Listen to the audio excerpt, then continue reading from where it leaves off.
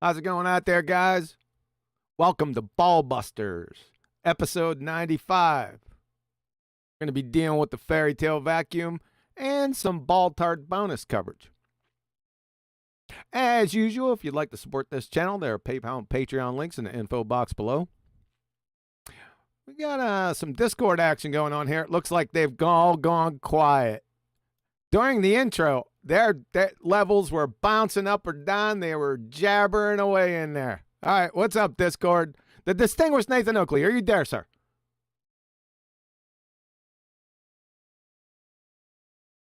What? No more jabbering? Hello, Nathan's been quiet non-stop. You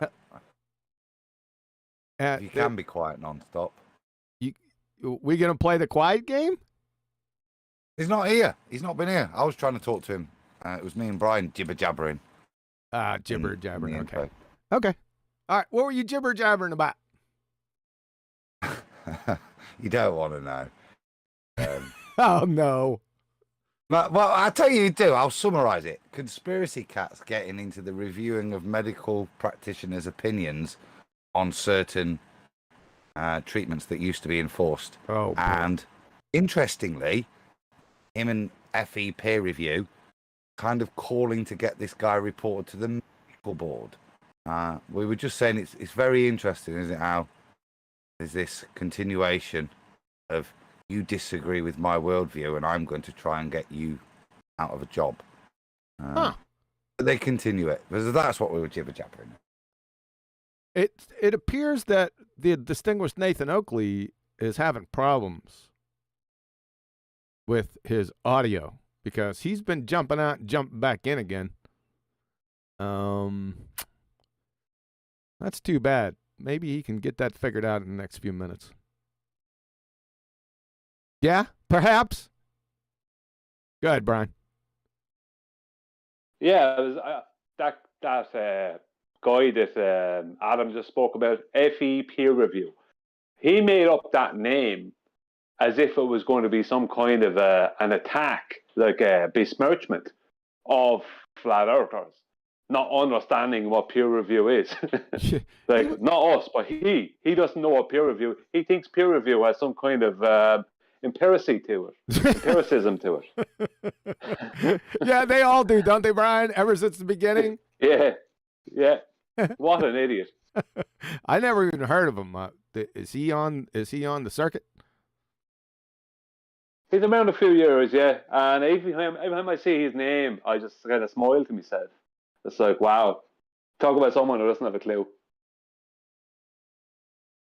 FE peer review. So he was attempting feebly to besmirch the good, honest flat earthers. Yeah, because we don't have peer review backing up flat earth or some nonsense like that. As if peer review proves anything. It's complete nonsense. Yeah. I'd like to get his definition of peer review. Well, and heck, get my popcorn. Yeah, and a good drink to go with, because you'll be a while. Now, I don't need drinks because I'd be laughing too hard. Let's see what's going on out here. We had somebody tug on Superman's cape earlier. His name was Mark G. Idiot. He was in here when I first posted the show. I don't usually get into chat skanking, but I noticed because I was looking at chat because I was trying to compare the YouTube stream to my YouTube studio, and I noticed he posted something in there. And I welcomed them, to join the show and to set us straight, because it appears he asked me a leading question. I'll just get to it right now. Care to explain how cell nav, that's celestial navigation to the common folk, works on a flat earth? Tell me how, and I'll grab my sextant and give it a go. All right, you can't make this shit up. So maybe he'll join. Let's see if he's joined yet. Now, boy, I don't know, people. I don't get it. Nathan is asking, can you hear him, I think? Oh, hold on a second. 1, 2. Yeah, I'm getting you, Nathan. Yep. Okay. I Quiet. don't know what happened. We did a sound check. But there we go. Yeah, I tried to sound check earlier with you. There was nothing. I seen you pop out. I thought there was something going on. So you sound good. How about another one? Radio check 1 2 1 2 1 2. When you sound checked me earlier, you couldn't hear me. No, Why didn't you tell me? It would have been nice to know. I did say, well, we can't hear you, Oh, I didn't hear that. or no response. Is Nathan here? And then I said, is Nathan here? And then Adam said that he and Brian was jibber jabbering, and without Nathan saying anything. I thought I was interacting with them.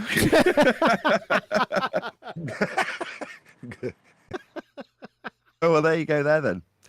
Well, meanwhile, the guy who said he was going to grab his sextant, what's he going to do with that sextant, do you think? I wanted him to explain it to us, set us all straight. That's what I told him. I said, come on in, set us all straight. It was First him thing that, he's going to do with it is establish a flat baseline, isn't he? in other words, the first thing he's going to do is prove Earth's flat. Yeah, he's going to establish a flat baseline of which he's going to navigate on top of. From that, he's then going to establish his elevation angles to get himself a fix. Yeah, he's going to do the height of eye correction and make a complete horizontal with the GP point of the celestial body. That's what he's going to do. But he doesn't know that. If he knows how to do That celestial flat navigation, he does baseline. know that. Is this Dunning-Kruger, where they don't actually know what they don't know because they've just heard the words celestial navigation and are now bullshitting their way around the fact that it requires a sphere, because if you flick through the pages at a cursory glance, you've got lots of pictures of spheres with Yes. flat planes in the middle of them? Yes. But I didn't want to get into that. I just said, okay, well, you sound, legitimate. Come on in and set us all straight. I mean, don't sit out. There he is right now. Don't sit out in chat skanking land, Mark G. Come on in and set all of us flat earthers straight. Simple. Come on in. The link's down there in the bottom. Right in the description. Scroll all the way to the bottom. Click that link and come on in and set us all straight. We can all go home after that. No problem.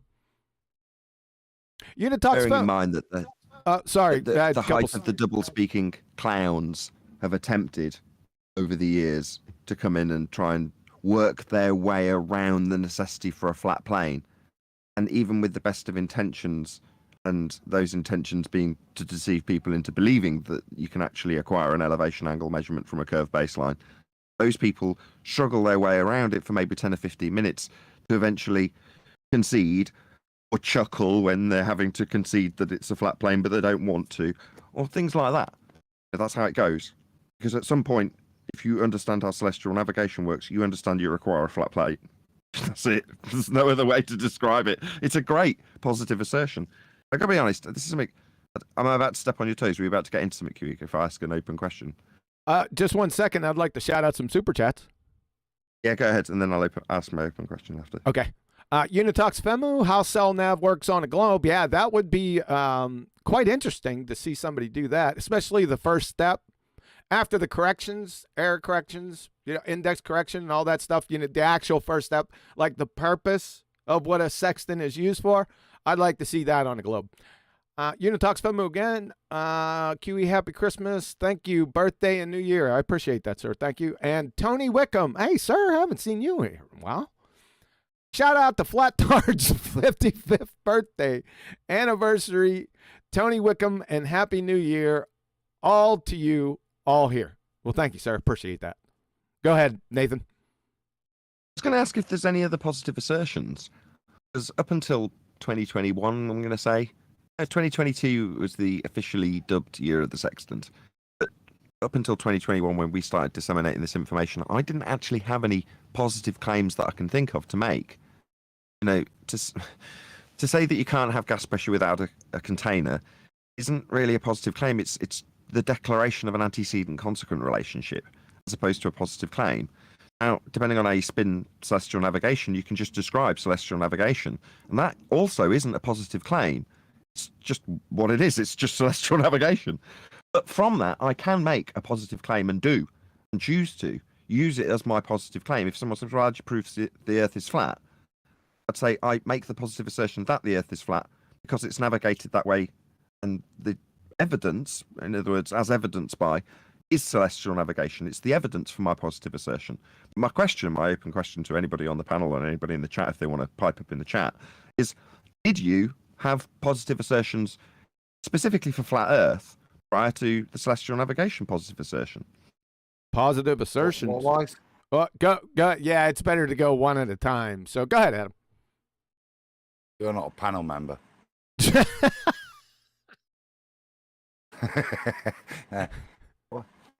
Gas pressure without a container, to me, why is that not a positive assertion? To say that you can't have gas pressure without a container is to declare an antecedent consequent relationship. To declare that the sky isn't a vacuum is debunking of the positive assertion that it is a vacuum. I'm not saying by way of we're contained. I think you better hold on. Okay, I got you where you go. I see where you're going. You're not referencing me. No, I didn't make that claim. I would have. Hold on a second, Adam. I think you're going to have to define. I think the confusion lies with the positive and negative claim. Right? What is a positive claim and what is a negative claim? You just did with giggles. Yeah, sure. Let me try and outline what I mean. In the case of the black swan, or gas pressure without a container, there isn't a positive assertion being made by me. What there is an overriding consensus worldview that the sky is a vacuum and that it's a sphere. Now, when you make the assertion of modus tollens in the black swan, that isn't you making a positive claim, it's you taking their positive claim and then taking it apart. Now, in the same instance, when you talk about gas pressure without a container, why do I have to talk about gas pressure as a flat earther? Well, the answer is I don't. It doesn't really serve me any purpose beyond debunking the positive assertion that the sky is a vacuum. So up until 2021, I'm saying, if I was ever set to task, well, how do you prove the Earth is flat? I've got to be honest, I'd find it quite difficult because I would avoid making positive claims when the overriding Western worldview is that it's a sphere and we can just debunk it. If people then wanted to draw inference that it's flat, then that's up to you. But I didn't necessarily make the positive claim. I'm saying that the elevation angle argument is so strong that I would now take that if someone said, how do you prove the Earth's flat? Or furthermore, just without even being prompted, I say the Earth's flat, celestial navigation proves it. It's very much a positive claim rather than the sky's not a vacuum, which is you pulling apart someone else's positive claim. Does that make sense? Yeah, makes sense. Yeah, I've got to concede because my positive claim is nothing to do with the nature of the surface. It's just you can't have gas pressure without a containment. I would positively assert you've got containment, but that doesn't prove it's flat, does it? So No, it doesn't. It just destroys the entire heliocentric BallTARD religion right out the gate. But that's not a positive assertion, is it? So I have to concede to Nathan. Yeah, it is a positive claim. It isn't. Yeah, you must. Unless you say there's a dome or that there's rakia. No, you must have containment. That is a positive claim. Yeah, but he said no, it isn't. For the flatness of the Earth. Yeah, it is. Antecedent consequent relationship. It's That's not a positive claim. Yeah, it is. That they're not mutually exclusive. I'm not QE. I'm not conceding on that point.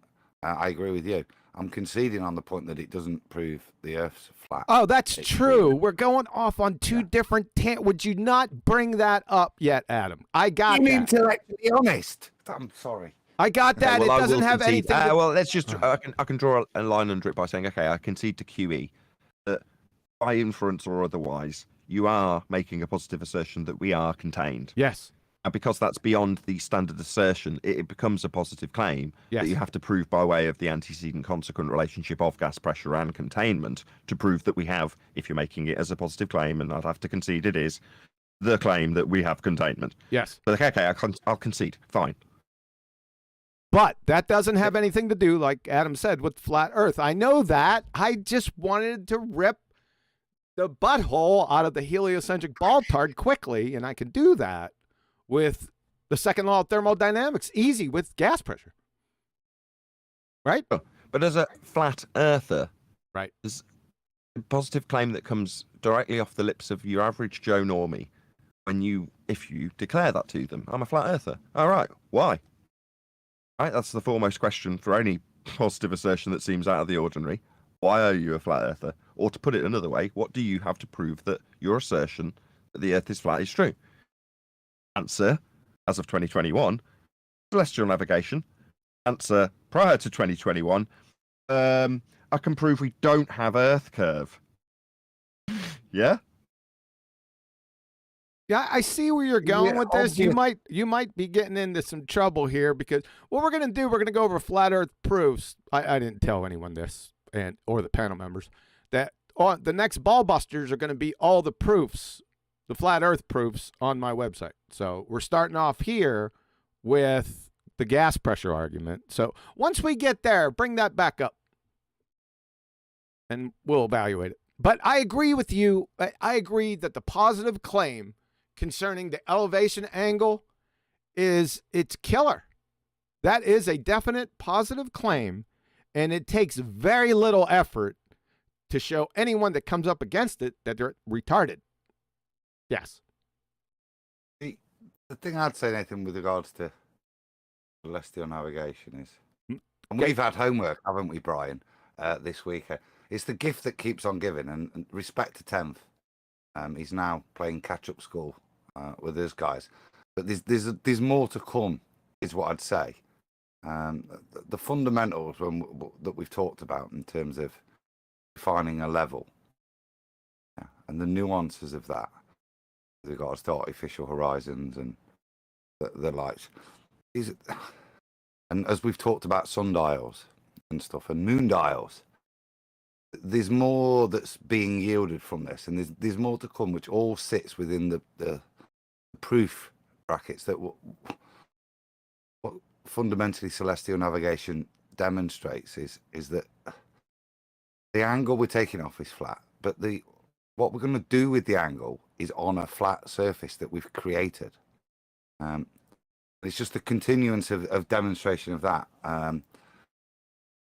More ends up in terms of what we're looking at now that I think we'll go further to prove it. And so, yeah, when we're talking proof, when you say you used to say it's observably and obviously flat.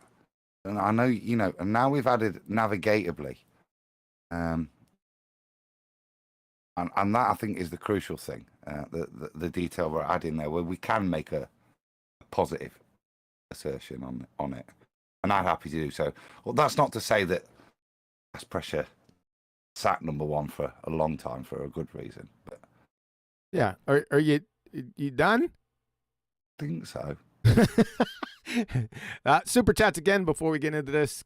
This is going to be a fiery show. I can just tell, and I love it. Unitox Femu again. He's got 2 super chats. First one, curvatures in Blackpool and under some bridges, and positive claim is 2,000 years of science. Yeah, thanks for that. Tony Wickham, ballers think there are infinite dimensions. Really? Too much TV, I say. Yeah, me too. I'd like them to show me more than length, breadth, and height. All right, Nathan, you wanted to add something to that? Adam summed it up nicely. I don't really have anything to add in that regard. It's a good proof. That's what I'm trying to drive at when I asked people, was there any positive claims? I was hoping that maybe Brian would list something off about flight and wrangle that into a flat Earth proof. Yeah. Well, when you were saying before 2021, you didn't have any real positive claims outside of, obviously what you listed off, you can prove there is no curve with the black swan, and you have gas pressure without a container. I couldn't get to the phone, but it's like, what are they all talking about? It's like air travel is the number one. There is no beating it. It is more than one dimensions to it. We're going to get to that one. Yeah. We're going to get to that one. We're going to search out positive claims in that one. We're also going to search out positive claims with the Bolivian salt flats. You know, those are on my list. Yeah? Sure. But the principles involved in operating that level of heavy machinery is technically well beyond the realms of you and I, Brian. I mean, there are some pilots out there, but... Yes, but the difference is that it's such an easier thing to explain to somebody. They don't have to know how to fly. They just have to know how flight happens and the only way it can happen. That's all they have to know. It's very simple. It's a very simple argument. I couldn't fly, Brian, could I? But I took my accelerometer on the aeroplane, and somebody else flew it. I got the proof we needed. So it might be this case, and I'm not.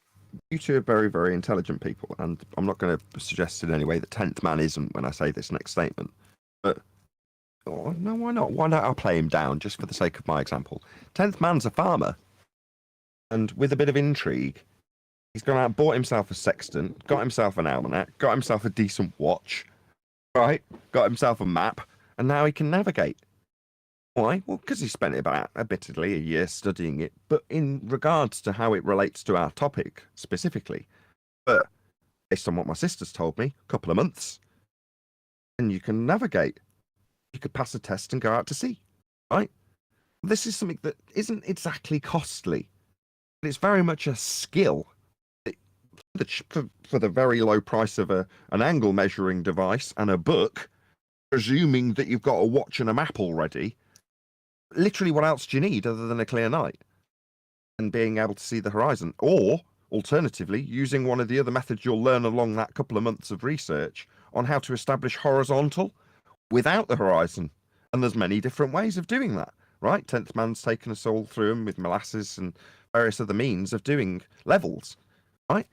So if you learn that, which wouldn't cost you much, a book, wouldn't necessarily even need to buy a sextant, right? You could fashion one. It's such a crude tool. Yep. So the reason I'm saying this is because the fact that my sister highlighted the fact that she'd done this, and I stood and watched her do it, the fact that I was, this many years ago, and I blocked it out of my memory for whatever reason, is not in there. The point is that she's my sister, right? So she's gone out and done it. It didn't cost her a fortune.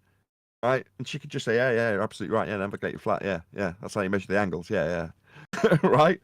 Unlike the plane examples, we gotta do stuff that costs a lot of money, in my opinion, by comparison to the navigation argument. Now, Brian's right. I've got to be in agreement with him at some point, which is to say, it's easier to understand. You've got somebody that is as eloquent as Brian, and you minus off the Irish accent. People would understand this really easily with the flight stuff. And the sextant isn't that simple. You could do it. I think most people with an above 80 IQ, that would be to say they're employable in the army, could be taught how to do celestial navigation without too much trouble. Hey, watch that. Watch that stuff. What army? The American army. I knew that was. I knew Adam would have to say something about that. All right. I got you, Nathan. Very cool. But we got a question out here, a super chat question put to the panel. Let's see if you guys got the gumption to handle it. From Into the Break. Is there an observation of Polaris obscured at sea level at 0 degree latitude coming into view with increased elevation? Coming into view? How can it be coming into view? It doesn't move. No, it doesn't. Once Polaris is at 0, when you rise up, it stays at 0. That's why an aeroplane flying at the equator using a bubble sextant will get 0 degrees to Polaris, the same way as a mariner on a boat at the equator will get 0 degrees to Polaris. So rising in altitude does not rise Polaris back up above. Back up from, because it's not going below the horizon, back up from the horizon. We don't know what the celestials are, they're a mystery. But that is a complete debunk of the globe. Because if the Earth was a globe, that couldn't happen. Yep. But that does happen, and that's a fact. Yep. Right. Go ahead. Gaze in elevation and retrieve Polaris from beyond the physical geometric limitation at 1.2 times the square root of the observer's height in feet if the Earth was a sphere. In other words, it wouldn't define your latitude at the edge of its essentially area of equal elevation. You're right at the edges of it when you describe this. That's one of the things that gives me goosebumps about the stars. It's fantastic. And again, being a flat earther, I've got no need to explain this. It's just the beauty of the stars, the majesty of the heavens in terms of how they present themselves to us. In this example, Brian's like, well, we don't know anything about. I don't know how Brian phrased it, but he kind of brushed past it. And I'm sure Adam will concur when I say this, right? This is one of the most fantastic things ever.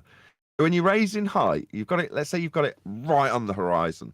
It'll stay there. Doesn't matter how high you go. Stay exactly the same. Why? I don't know. I mean, it makes an absurdity of the flat earthers who think you can get the heights of these things. It's just nonsense. You can't, right? Because otherwise they change as you raise in altitude, and they don't. That's one way. And then they also don't demonstrate parallax. The majesty of the heavens is the only way I can describe. I can't try to describe why it does that, but it has so many contradictions to anything that I try to model or in imagineer in my head. It denies it all. Be that raising in altitude, or like I say, even to demonstrate parallax. So it is what it is. You've just got to work with that, I think, to try and invest time in that side of things. There's other things as well, like the fact that it moves, the various different patterns in the sky, moving a bit like a clock. Now, what I mean by that is there's different cogs moving at different speeds, but they're not. Because if you watch the patterns, they're all moving in the same way. Then the next night, it'll shift slightly. Well, if you think that if you could, I don't know, travel at the speed that you could keep up with them, right, whatever that may be, then do you get to see that shift from one stage to the next? Because you don't get to see it as they're moving across the sky. You get to see it the following night. Well, where is the transition point where the previous night, in terms of what the stars look like, becomes the following night? Where's that line, right? I have no idea. I doubt you could ever find it. It's just going to be the same wherever you are, because you're never going to get to go to that speed. And even if you could, you probably still couldn't see the effect. It would just stay on whatever night you were on, right?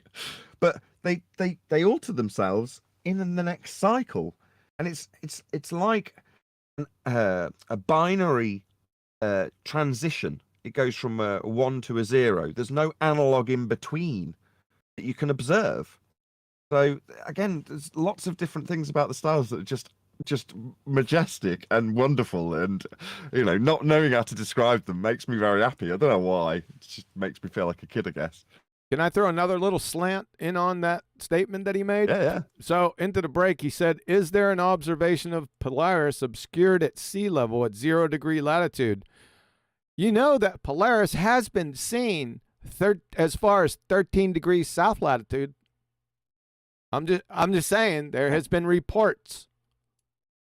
That was one of the early kind of Eric Debay things.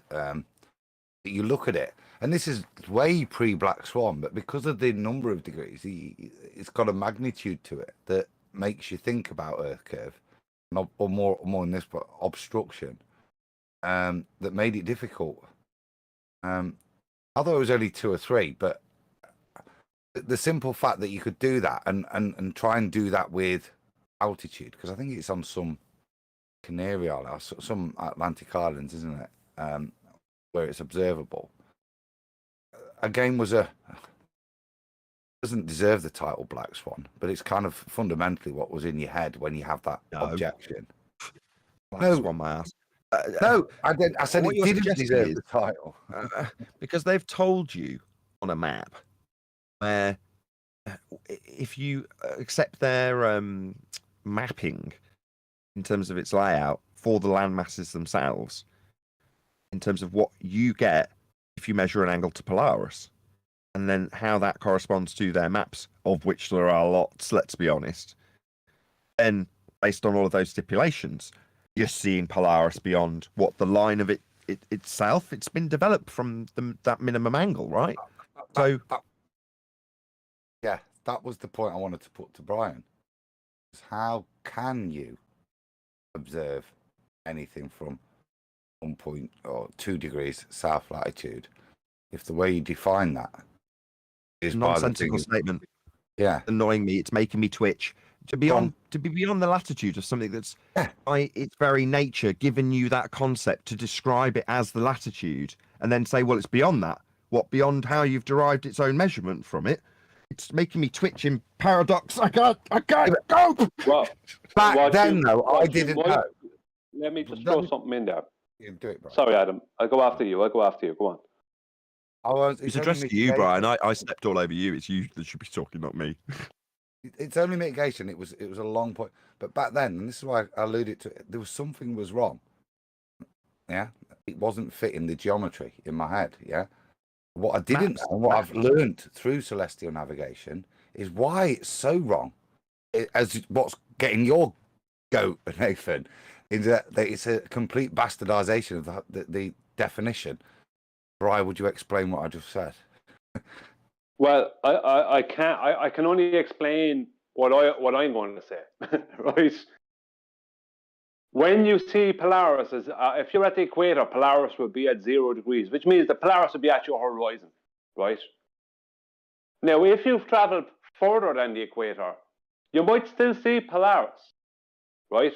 You might still see Polaris. And as people have said, they've seen it, was it 12, 13 degrees past, right? South latitude. Right. Yeah, but you're not seeing it any different than you're seeing it at the equator.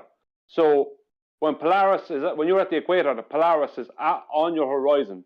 Now, you might travel further south, but it's still just on your horizon.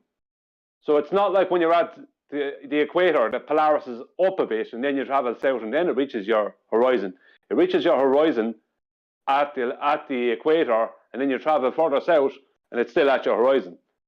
But why that is, I don't know, and how often that happens, I don't know. But that's not our argument. Our argument is correct. How it's measured. Correct. There was a slant off that argument, save for the elevation part. I just wanted to bring it up. Just throw a little monkey wrench in there. It's not a monkey wrench to the celestial nav or any. You know what I mean? Can I ask Brian the question again? You can, but can I just clarify what he's saying? Are you saying that if you're on a hypothetical boat moving away from the North Pole, as we know it, and you're watching Polaris drop and drop and drop and drop and drop and drop, it's down to say 10 degrees, and then as you watch it slow down towards the horizon, it eventually, at the point that we're going to call the equator, touches the horizon at that point. Right, but bearing in mind that it's slowly been working its way down to that point, it doesn't just touch it and then vanish when you move another foot. Yeah, it stays there for quite a period. If you're going to define, as they would probably weasel their way around it with, as opposed to this is a very useful way of fudging the maps, because there's some grey area, right, for where you can draw the line of the equator. You match it up with whatever mathematics is the most appropriate for a sphere Earth if you're devising one as your model, I would suggest. Given that you can see Polaris from that position, that's where the equator is going to be drawn on this map then. But ultimately, yes, I can understand now if that's what you're saying. It reaches the horizon. You can say, right, Mark, there it is, that's 0. However, when you go another 100 miles, there it still is. Well, the thing about it is, if you look at the globe model, how they had to explain this in the past, because I put it to them, how about the Polaris thing, where you go 120 miles south of the equator, and you can still see Polaris, and they come up with refraction. But which refraction are they even claiming? Are they claiming what they call celestial refraction, or are they claiming 7/6R? Because if they're claiming 7/6R, that's a bit of a strange one. Because how much 7/6R would they need to have? It couldn't be 7. It'd have to be ridiculously over 6R for to straighten out that 120 miles you've gone south. That's not to see Polaris. Yeah. That's not refraction. I tried to jump in there right as soon as he said. I was trying to jump in as soon as he said, when you take a look at the globe Earth model, please, I want you to show me that. Number one. Number two, I want you to define refraction. I know refraction is a change in media. I need to address QE. 1 second, Adam. Refraction is a change in media. I don't know if you stayed on the show yesterday, QE, towards the end, but we actually got into that. So no, I don't. I'm not going against that. I'm just talking about when they claimed refraction as the reason why you could see Polaris 120 miles south of the equator, right? Because they do officially agree that it can be seen that far south, right? When our opposition claimed refraction, they never defined whether it was 7/6 or greater than 7/6, or if it was what they call celestial refraction. They never defined which one. Yeah, I know. Well, they never defined refraction. Yeah, but let's just say they were claiming it was celestial refraction. That wouldn't make any difference on their globe because you're still going over the curve. Yeah. It being higher in the sky, I wouldn't allow you to see it. Go on anyway. Sorry, Adam. Sorry, Adam. No, sorry, QE. No, I want them to define refraction first before they go down on the delta of something they can't define. You're not going to get that. Sure, but I think Brian's point is to say that where I'm saying for us, there's no issue. It reaches the horizon, then stays there for a bit. For a geometric limitation at 1.2 times the square root of the observer's height in feet, it will and would, well, depending on your altitude, pretty much get there and then disappear as a hill gets in the way that you're going behind. I think that's Brian's point. But if they say, well, no, the reason the hill's not getting in the way is because there's refraction, right, okay, well, which refraction? It makes sod all difference if you're saying celestial, so let's just ignore that. Are you saying the horizon's refracted? Because then we are into a black swan scenario. Because you'd have to have infinite over our refraction to have it refracted back up. That is to say the horizon beyond the geometric limitation that you can no longer see to get the 7/6/infinite/6 hour refraction, to move this horizon to a point where you've still got the star visible in your view. That's Brian's point. You're saying no definition for refraction, and it's a delta of the geometry they need in the first instance, which they can't get the moment they say refraction anyway. Okay. Yeah, I know he's got a fair point. Yeah, I'm not tearing into Brian's butt. I would like to go back to the first question I asked him, because he said when you look at the globe Earth model, can you show us that?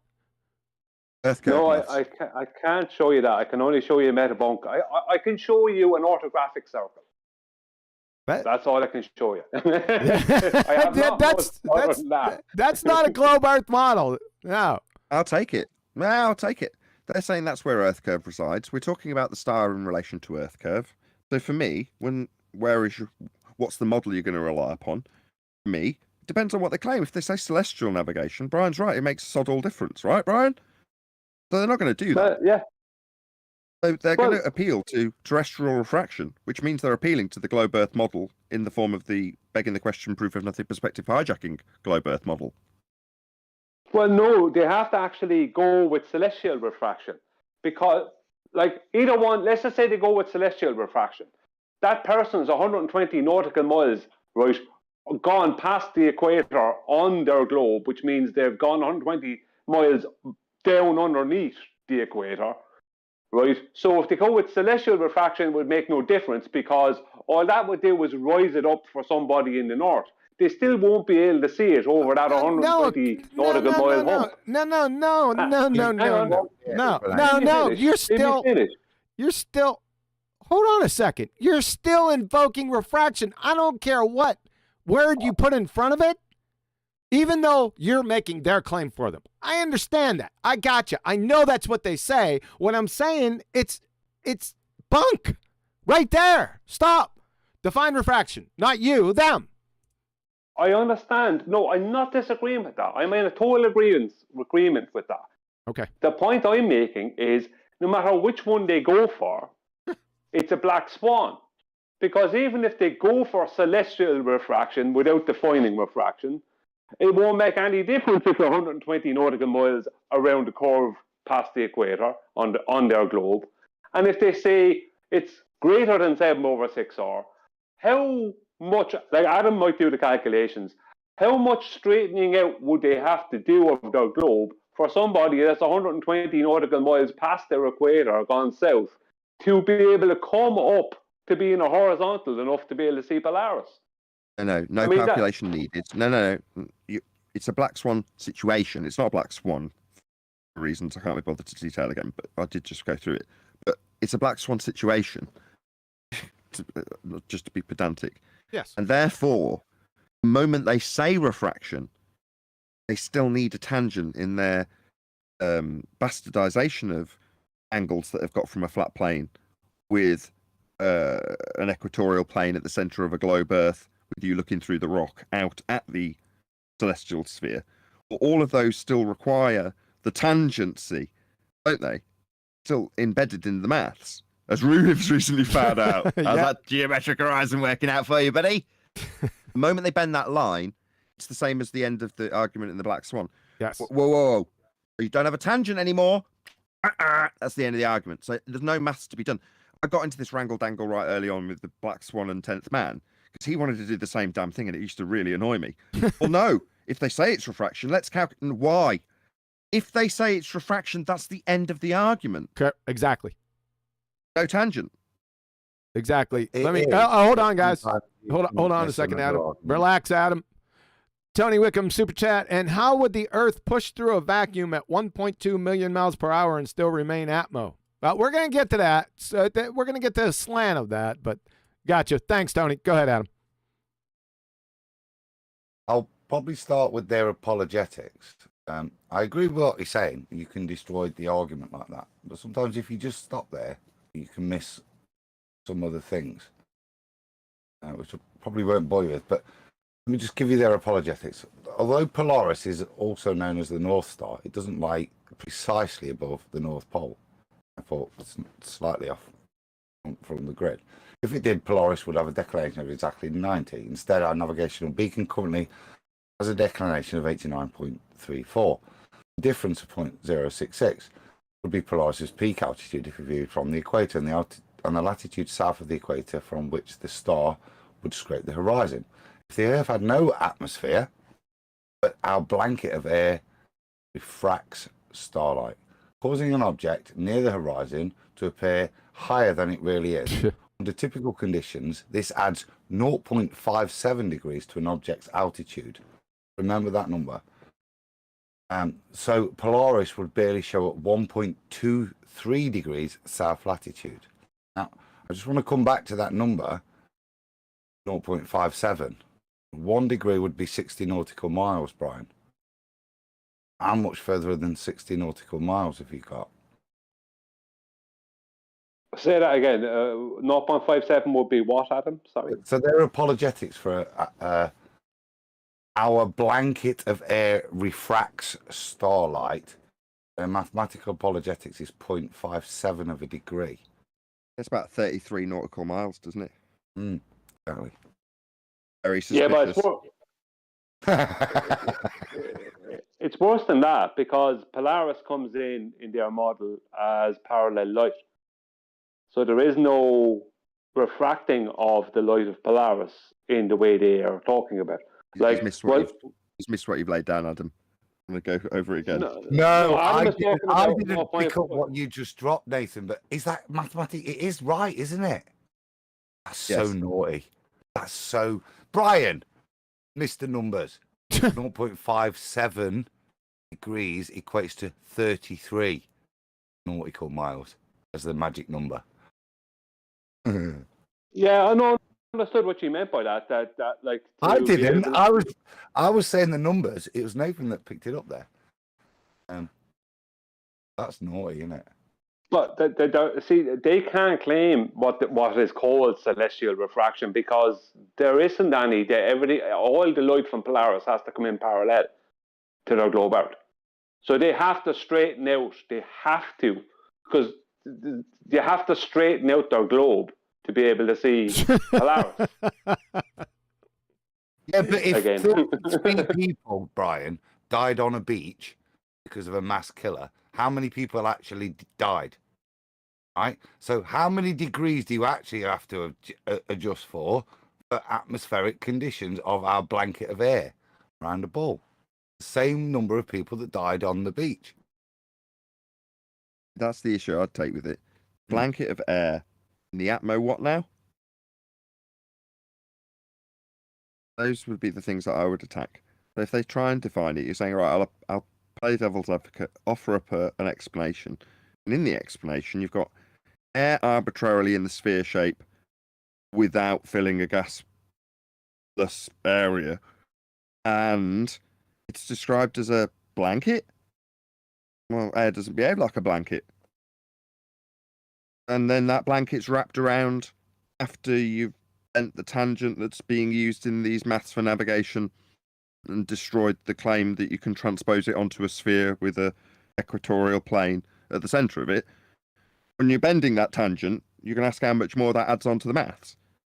It's making me twitch a little bit, I've got to be honest, lads. The Masonicness is just aside. The point I was making was there's only 30 odd miles. Keep it at 30 odd miles, yeah? There's only 30 odd miles they've got to play with there, Brian. Plus a little bit more because of a disalignment of Polaris and the North magnetic pole. Yeah, as shown by what? As shown in the model. That's the only claim, and that's the only point that makes me go, aha, that doesn't match. And that's all I'm saying. Is there's a mismatch now between observable reality and the claims in their model, even with the apologetics. Well, I come at it different. Number one, a degree, that would be a flat Earth measurement. And celestial refraction is based off of measurements of a flat Earth. Right, it has nothing to do with their globe. Their globe has Polaris sitting over their geographic North Pole, which it does, right? Let's say at the center of the latitude-longitude grid, and all the light coming in parallel. The only way for somebody who's gone 120 nautical miles south latitude, south of the equator on their globe, to see Polaris again is for a ridiculous amount of straightening out of their globe. That's why I was saying earlier about the number. So that's the direction. First of all, I'd point out the flat Earth measurement necessary for the degrees.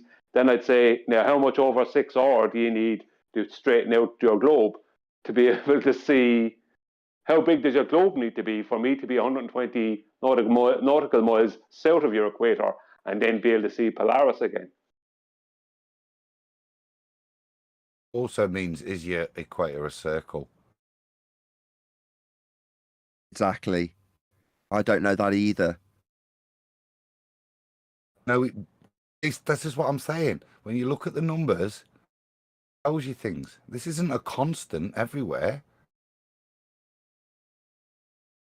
Right. So we know the positions on the land where these luminaries will be at a given time because they've been well documented and well tracked. Right? Now, if you just think of someone like Kepler, to square a circle in his heliocentric model, he just decides to change how things move around.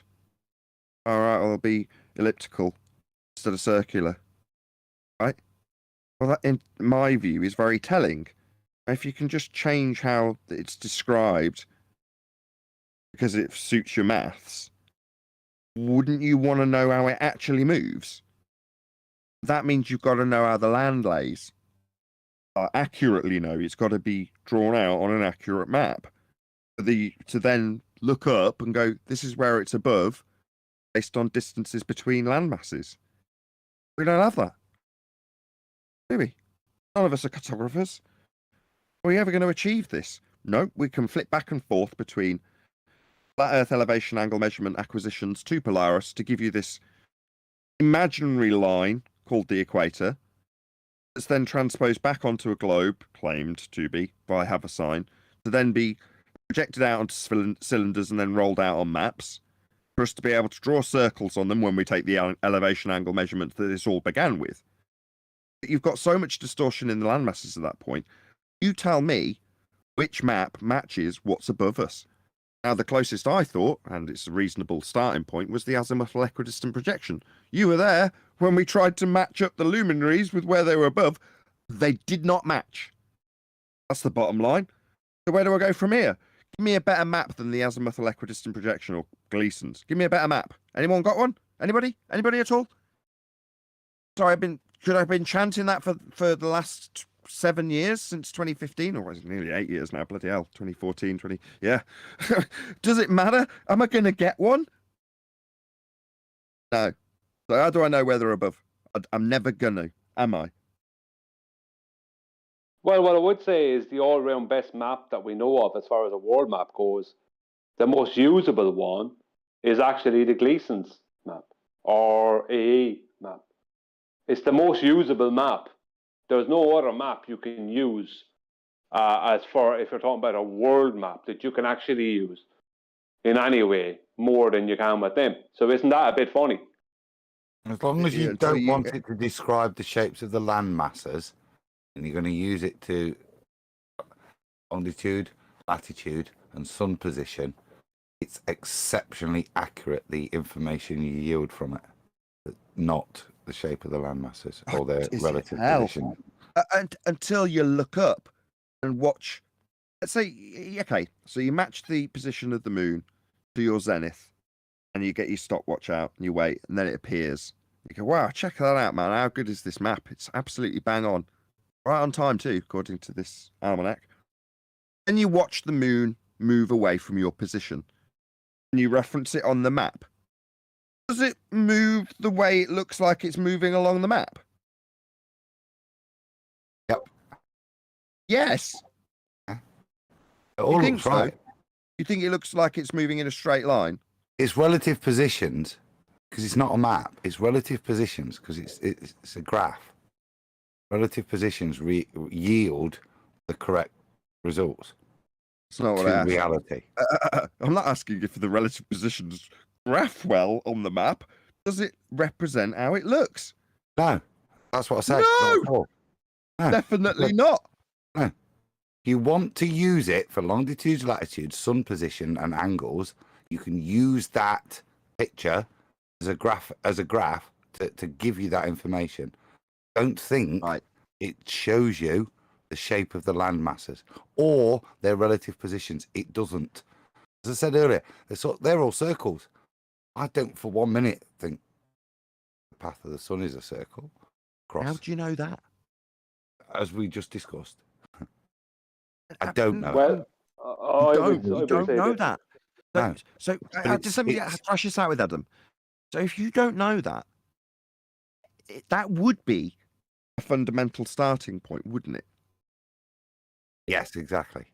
Right. So it's not a positive statement, but it is a fundamental. It's not a positive. Right. So it's just an assumption. Damn it, it's all right. It'll be all right, won't it? It'll be all right, won't it, Adam? That assumption? Be all right. No, it's assumed it's a circle. Why? We're going round in circles now. Yes, we are. But everything assumes it's a circle. So the first starting point is it? Need to find that out, wouldn't we? And we look at things like we've discussed here with regards to Polaris and its relation to the longitude latitude grid, and we see discrepancies, and we see old maps that demonstrate this. When they're not plotting on a ball, they're plotting just as best they can for the world, the known world, and they're not plotting a circle. So my only assertion is I can't prove any shape of its path. But I'd be foolish, I think, to assume it's a circle just because I use an azimuthal projection for some of my other measurements. That doesn't equate the two things. It creates a disalignment for me.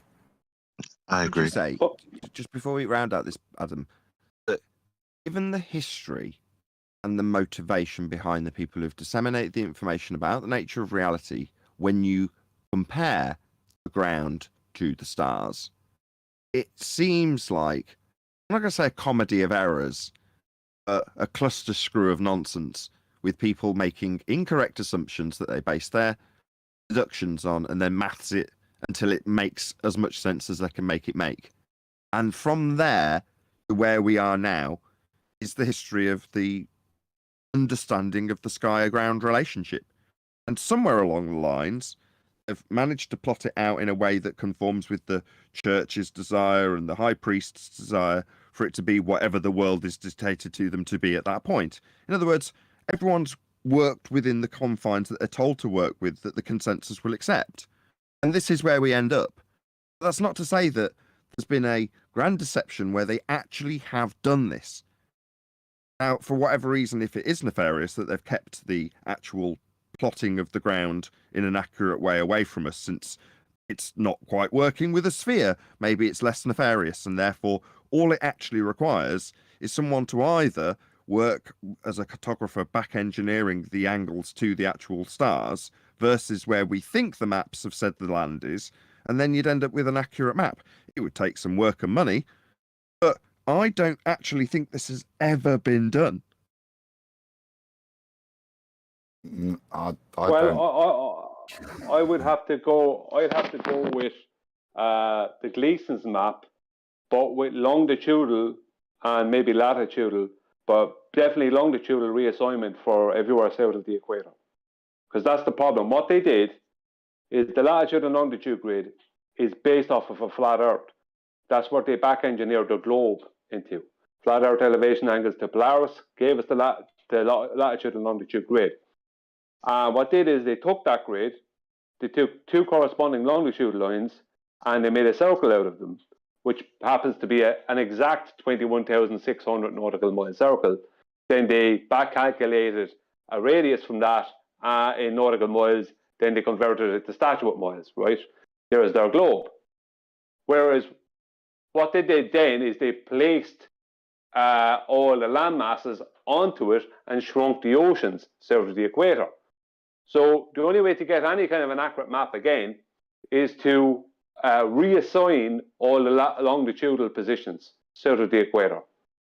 That's the only way to get anyway accurate map.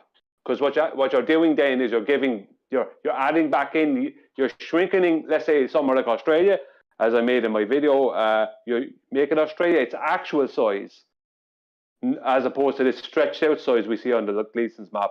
And by doing that, you're giving back ocean that was taken away. Because that's what they did.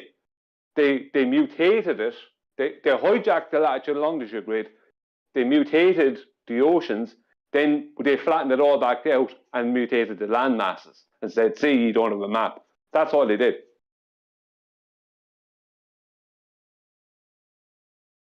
Fascinating. I remember going through this back in the day with Martin, and it's the same conclusion that we drew. That was the end of the conclusion, hence the little prolonged silence.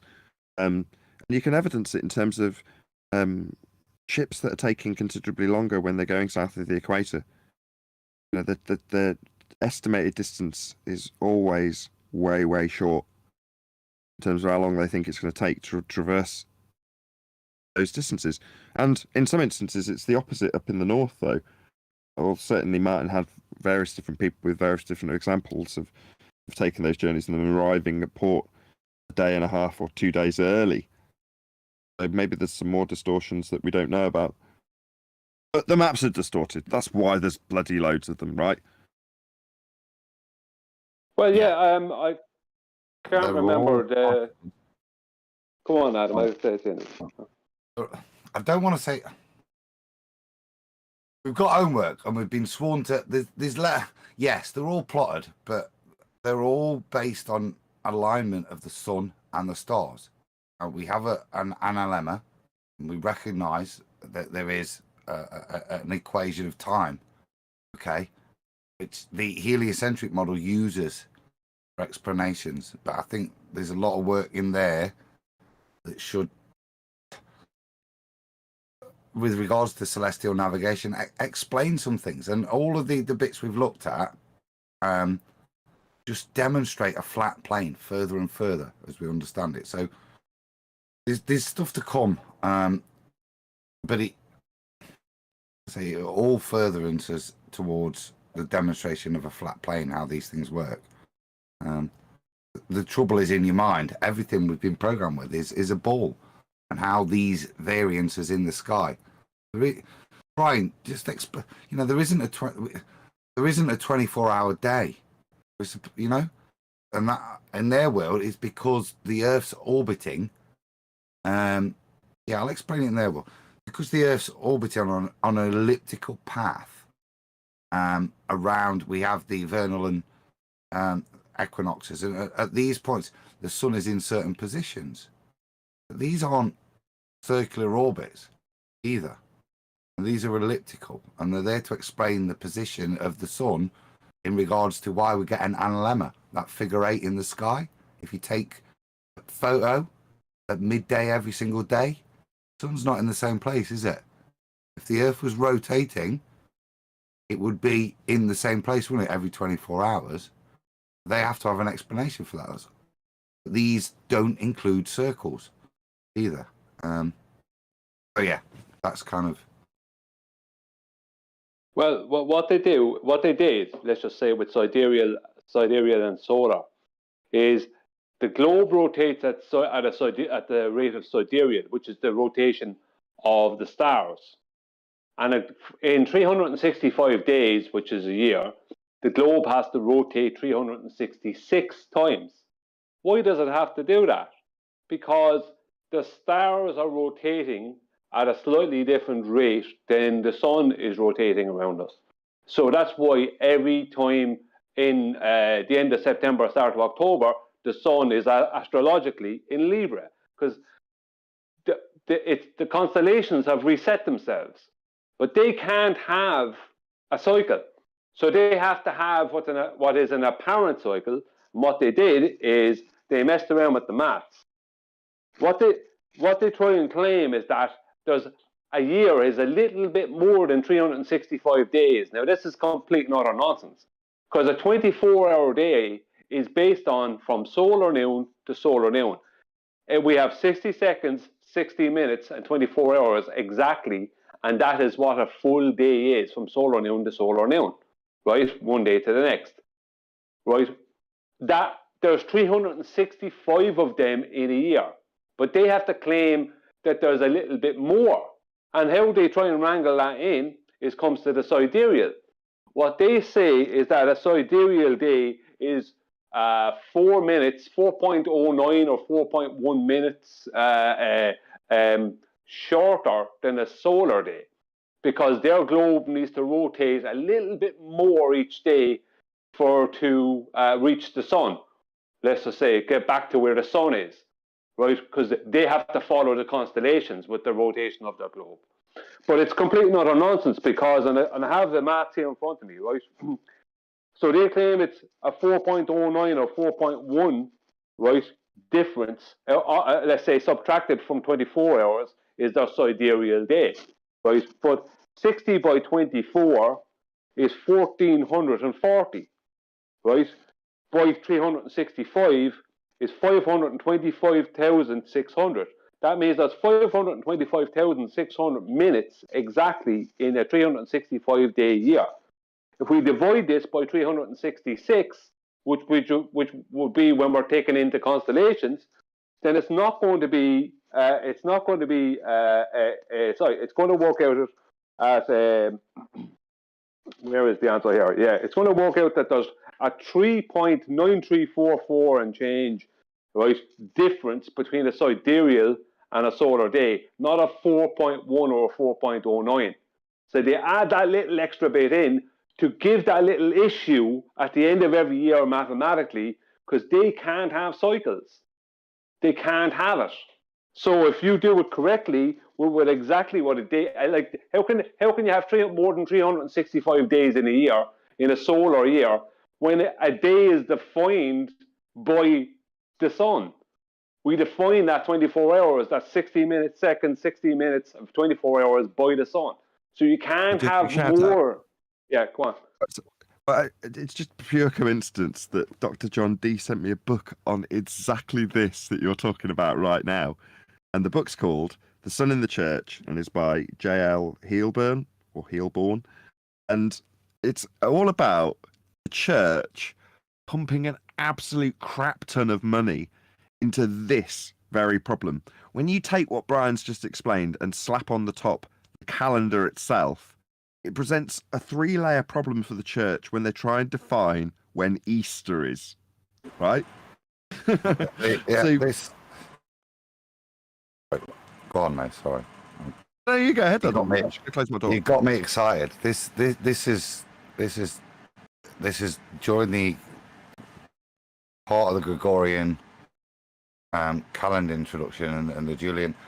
Part of what also happens is a movement away from Judaic time, which will include the moon, the stars, and the sun. And I think by the middle of the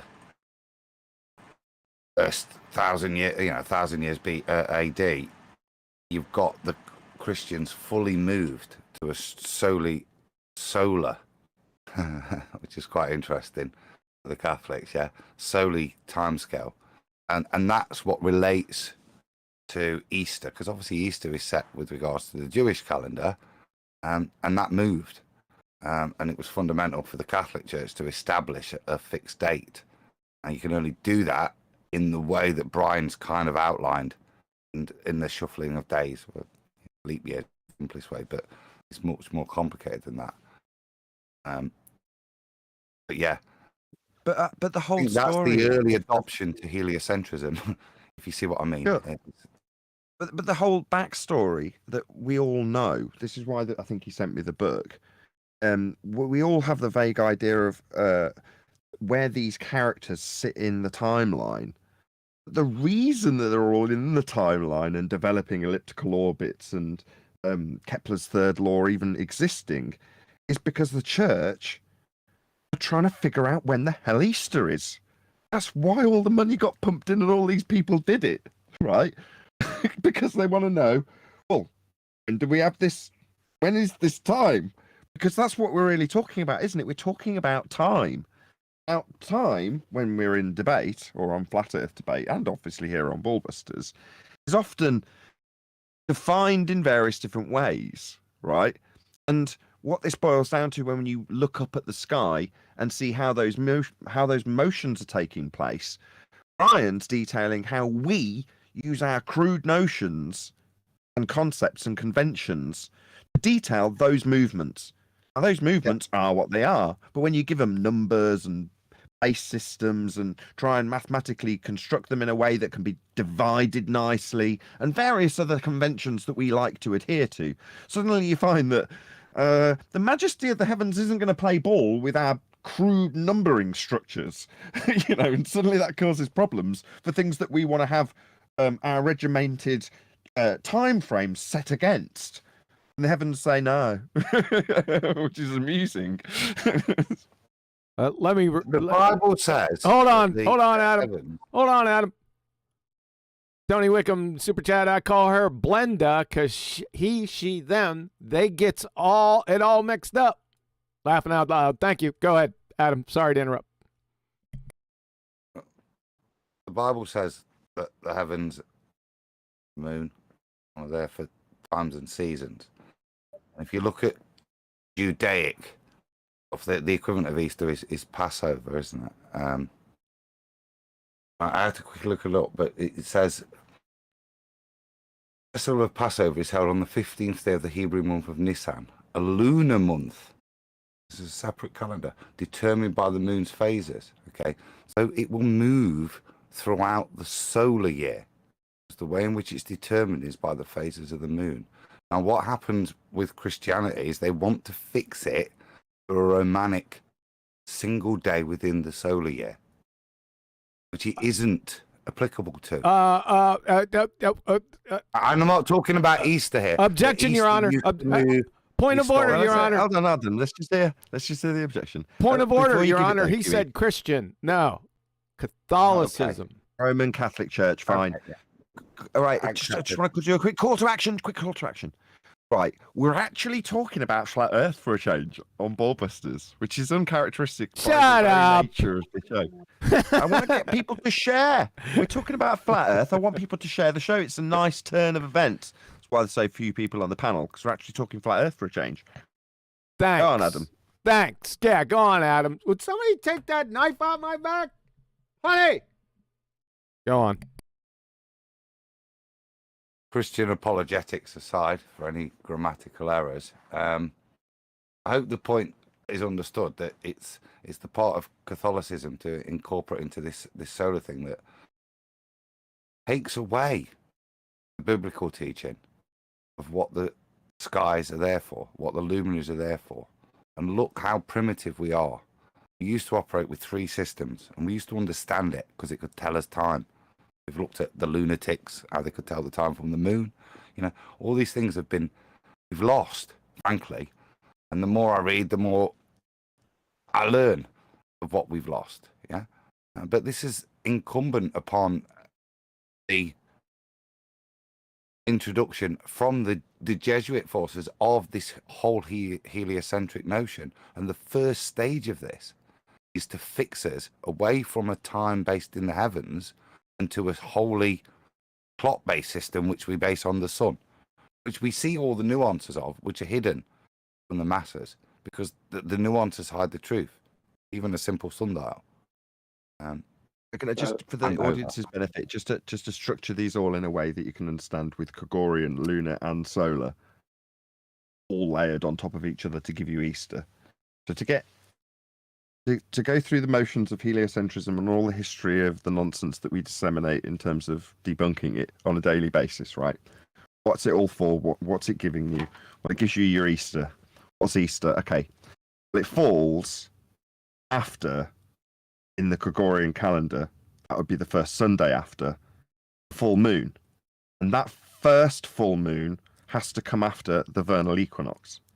You've got the vernal equinox, followed by the first full moon after the vernal equinox, followed by the first Sunday after the first full moon after the vernal equinox. Now, in order to get to that conclusion, they needed all of Kepler's third law, they needed all of the elliptical orbits, they needed all of the sky observations and the analemmas and all of the contradictions to come to a head to give you that. That's what it was all about. Isn't that nuts? By the way, Brian was offered this book and he turned it down. He's like, I'm not a big reader. And when I was like, yeah, sure, if you want to send me a free book, I'll have it off you. And I got it, and I sent him back a message. I was like, there's something wrong with this book. Pages don't light up. There's no voice to text reader. How do you use this stupid thing? I can relate to that. Well, that sounds really good. I feel a show coming on with this book. Not that we're not. See why he was keen to send it on, Dr. John D. That is. Yeah, not that we're not doing it now, but it sounds from the tone of your voice, it sounds like you got a gold mine in this book.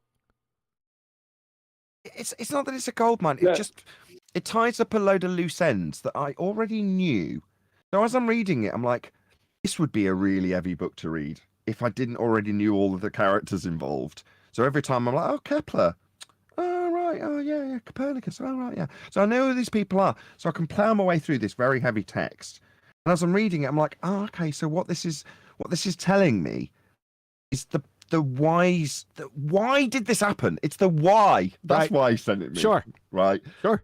And we've known the how and the whats and the wheres and the whos. But the why has always eluded me. And this book is basically going through why. And Easter seems to be the why, which is nuts. That cracks you up. Does that crack you up there, Nathan? Does it crack me up? Yeah, because it's all about Easter. does. It does, because it tells me that we're just stupid animals. And no evolution puns are going to be accepted on that regard. I'm just saying we're all dumb. So I can see it happening through the history timeline that this book's presenting me. The people who are conforming, they've got all sorts of politics surrounding them that are limiting them in their direction and limiting them in the way that they've got to massage their craft into the end result that some power that should not be wants to be molded in a certain way. And they've all done it. And you can see these people plodding their way through these ideas to satisfy a preconceived notion of how the world should be. Then another man will come along and say, no, well, that can't be the case because of blah, blah, blah. And the whole foundation's flawed from the get-go. Nobody's recognizing it. That's why I said earlier about the maps. I'm like, well, this seems to be the similar tale of the cartography that I looked at with Martin so many years ago. You get to a point and at the end you go, what happened after that then? Well, that's where we are now. And, well, what's happening now? Everyone's bullshitting about it being a sphere and, kind of scratching their heads when it don't map or they don't have a model to give you. That's where we're at. You're like, well, when I say that it's a childlike wonder, no, it's more than that. The world's our oyster. But for the fact that nobody wants to listen to us, so we're not going to get that much support. Maybe that's the purpose. Because the world is our oyster. Now, who would object to that? People who say, it's not your oyster, it's mine. Right? Hence, we have this turned into a control system. All it ever boiled down to, Mark Sargent was right when he first summed it up as being for control. That's all it is for. Why else would you need a religious belief inserted into the worldview that is the very nature of just what you observe in your day-to-day existence? Well, to stop you realizing that the world's your oyster. Yeah, that's why. And that used to get reduced to maybe there's more land. Yeah, maybe it's just as simple as that. Got a question. Can I for you, mate. add a couple of things in before we go off topic? Sorry. Right. No, please. Just we talked about Easter, and for the wrath of QE, was Jesus born on the 25th of December? Negative. No. No. Right. So when we look at Passover and when we look at Easter, I say Happy New Year. Yeah. And these dates, the reason we pick these dates in history is they're important from a celestial time map point of view. Passover, Easter, New Year, the old New Year. That's why it's called April Fool's Day now. Yeah. And the rising from the dead, which fits the sky, fits the resurrection of Christ. It doesn't matter specifically to celebrate a birthday, does it, or a death day, in the or a resurrection day. The point was that these times were important historically, and they're adopted because of what's occurred historically. But the reason they're important historically is astronomically, because they pre-Christ they still had significance to people in terms of what I was saying about before. All we had tell the time was the sun. We had the stars, the sun, and the moon, and these alignments and these conjunctions marked significant points, which is why summer starts at a different point every year, because it does. Can I throw those few bits in quickly before we go too far away? Two things, one about Kepler and the other is about the Romans. Kepler, right, was a famous astrologer, right? He learned astronomy through astrology.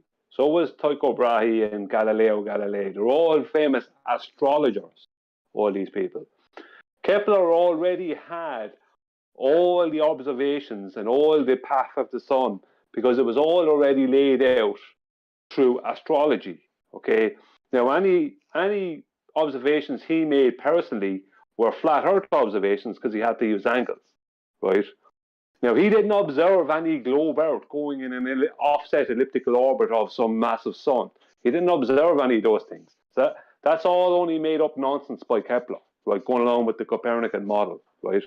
So Kepler started off with cycles because that's what astrology is, cycles. It's all cycles, all about the cycles. It can't work without cycles. They have to be able to know what's happening in 20 years' time. And they do the same way as like in the Nautical Almanac, they can tell you in 50 years' time what's going to be happening because it never changes, right? But well, that's the where Catholic the story. Just let me just check something there. That's where the story branches because the predictions that we so boldly say, "Oh, we've known for thousands of years." Well, no, that's not strictly true. Otherwise, we wouldn't have had someone like Kepler come along and look at what we had in terms of the predictions up until then and go, no. The planets, in quotes, are off, sometimes by a week, sometimes by a month, based on our prior predictions. In other words, some of the motions aren't matching up with how we predict they'll move. We need to square that circle mathematically so our predictions match. Because that was the reason Easter was off, because they were getting it wrong. They needed something better. That's when you end up with things like ellipses in the orbits, out of necessity, because the predictions aren't matching up. Well, it's actually worse than that because it comes back to the Catholic Church and the Romans. That's what they call it, the Roman Catholic Church.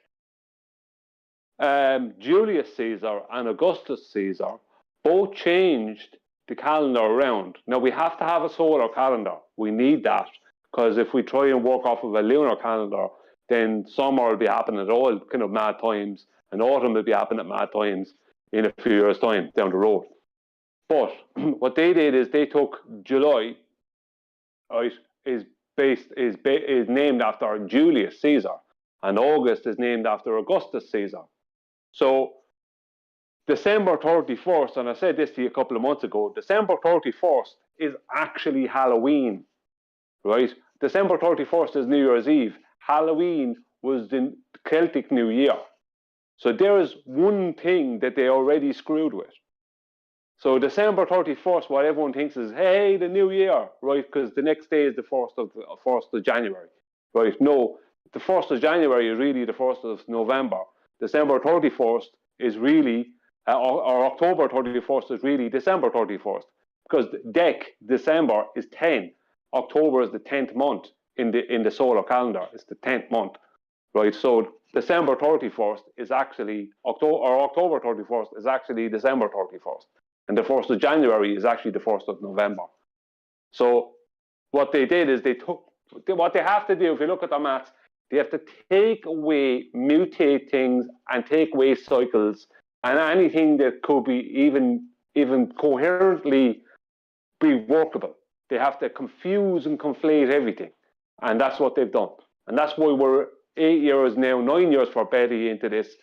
And it's still a big jumbled mess. Because they spent a couple of 100 years just making as much of a ball of wool out of it as they could. No, they're doing their best, from what I can read, to try and work within the institution's confines, but do a good job in astrology. And this was something that my wife had to question, because I was reading bits about it out to her. She questioned that exact part that you mentioned earlier, in terms of why I kept calling them astrologers, and then later referring to them in their role as astronomers when they're doing specific tasks. And she's like, I don't get it. Astrologers? No, I just got to preface this to my wife, who's a normie. When I say astrology, she sees Mystic Meg. Just bear that in mind. So I had to break it down to her, and I'm like, no. When they're detailing their career in the church as astrologers, they're talking about they're tracking the stars to try and figure out problems like why their understanding would lead them to a prediction that would say Saturn's going to be here on this date, and it isn't. They're off with their prediction. That's figuring out the logic of the stars, right? Astrology. Now, what we in the 21st century understand astrology to be isn't what all of the people who have developed our heliocentric understanding were doing when they did astrology. Now, the heart of some of the astrological assertions that we get in the modern day are based in the stars. In fact, when they're in the paper, they're even called the stars. That isn't what they've become when they're ridiculed in the modern day. And it isn't what astrology is, because that's the logic of the movement of the stars and figuring out how these things move. That's all it really is. Well, there's an American describe it to make that distinction. So you often wonder where this comes from, because I have no idea where this knowledge comes from. But if you go biblical, and Enoch, I know it's maybe not biblical to some, but it's described where we get this knowledge from. I don't know which. It's not Aziel or whatever, but it's somebody. Lots of the gifts to humanity are described to angels, but what's described is astrology and divination, from the stars, for the passages of the moon and the stars. That's what's described as the gifts, and so even then they make the difference. One is the knowledge of the movements, and one is, like I say, in Enoch they are being a bit mystic, Maggie. They are saying there is knowledge to be gained in terms of how, not necessarily, not mystic meg like you're going to win the lottery today, but knowledge of how to live today, what to do today, how to sow crops today, what's a good thing sexually to do today, even, all those sorts of things. So there is that distinction, and again we see the perversion down to what you described, Nathan, in terms of the mystic megness of it. Yeah, point being, as far as I can see, I don't know, I can't see how ever in history this knowledge always seems to be there. The only place I can see is through biblical search, and that it's gifted as part of a corruption, sadly. Well, the thing about it is that astrology, I mean, people lumped astrology in with people who are psychics and all this kind of stuff. No, I actually saw a program a couple of years ago. This is going back a good over a decade now ago, of a guy in America who was an astrologer, but he's not a psychic or any of this kind of stuff. And he proved that he told this lady what she was going to do, when she was going to start doing it, and it was going to be a massive success. And this lady said, why would I do that? I think she was writing a book, actually. She said, I have no interest in writing. He said, within the next 2 months, you're going to start writing a book.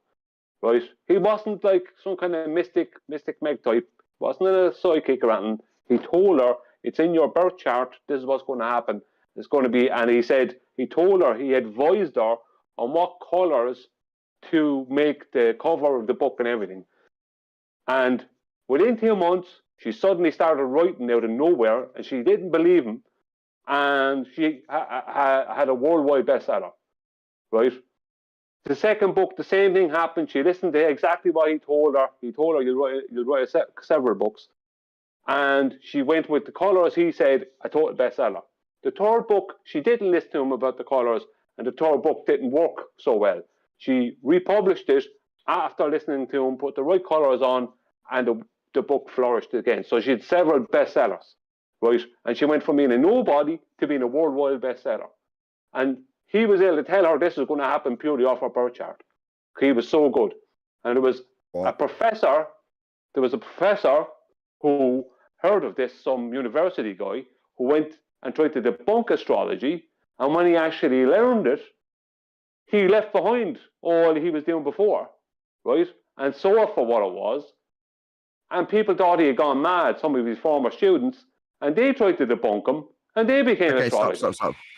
Right, how'd you go from knowing where the stars are going to be, or their patterns, or the implications of where you are in relation to their patterns? How does that A, translate to the colours of books, and B, translate into any form of success as a result of knowing that? I don't know what the stars are. I don't know what they all are. I'm not an astrologer. All I know is that real astrologers are used by people who are very wealthy and successful. Have no doubt about that. Right? So, I know that happens. Hold on. Hang on. Hold on. I just want to clarify. No. Brian. You're just saying there's a correlation between the use of astrology by the wealthy. Therefore, that correlation implies that the information provided to them by astrology is resulting in their wealth. That's the correlation you're drawing. Yeah, well, they wouldn't be using the astrologers if it wasn't. Have no doubt Wall Street are heavy into astrology. There's even a thing called moon trading. I have no doubt. We don't know what the stars are, right? We don't know what any of this place is, right? Yeah, but we know what's being created. Let me finish. We know what's being created. All I know is that astrology exists, and when it's done correctly, it's taken very serious. Now, they want you to believe that it's nonsense when they give you this mystic meg thing in the newspaper, because that is nonsense. And they want to lump it in with a load of other nonsense. All I know is that astrology does have some merit. Right? I'm not an astrologer, so I can't tell you how much merit, but I know it does have merit. This is the difference. No point saying no, Brian, that's not correct. There is a point in saying no, otherwise I wouldn't say it, would I? This is the point of differentiating I want to make. Astrology and divination are the different things. From astrology, you can divine stuff, but it's not astrology. Yeah, this is why the Bible, look to the New Testament, it stops that practice. It doesn't stop you looking at the stars and telling the time. It forbids divination from it. Yeah, that's the difference. Is us all? I was trying to draw. I'm really confused. I just want to get a bit of clarity about what we're talking about here, right? Are you talking about if I know at what point in the cycle there's going to be rain because I've kept a close full watch on those patterns, therefore I can predict when a good time to plant seeds is, or I know from the cycles when is the most likely time I'll be dealing with a load of animal births if I'm a farmer. Those sorts of things, right? Would that be what you mean when you say divination? They're the seasons, so no. Divination would be to foretell good times, look to do when to do things. What Brian's talking about in terms of the more Kabbalistic use of it, in terms of when to invest money. Yes. Do you see that distinction? I do now. Thank you. I'm going to call bollocks, Brian, unless you can evidence this with something that's not just correlative. Well, I'm not going to go and I'm not going to go and do all that. You can call it that. I don't mind. I'm not going to go and try and prove it. All I'd Now say you're is, into it. yeah. I look forward to the day. It's not that. It's not that. You have to hang on. Listen to me. It's not that I'm into it. It's that I don't dismiss it. That's the difference. I'm not dismissing. I don't want to be that guy that's like, being exactly what you don't want while you're investigating something that I'm too lazy to, in this regard. Because once I've gone, okay, the current narrative for astrology, I know is a farce, and I know it's trying to cover up the fact that the stars are useful for various different applications that we do use them for. Knowing the patterns is as useful as knowing the time.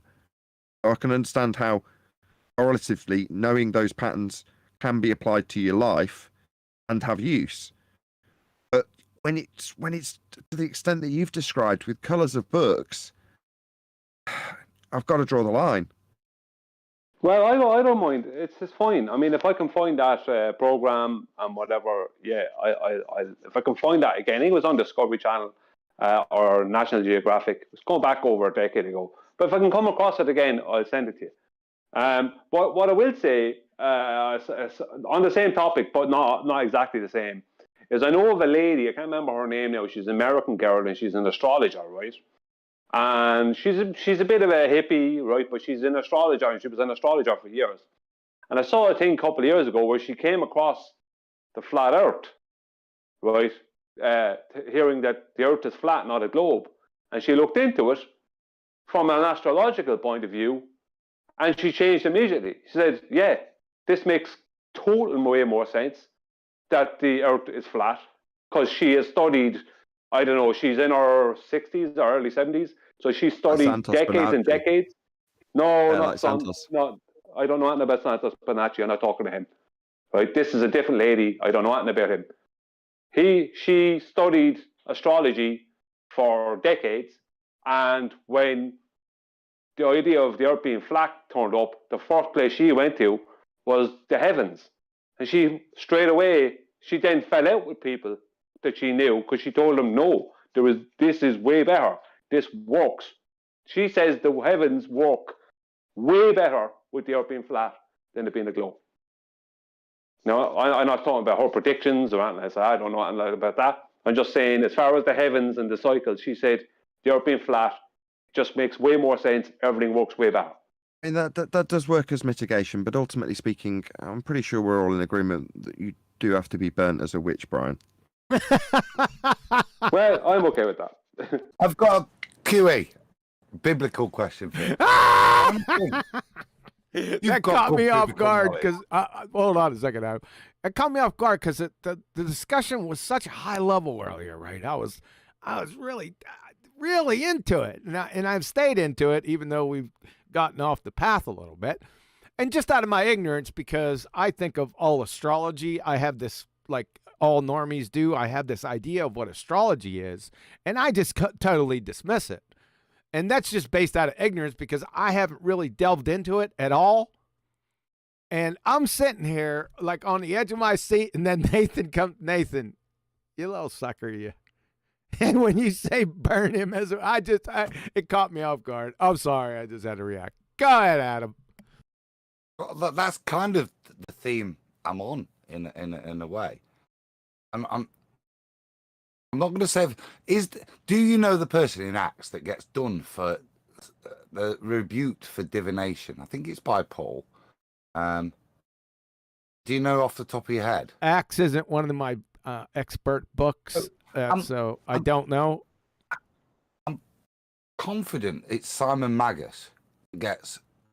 It was like an early Christian. He's part of the early church, isn't he? After Yes. Christ's death. Yes. Yeah. But part of his downfall is that using the stars for divination. I wish Paula was about. Yes, it's strictly now, and granted, I do stay away from it because of that type of issue within Scripture, right? It's strictly verboten, and I've never gone down that path personally. Now, with its connection with astronomy, there's no doubt there's connections. I don't know those exactly either. That's why I shut my mouth when people talk about them. You get that from me? If I'm quiet. You don't like Enoch either. You don't accept Enoch. It's not that I don't accept Enoch. I'm not saying that. I don't know where that came from. Somewhere out in left field. You're not Ethiopian, are you? So you're not gonna... Oh, brother. What are you trying to get me involved in this discussion? That's why I stayed quiet. I was listening attentively to where this was going. But it went to John Le Bon levels of synchronicity and correlation. Yes. Well, I'm sorry. I want something out of Brian. Do you not smell the... Right. Do you want something? Look at the juxtaposition of Old Testament, New Testament, and what Brian's saying. Look. You want something out of it? Well, thank you, Pete Shea. Well, yeah. So very specific. Yeah, that was hyper specific. To be respectful of Christian theology. That there would appear to be a strange point where Simon Magus, uses astrotheology as part of his supposition for his theology of Christ, which he's decried for later and his practices denied. Okay, but it's part of the Old Testament and how stuff was done, and it's also part of God's creation. It's no longer. In fact, it's asked of us not to do this. It doesn't say it doesn't work still, but it's asked of us not to do this. It's easy to say that's a contradiction. I don't necessarily see it as such. I ask why it's asked of us not to do such a thing.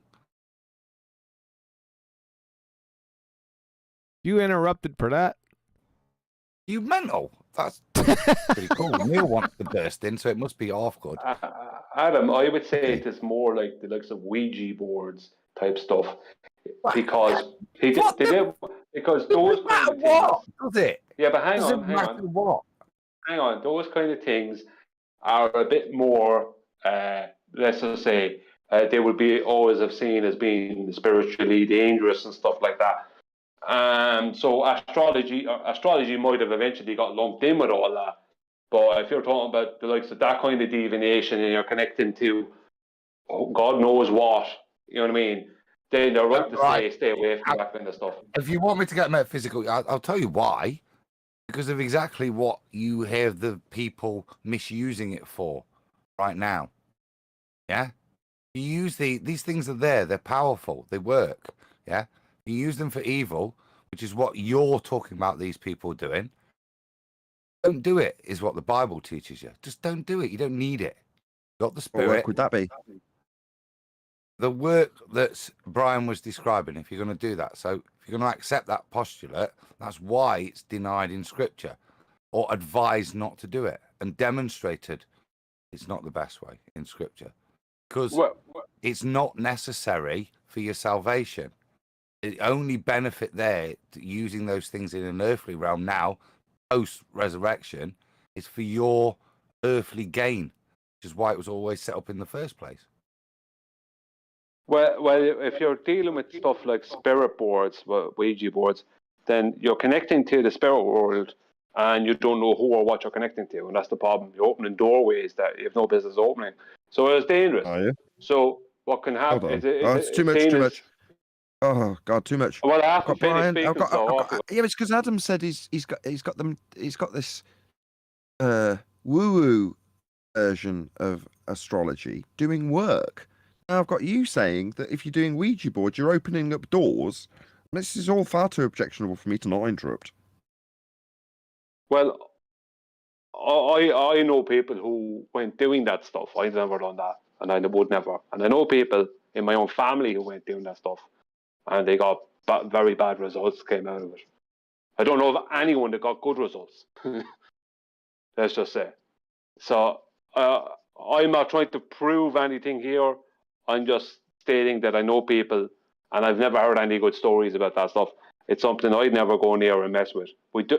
Fine. Okay. Well, let's backtrack from Ouija boards and just go back onto divination via astrology, because if there's some work being done, I want to know what it is.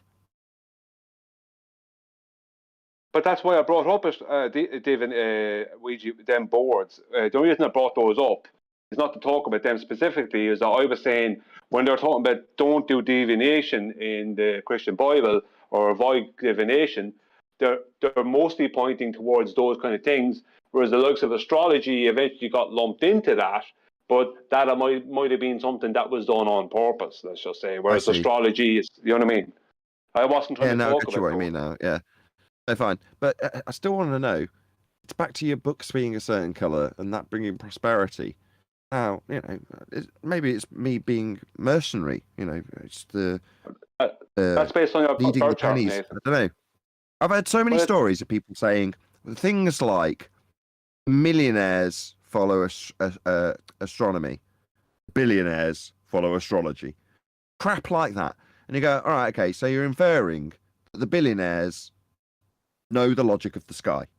Okay, I can get behind, because obviously got based on purely the path I've taken in the last 7 years, I can get behind that in certain respects. But now your respect to that is advanced out to a direct correlation between knowing them. So there's got to be an in-between. There's got to be a B and C here that I'm not getting. And if there isn't one, I just want to disregard it. But it keeps coming up after we, you know, utilize the actual logic of the stars and its tracked progression for you to use in navigation and how useful that can be. To you could be a millionaire or a billionaire if you actually knew the logic. Well, what else are they not? What are they offering that I'm not seeing? Well, I don't know. I'm not an astrologer myself. I was only speaking earlier about a program I saw on television, and it was on either Discovery or National Geographic. And I have heard before about people who are very, very wealthy using astrologers. I can't tell you for definite anything about it, but you know,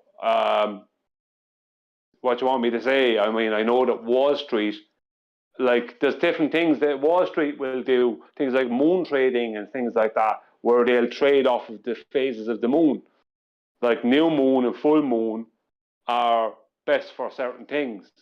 You know, I don't know what the stars are. I don't know what all the celestials are. I can't answer your questions there. I just know that my point is there might be more to it than they want the everyday person to think it's a load of nonsense. That I know for definite. Is it because it is a load of nonsense, or is it because that's what they want you and me here on ground level to think?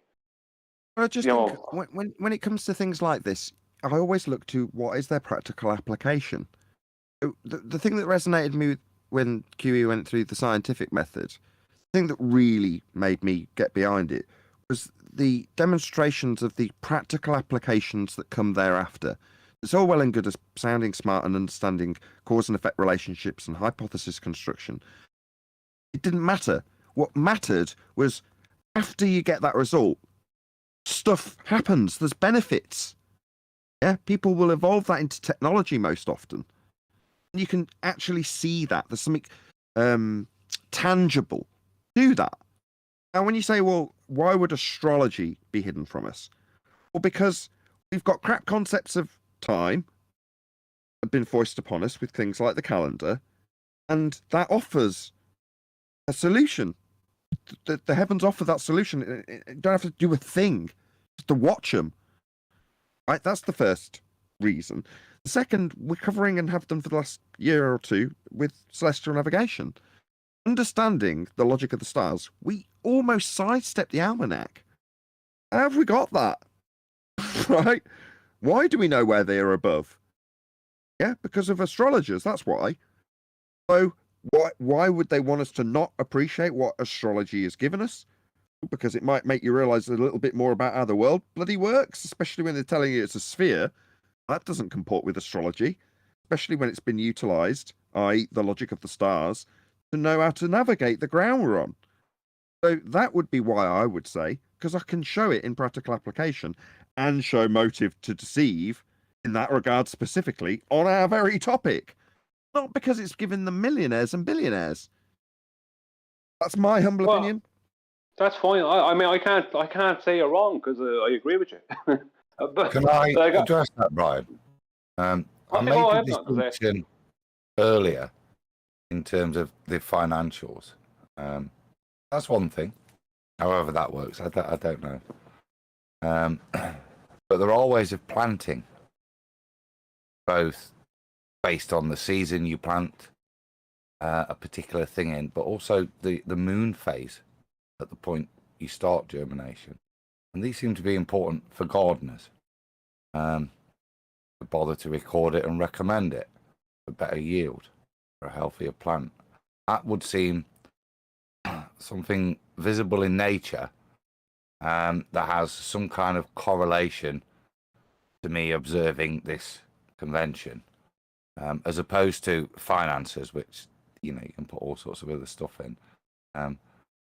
But these seem to be quite defined and agreed upon, whether that's peer review or whatever, you know what I mean? But it's still there. I like Brian. I can't explain it, but it's there by observation. The only comment I can say is often that's when it's good to go back to the Bible. What does it say about it? And I've made enough comment on that, even from its origin. So it's a worthy endeavour on Brian's part, right? And our criticism isn't necessarily to be seen as it comes across at surface level. It isn't criticism, as I tried to allude to earlier. I want Brian to come back with something positive in this regard, because what goes through my mind is the reason Adam can't quite put his finger on it when he says, well, there's something in finance to do with this, but I don't know what. But I can talk about how the crops, and just like I did, right, Adam?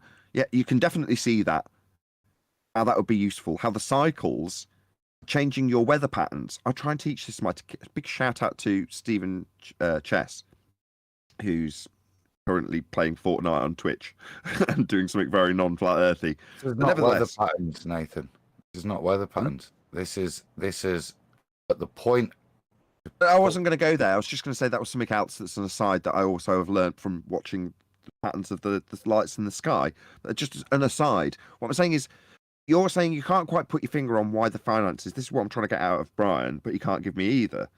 Something there. It's a case of we don't know what we don't know. But if we don't look into it, we're never going to. But because we can't quite put our finger on what might be there that we don't know to extract out of it, it takes someone like Brian to dig and dig and dig and dig till he finds something with an open mind. And he's got to go through a lot of woo-woo and a lot of nonsense and a lot of, well, maybe this correlation will lead somewhere before he maybe gets to something. And there might be something in it beyond what we've already unearthed, because we didn't know about celestial navigation being such a fantastic positive flat earth assertion till a couple of years ago. I know Q had thrown it in when Katz had addressed the fact that he's measuring angles and deriving pixel values from it when he can only get the angle from a flat plane, which he had to disclaim. So it was out there in the same way as it isn't refined now. Well, we're nowhere near that with astrology, and maybe there is more to it. I mean, bloody hell, it encompasses our entire sky. There's got to be more to it, right? Yeah, but it will never be science. And as long as you recognise that, then it's cool. Don't, you can only postulate. All we can show is correlation. We can never prove this. But that's not to say you don't work on sense as well. Common sense. If these things are shown to be demonstrably true each year, then there's something in it. But it is just like we said earlier about why we get the same angles, etc., when we're irrespective of elevation. It's the majesty of the heavens. So to try and understand it is daft. Just recognise it and be grateful for it if you can see that. I think that's a lot of it. If you said it, that woo-woo in the Daily Mail or the Sun, whatever. That's the way this thing has been portrayed. They've taken us away from the multitudes of time and information that the heavens give us, given us just sun time, and told us that all the rest of this stuff that lingers throughout history is just woo-woo nonsense from nowhere, which is Brian's big objection, because it resonates more through his learning than it does my more English learning. You know what I mean? Because this part of it sits in Celtic tradition a lot stronger. Because less has been beaten out of his history. Well, I haven't gotten the research done to be able to come back to Nathan with a solid piece of information right now. The most recent piece of information I have is I listened to this lady. I think she's in, I can't remember what part of Eastern Europe the lady's from now. Could be Latvia. And she lives in the US, and I listened to her. And she had this other lady who was a friend of hers come on, and two of them are astrologers some months ago. And going back now a good few months, going back to before the summer, and they said they were talking how they had predicted astrologically that the whole COVID thing was going to come along. And they also predicted at the time that towards the end of 2022, kind of past the summer, there was going to be a lot of information come out about it that was not shown to the public. And that there was going to be a lot of information come out in general that was going to show a lot of corruption going on. Now, I went back and they had to what was that they to the time they said that they had predicted. I think it was one of them had predicted it, or they both predicted it through astrology, that the COVID thing would happen, right? And what they said, I can't remember exactly what they said, but what about the 2022, and but I do remember getting to a point going, yeah, that's exactly, more than one time, that's exactly what those ladies said was going to happen. Where you have things coming out from Pfizer and different things like that. You have Elon Musk then doing what he did, so there's information coming out there, and there's other sources bringing out information that was previously held back from the public, and they said this was going to happen. Now, that could have been just something they said, and anyone could say it, and they could be right just by pure coincidence or accident. So I can't say other than that, but they go back, and they had been saying that there was something coming to do with diseases or something like that, and it wasn't going to be what they made it out to be. And this had been said by these ladies, or they were speaking about someone else they know saying it. And I did go back and they had said it, but prior to the COVID times. Okay, So, okay, that's great. Put you 100%. Hold on, Neil. Put you 100%. Where's the B and C? Where's the from astrology to prediction? Where's the in between bit? I don't know the in between because I don't know astrology. I only know very base knowledge. I don't have the knowledge on astrology to be able to say this means this and that meant that, and I can't give you all the interlinking parts. I can't do that. I'm not going to pretend I can. Okay. Well, I've got a couple of astrological channels that I watch, modern day astrologers that I do watch. Now, I don't want to name them because I don't want to shame them in this regard, because you can tell by the tone of my voice what I think of it. But I wouldn't normally play the actually I'm not that ignorant card, but in this respect, the only reason I'm so confident in saying where's the B and C is because you never do get it. And they tell you about what's moving into what and where, and then move on to how this will affect you. There's never any connection between them that I ever get. They offer up their opinions, but I never see Mystic Meg tell you why it is going to be that way. Now, if someone can come along and say, no, what you're missing from Brian is a link, this positional constellation moving into XYZ, and that's why they get the prediction because of all this nonsense that I'm now inserting because I can't give you anything in spite of watching this crap.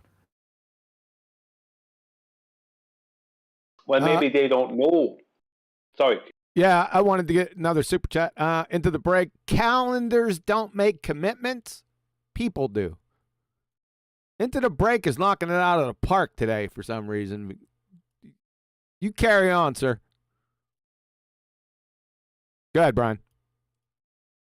Thanks, Kiwi. Yeah, well, maybe they don't know, Nathan, because all they're doing is predicting off of what should happen based off of what they kind of, let's say, presume about certain constellations and movements in the sky.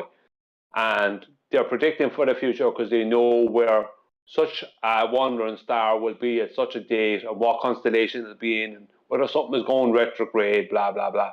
So all they can tell you is that. And they don't know. They don't know what the stars are no more than me or you do. So I think what you're looking for is the connection that can't be given to you. Now, I could be wrong, but I don't know if that connection could be given to you. I think you're looking for detail. Detail that's been lost. I don't even think the times we assign to our star signs we're given are correct. Remember Dave Mannon, his wife Andrea, Trinity Force. Hi guys. She's got lots of detail on this, and the lady I used to work with have lots of detail on this stuff. So to get the detail, you need detail. Times, minutes, seconds. Interesting. Required. Longitude, latitude. These sort of things all play a part in terms of interpreting this. What's interesting is you have sufficient details to know the right time to germinate seeds. What seeds, when. Probably doesn't require as much detail as when to invest this for you as an individual. They're things that, like, I think Brian, yeah, it says, you know, and me the same. I don't know. I've not got that detail. It's professed to be out there, is the best I can say. And that's enough apologetics from me.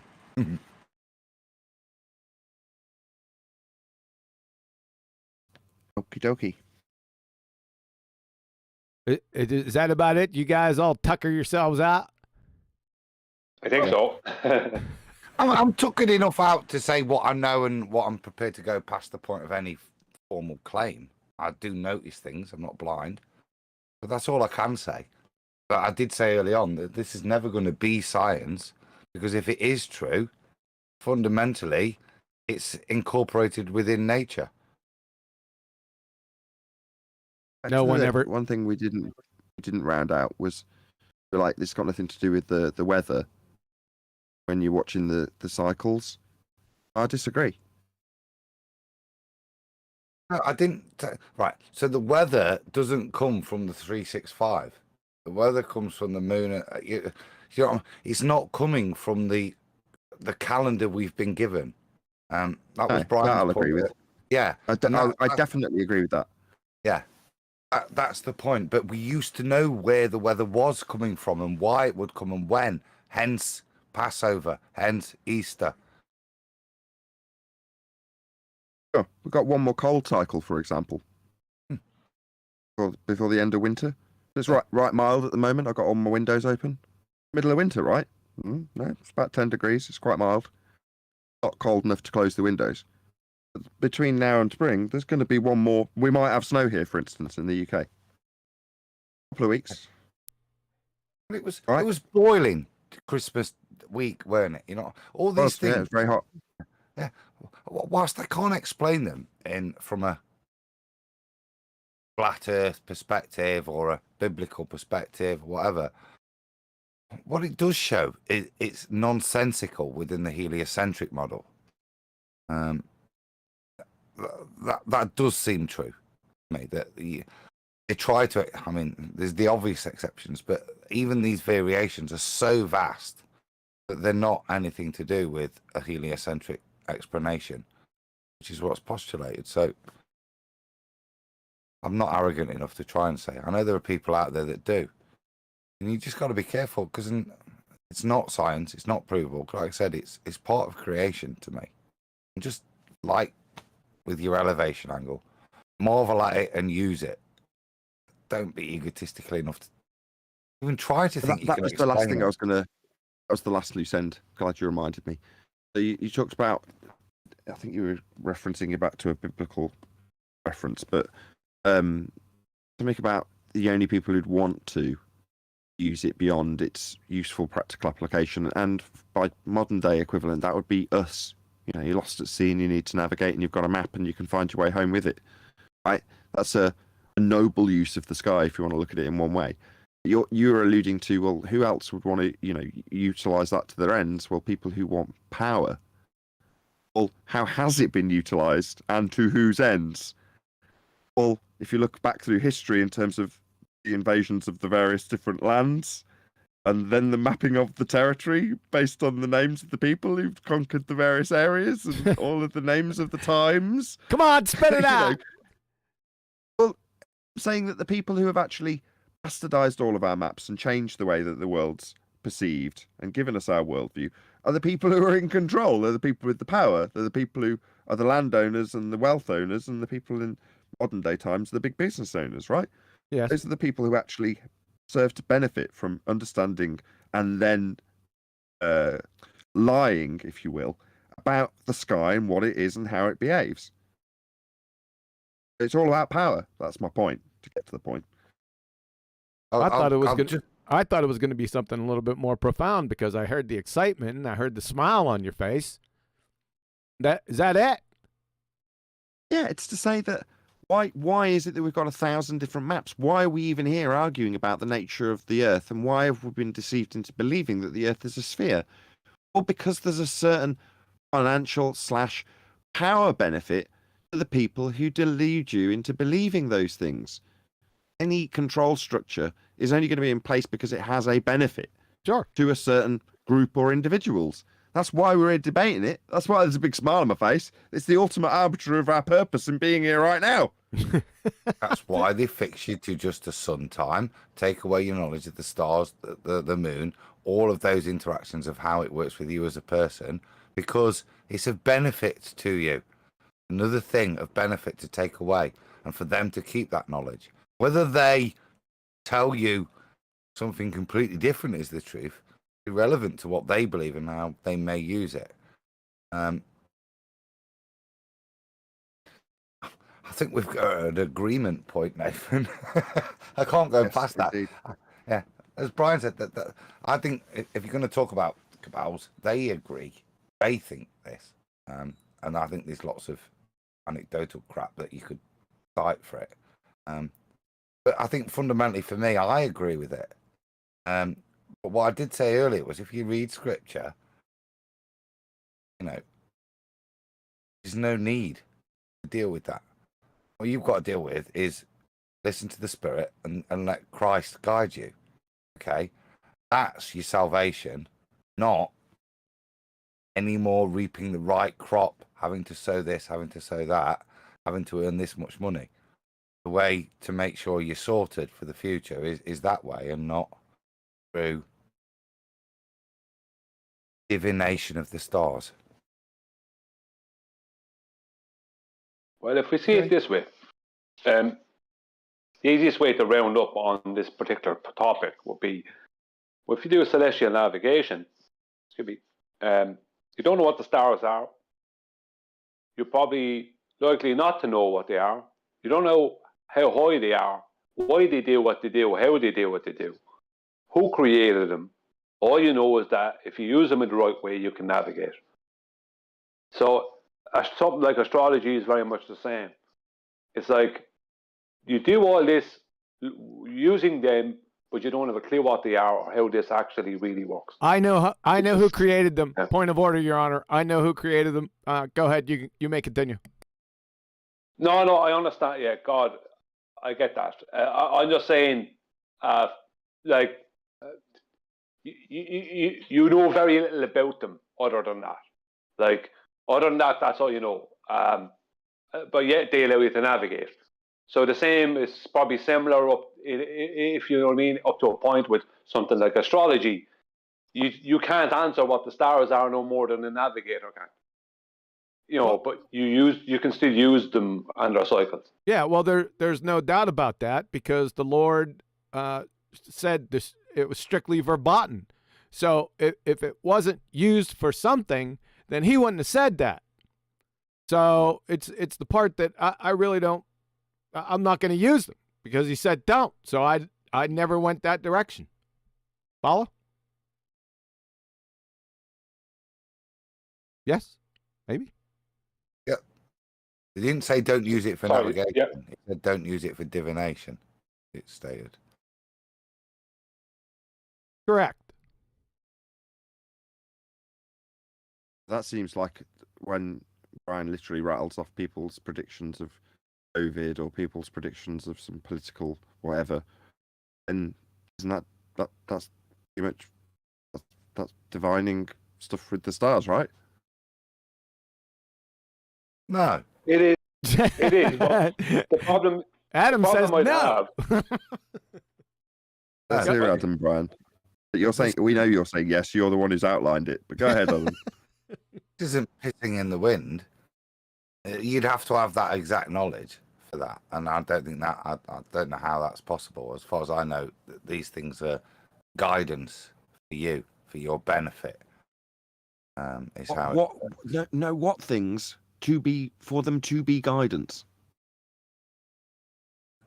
Do this. Today is a good day. I don't know. Like I said, the details of how these purported things are, I wouldn't want to even pretend to summarize. You can guess as best as I. You know what I mean? But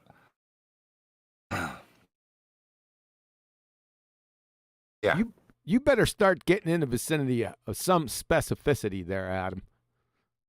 Okay. Yeah, so bloody hell. my only point, the stars are there to be used. I don't doubt there are many other uses, yeah, and knowledge that we could glean from them. I've got no problem with using for navigation. If I read scripture, it says to me, don't use them for divination. Can I prove how they're used for divination? No, because I don't want to look into that, if I'm being honest. It's not that big yeah, I don't need to. I don't feel the need to do that. Do you know what I mean? So I can't describe it because it's not something I looked into. Am I aware it's there? Yes. Well, can I poo-poo it? No. the thing is, I am comfortable poo-pooing it. Go ahead, Brian. yeah. Well, the thing is, we don't like.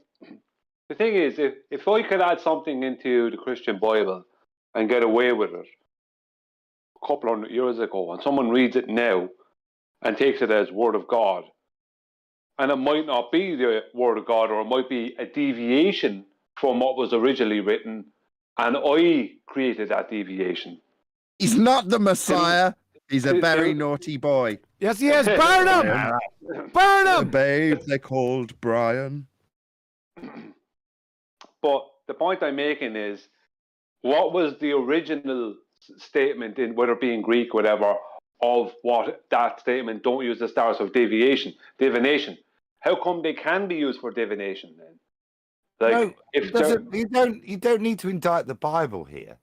Hang on. Recognize the occurrence. Just answer that. Think about that question. You've got an early church father that uses divination, that's happy with it, that's not in opposition to church law. But post this event, you've got Paul and scriptures reiterating the point that this is no longer to be used. There's no need here to question the authenticity of the text. It's what's the purpose of the denial of this. Or can we think of an example where maybe, some wise men followed stars or something that would be a good example of how the stars could be used? Yeah, it's interesting, that, isn't it? The Magi,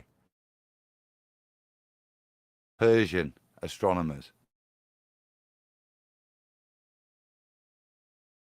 Astronomers? But then again, fundamentally, they weren't profiting from that. They were about to give a load of stuff away, and all they were after was a location. A fix. Hang on. Isn't that the beautiful contrapositive of what Brian's, scratching the surface of? Maybe he'll get somewhere with it. But, if you're going to go biblical, What are we talking? We're talking about finding our way to a specific location to give away gifts. The three wise men. Wise men following the star. Yeah, that speaks volumes to me.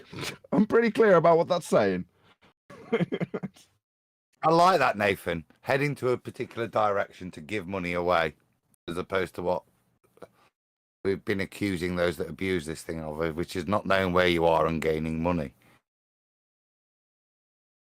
Somewhat biblical there. So are we now at the beautiful. point? So are we now at the point where we have to define divination? Because I was feeling guilty here about being able to find my position using celestial navigation, although I never did it. I understand the concept. Are we indicting them now? Should we burn them? If we're going to define divination, we should all join hands and invoke the spirit of Raj. Burn him! Hold on.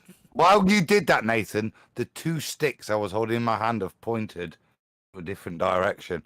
Yeah, the chow. They do have a use. I've seen they do get used. I've seen them used. I'm levitating at the moment. No, the two stick things. I've seen that done in practical application. I've seen that it done works to find water. Yes. My folks suffered a drought, and they had to find water, like very literally.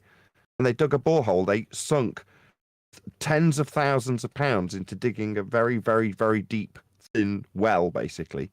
Yeah. On the basis of a guy with a couple of sticks. So, you know, you might poo-poo that, but no, that is not the same thing. Yeah, no one would poo-poo Right. that if they know what they're talking about. That does work. I was raising it to differentiate.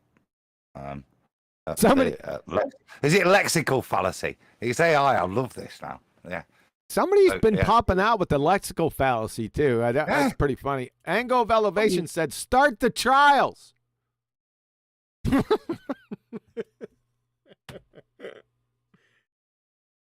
Yeah. Trial. And that was what the show is about. We are burning Brian. It will happen.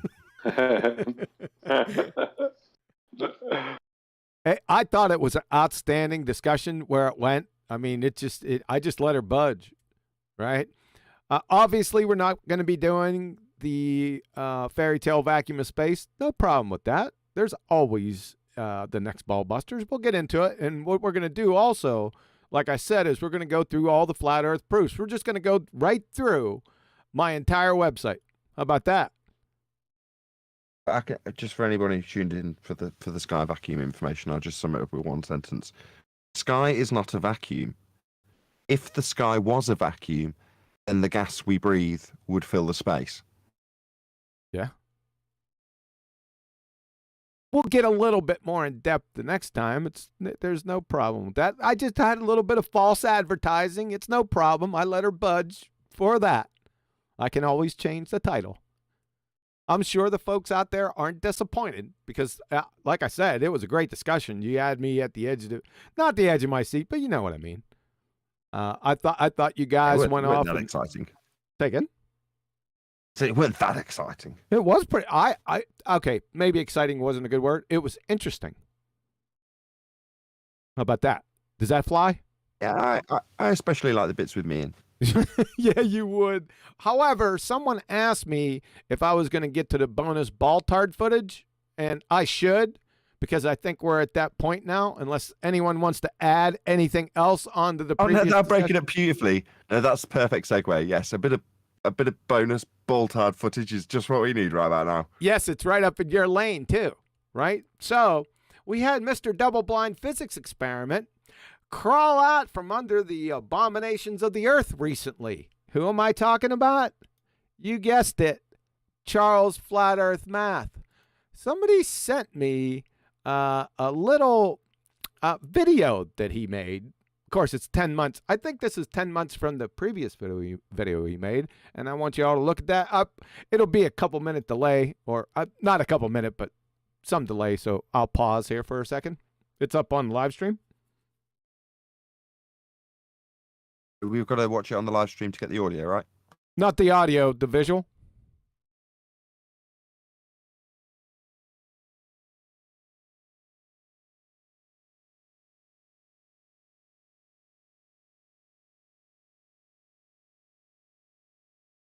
I'm not too concerned with the text at this point. I just want to take a look at the drawing up here, brought to you from Under the Abominations of the Earth, Mr. Double-Blind Physics Experiment. Yes, and my wife's still laughing over that shit, you moron. But this is even funnier. Charles appears to have a horizontal line, a level line, with slope. How can that be?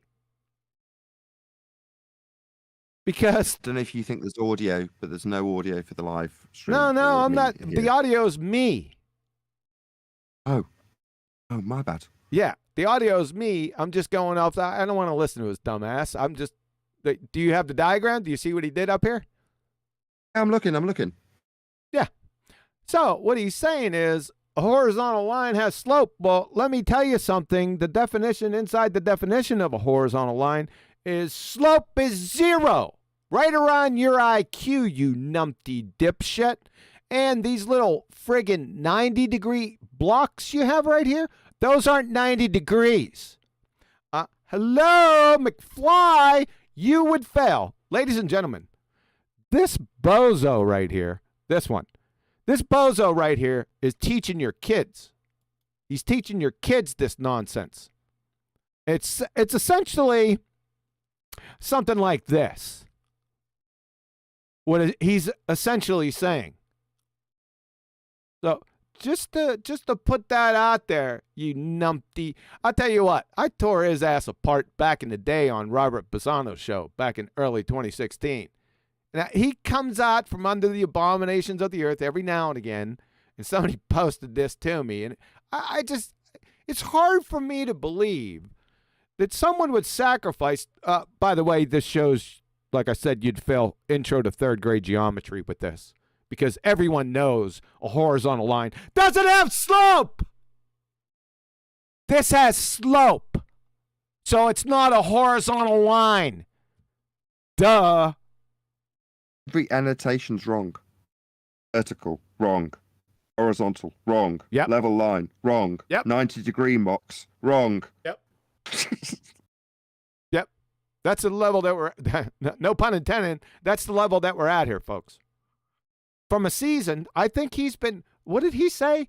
He has been teaching on or defending the globe ever since 2006? Is that what he said? Yeah, I think it was 2006 or 7. Yeah, that's right. I don't know who he was talking to, but Mr. Double-Blind Physics Experiment, you've shown with that, like I said, my wife's still laughing. I am too, by the way. You've shown that you have no science acumen to speak of whatsoever, and you have no geometry acumen either. This is a friggin' belly laugher, dude. How are you going to get out of this? If I showed this to a third grader who graduated geometry, they'd be belly laughing at you. Well, what he's actually claiming there is what they all claim, is that right where that vertical is, that there is a horizontal, but those two horizontals will cross. They're not meeting on a globe. So perpendicular is only at a point on a globe. I don't care. That's what. Well, well, lunatics say a lot. The semantic mix they use is not that it's horizontal and tangent, because you can accept that at any one location, horizontal is a tangent to that curved level line. I can't even say it without laughing. Yeah, that's the semantic mix that allows you to move forward, because you can have a tangent there that's horizontal to, well, your celestial horizon. Well, obviously, Adam, you're going a little bit too far. Do horizontal lines have slopes? No, but this is no. I'm not even. Of course, I'm not arguing that. I'm just saying this is the bullshittery and the switcheroos that Chocolate talks about that they used. So you partially accept when Neil deGrasse is doing this. He'll go, yeah, this horizontal is a tangent, so it's level. And then what Brian's pointing out is no. Look. Those two tangents have no parallelness to them. It's part of the assumption. They move past that. I don't want you to move past this. What is the only No. what is the only line in geometry that has slope? Slope. Slope. Do curves have slopes? Oh, No. no, that's a slope. No, Curve, slopes are an equivalent rate of change. No. So no. curved lines are defined as having slope, by the way. Just to let you know. Well, yeah. Well, elevation, let's say for a hill or a mountain, is measured as slope if they're going to do it, because they don't measure the any curvature of the hill or mountain. They just measure the slope rate. So what I'm saying here is horizontal lines don't have slopes. All I can see, right? You don't need that. Is the major claim that's in the centre between that American flag and British flag. You know that curved line? In the middle it says level line. Yeah. What? That's the point of reality I can't move past. Not anything else. Well, Line. a level line is a horizontal line. Level and horizontal by axiom are the same. Yeah, but one's curved and there are horizontal tangents to that curve Jeez. that aren't parallel to each other. Yeah, you're on to the verticals. I get it. Yeah, I got you. And those verticals are divergent and aren't parallel, yeah, as well. Yes. but this all comes back to them claiming that level is equidistant from the center of a sphere. That's what their claim is. And this was my argument about the whole water level thing being a proof of nothing, because a water level is not an optical tool, right? So if you're arguing with a baller about a water level proving that level is horizontal, it doesn't even matter how big the water level is, whether it's 500 meters or 500 miles, you have no way to check that water level. So especially over a short distance, you have no way to check whether it's creating, you have to pre-assume that it's making a horizontal, right? An exact horizontal. And over a short distance, like 500 meters, a baller, just like Charles, can claim that it's making an apparent horizontal. There's such little curve, it's not noticeable, which is the exact argument he used, basically, more or less, against Bev some nights ago, because I was told about it and I listened to it. And it ended up in nowhere. Nobody won anything. Actually, Charles kind of won because he got a draw, because a draw is a win for Charles in that situation. Because if you're trying to rely on a water level as proving level is horizontal, with just a water level alone, you never will, because you must pre-assume that it's doing what you're expecting that it does. You can't check a water level. It's not even an optical tool. You just must pre-assume. So that's why Charles is able to put out things like this and claim that that level line is a hump of water. You know, it's total nonsense. But what does prove... I'm just going to say, what does... Just 1 second. What does prove that level is horizontal and validates the water level is the height of void correction in celestial navigation elevation angles. Because you're correcting down the vertex to the water line, so that vertex, or the horizontal baseline of that triangle, is in a direct horizontal with the horizon and the GP point of the celestial body. You can't do that if the horizon line is below the level of the water underneath your boat. It has to be in a horizontal. So that proves that level is horizontal. But if you only have a water level, then someone like Charles can come along with that argument and you'll get a draw, and you'll never get more than a draw, which is what happened the other night when he was going against Bev and them.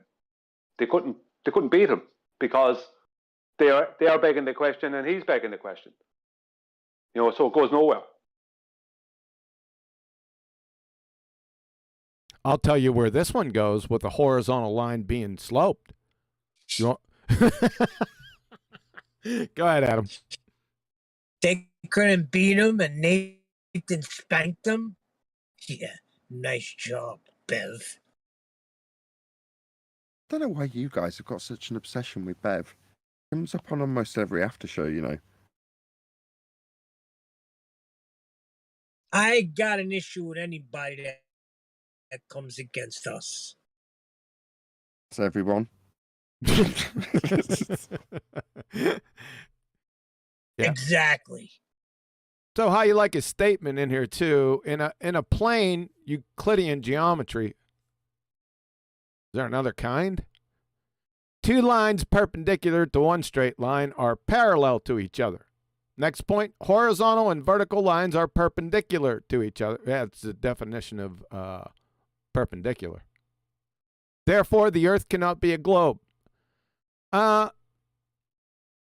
It's kind of non sequitur, the last statement. However, if you just take these statements up here, that is all true. Now, if you apply it to the Earth, then yes. Therefore, the Earth cannot be a globe. Yes.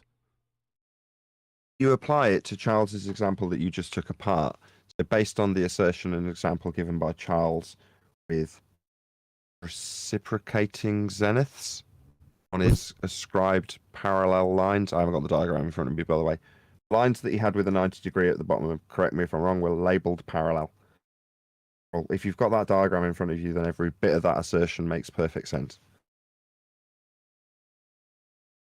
In the diagram, or in the bullet point, the red bullet, the third, horizontal and vertical lines are perpendicular to each other. None of the things labelled vertical or horizontal are perpendicular there. Nope. With respect to each other. Nope. Or for it. Yep. So that's where I was a little bit confused, but I didn't want to sound dumb when Brian said it only leaves you in a drawer. Based on, from my limited understanding of our Bev debates, right, he would just implore Euclid's principles and win here, wouldn't he? Why wouldn't he? Why? How is this a draw? You just laugh at Charles, don't you? Where's this a draw? It's a draw because... Go ahead, Brian. Sorry. It's a draw because when it comes to proving that level is horizontal, what do you go to? You don't. They're axioms. Yes. I say, why would you be proving that? No.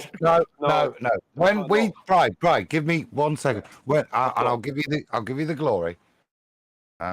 When many years ago I went on Bev's and we said, look, water is level, how do we prove it? There was nothing to substantiate it. And this takes us back to the first question, what would you make a positive claim for? Brian, if we're talking about these things, what proof could you use to substantiate this? Well, I would need more. If I had to prove this, one of the things I'd be going, as I said earlier, the height of eye correction with the celestial navigation elevation angle.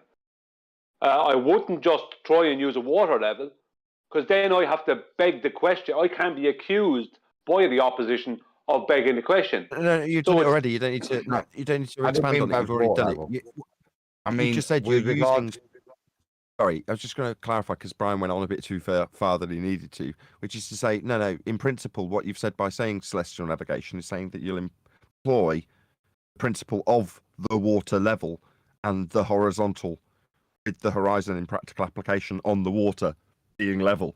No, it's. I think you said it already, right? Why would we be proving this? It's an axiom. This isn't something we'd have to be charged with proving. Yeah, but the problem is it might be an axiom, but when we're dealing with our opposition, they can do things like Charles did here, which is create two, what he calls perpendiculars on a curve with two tangents on a curved surface, and say that they're horizontal at a point, but it's curved in between. You know what I mean? That wasn't the point, Brian. Charles hasn't done that. Hold on. Just 1 second, Adam. You're saying you can't just do what Charles has done. No, neither can Charles. Everything about that's wrong. There's no 90s on it. There's no verticals on it. The line is called level or horizontal. I forget which. It doesn't really matter. I'm not listening to Brian. No, Brian's not. We've gone off the point, Brian. The point was exactly to get to that point. Bev and Charles were having this argument At what point and how does Bev win the argument? What is he going to cite to win this argument? Because we've had the water level argument. You can't prove it from a distance, that they're either equidistant or parallel. What methodology could you use that would settle this argument that water is level based on another principle that allows us to navigate? Yes, But he won't cite because of his ego. Yeah, you could also use commercial air travel. That's another thing you could use. Because it's called celestial navigation. Just stop a second, Brian. Brian and Adam, hang on. stop just 1 second. Hello, just 1 sec. Hang on. Yeah. That's a step beyond what I care about, though. It's different if he's saying we're wrong because you can do F all with an angle. Yeah, we'll have to address that, especially as he's using it to undermine us. You've just said he won't go as far as citing celestial navigation, which would settle the argument in this regard. Okay, Brian, by the way, I'm now clear out. It ends in a draw, just so we're clear. Yeah. How could he settle the argument? Well, he could cite celestial navigation, and you're saying he won't because of his ego. I don't care. Who cares? No offense, but right. So what?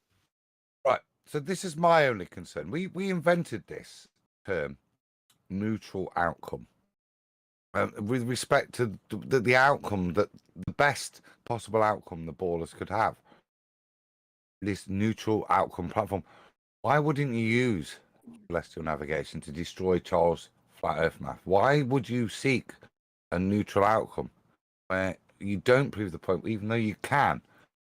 Is it ego, or is it something else? I don't know. Because it's not ignorance.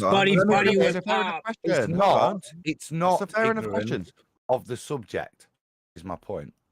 Yeah, well, it's a fair enough question. What I've got now under this black bug is my motivation divination ball. You all just need to hold hands for a second again.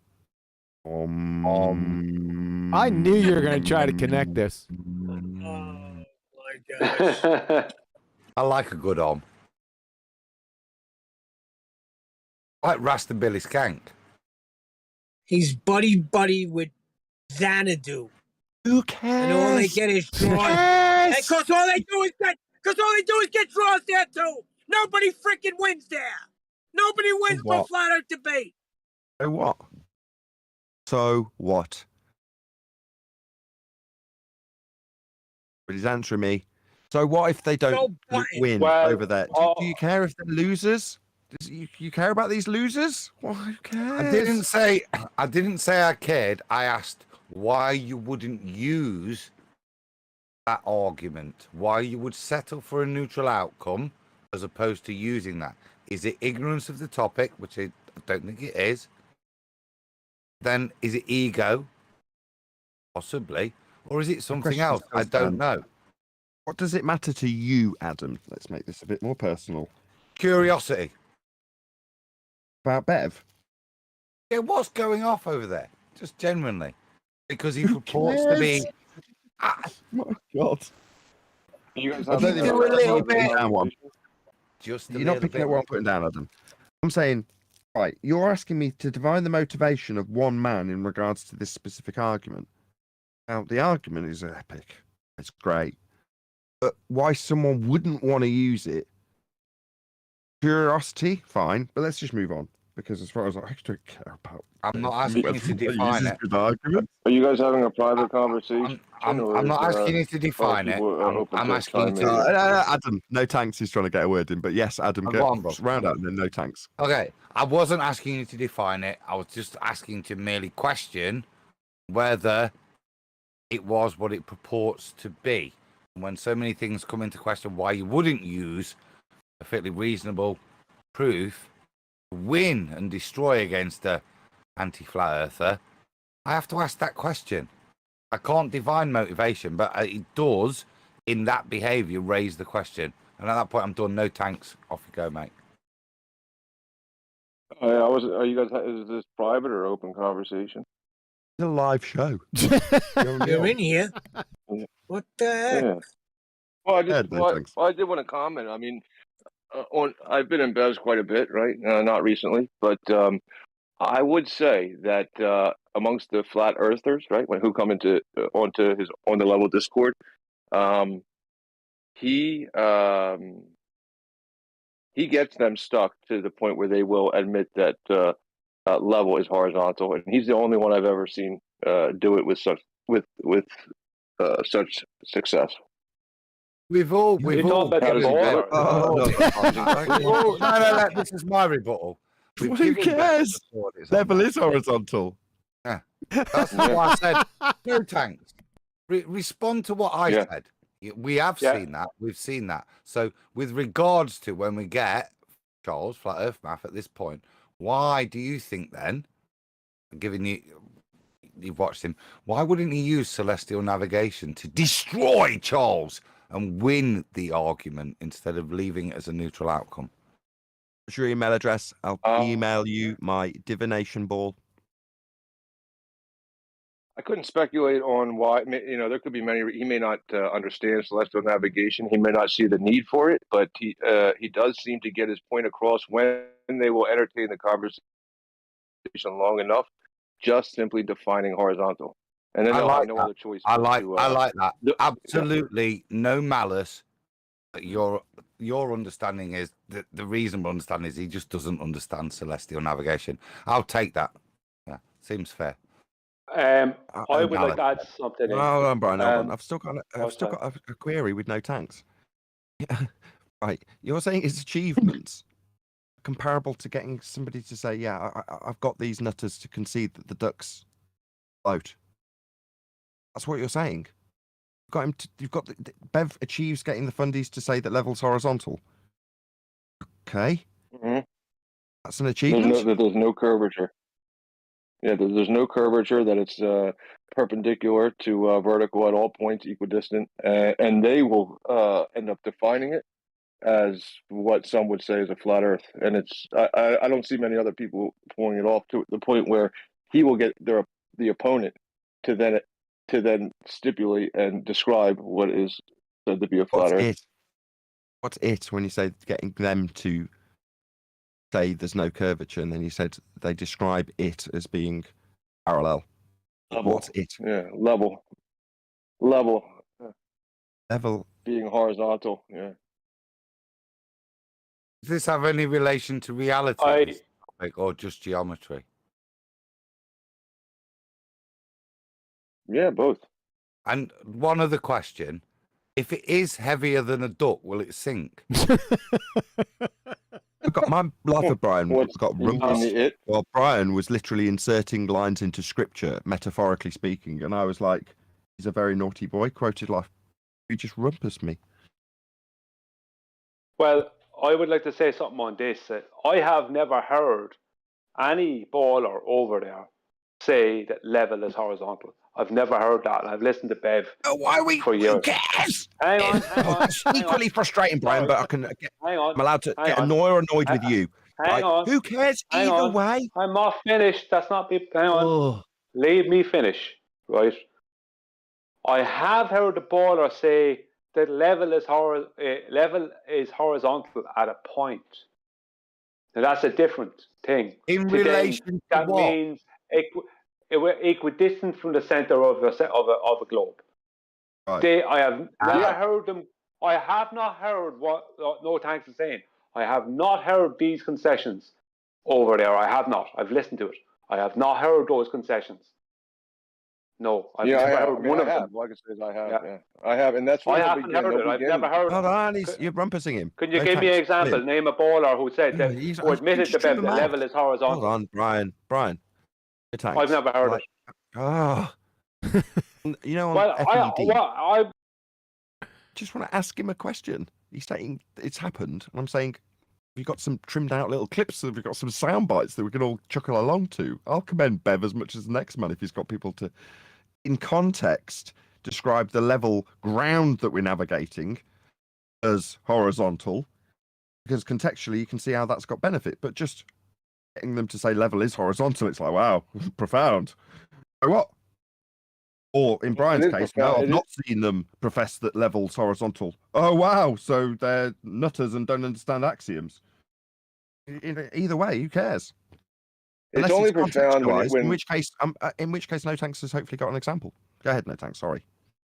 Yeah, I mean, I don't have them on hand, but I've been there to hear them with my own ears, and others have as well, right? But it is astounding when you're dealing with an anti-flat earther who starts with the premise that that horizontal is tangent to a curve of which is level, right? And everything is a curve is a drop from the horizontal. But what I see Bev do very slowly, it takes a long time, right, to play out. But he will have them define it with their own words, with their own mouth, as it has to be horizontal, and it's again. It. What's it? Doing that. It. They define it. Yeah, the surface Do they of specify that it's the standing ground? water. Well, the Water. surface of standing water. No, the ground would not be. That would be measured from the horizontal. What's it? It can't. No. The ground. What's it?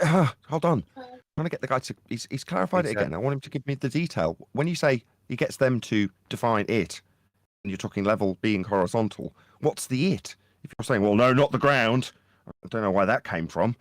Very abrupt, brainwashed, gaslighted response from Bev's server, but there we go. That's fine.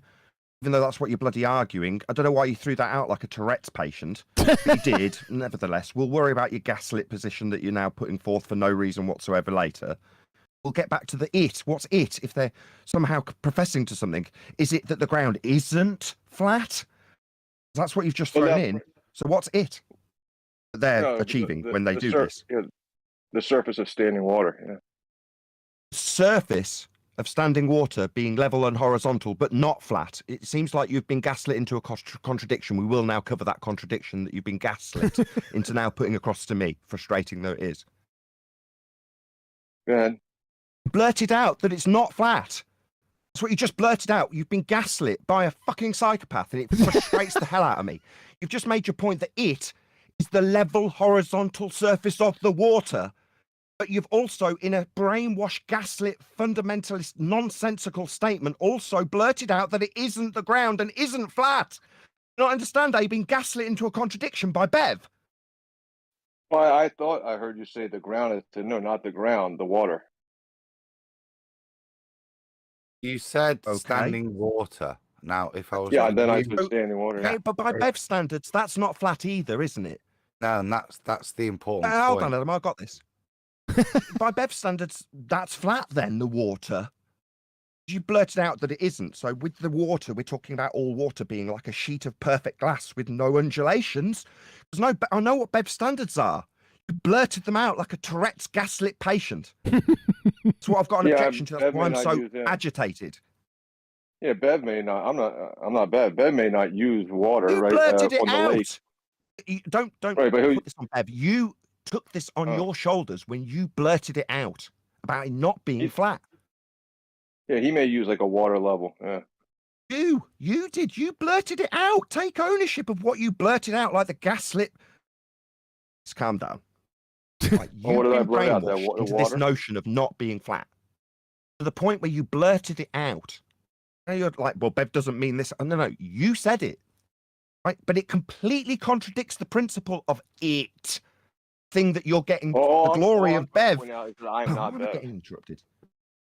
Yeah, just want to clarify. I'm definitely not Bev. I can't speak for him. Yeah, I know you were the one who blurted out how flat it's not when you clarified that it was the surface of the standing water, representative not of the world though, because that isn't flat by virtue of what you blurted out. No, not Bev, you. Get it, it's you. That's why I'm agitated. I need you to blurt through me while I'm getting this across to you that you've got a contradiction that you've been gaslit into making, and you blurted it out in the middle of your point about the glory of Bev getting these fundies who think the Earth's curved to describe it as being horizontal. What's it? The surface of the water. Is that flat? Well, by Bev's gaslit standards that you're going to be contradictory with, absolutely not. No, Bev may not say that, right? But what will happen is these anti-flat earthers will go into the room and they will say, yeah, the water is flat. Yeah. And is it? In reality, no. I mean, it's always moving. So what, we're proving nothing then? Achieving a neutral outcome? Well, there's a datum, right? And you can measure it based on horizontal and everything parallel to that horizontal. Everything parallel to it. like all of the ground, all of the world being flat, like something Bev contradicts, brainwashes. It isn't. Yeah, I mean, I get it. Gaslit. Yeah, I get it. Hey, you've been gaslit. You're the archetypical example of somebody gaslit by a psychopath.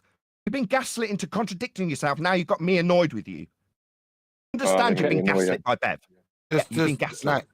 No, just to add to the gaslighting, and Brian's second piece that he played in your show this week shows that Bev is gaslighting you with his own contradiction, and he made the claim that the surface of the whiteboard is flat.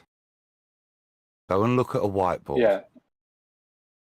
What it was, let me give a little bit of history here, is Bev was holding people for a year to a geometric standard on the term flat. But flat is technically not a geometric claim, right? A tabletop can be, and I made these points to Bev, right, in videos to him, that a tabletop can be described as flat. A sheet of paper can be described as flat. And I can draw three straight lines and make a triangle out of it on that sheet of paper, and it can be described as a flat or two-dimensional shape. But at the microscopic level, it's not. There's undulations on that piece of paper. There's undulations on that tabletop.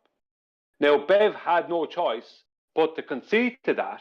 But instead of conceding to it like he should have done, what he said is he kind of brushed it off and said, yeah, my whiteboard is flat, but it's not two-dimensional. You know, it has undulations. But yet he wants people to, who say the earth is flat, he wants to try and shame them because he says there's hills, valleys, and mountains, which are just undulations. If you could see the earth from high above and see all of the earth, are you going to notice Mount Everest? No. The same way as you don't notice the undulations on your tabletop or on a piece of paper. The point is that Bev is holding people to a standard, a geometric standard, on a statement that is a description. Flat is not a measurement, it's not an angle, it's not a shape. It's a description. And Bev is holding people to a geometric standard on that for a whole year, saying there's hills, mountains, and valleys, so it's not flat. Yet his whiteboard is flat because he had to. He had no way out of it because of the position I put him in. He had to admit that his whiteboard is flat, but it's not two-dimensional. He can describe it as flat, though. So what Nathan is getting angry at, no thanks, is that when you said, well, the land is not, but the water is, that's Bev putting that into your head. These undulations on the land wouldn't matter if you could see the whole earth from a high vantage point. It would just look like your tabletop. That's the point. Look at it, yeah. It would look it, but I mean, you wouldn't measure it as flat.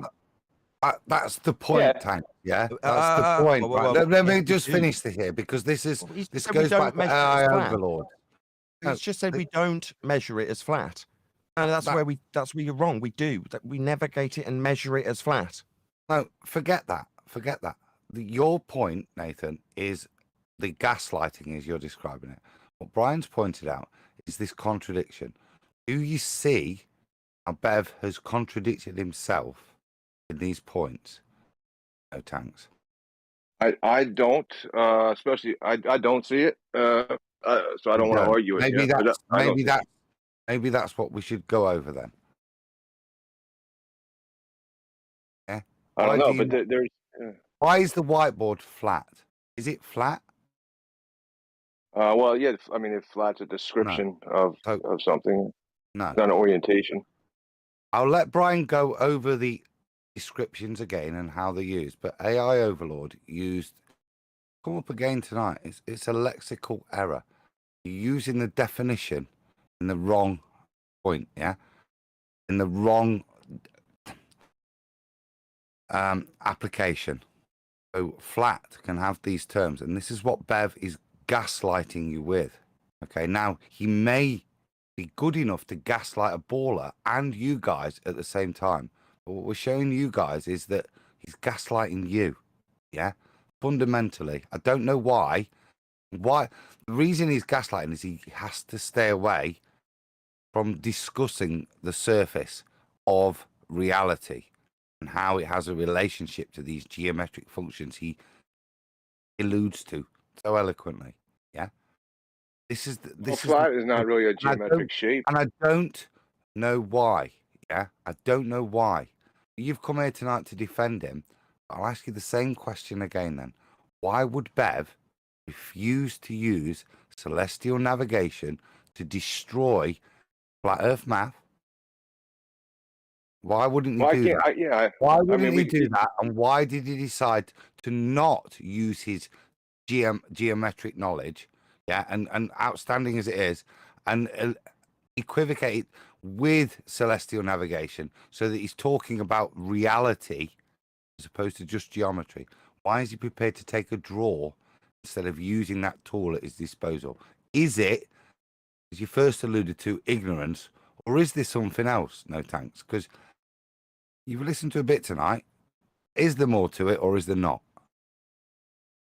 Well, I would only be speculation. That's all. I mean, it's his choice not to do that. But I would say he has his hands full. I want to say two things, right? So I would say he has his hands full just on this contradiction of level and horizontal, not brought by you guys here, brought by the anti-flat earthers or the globers who enter his room.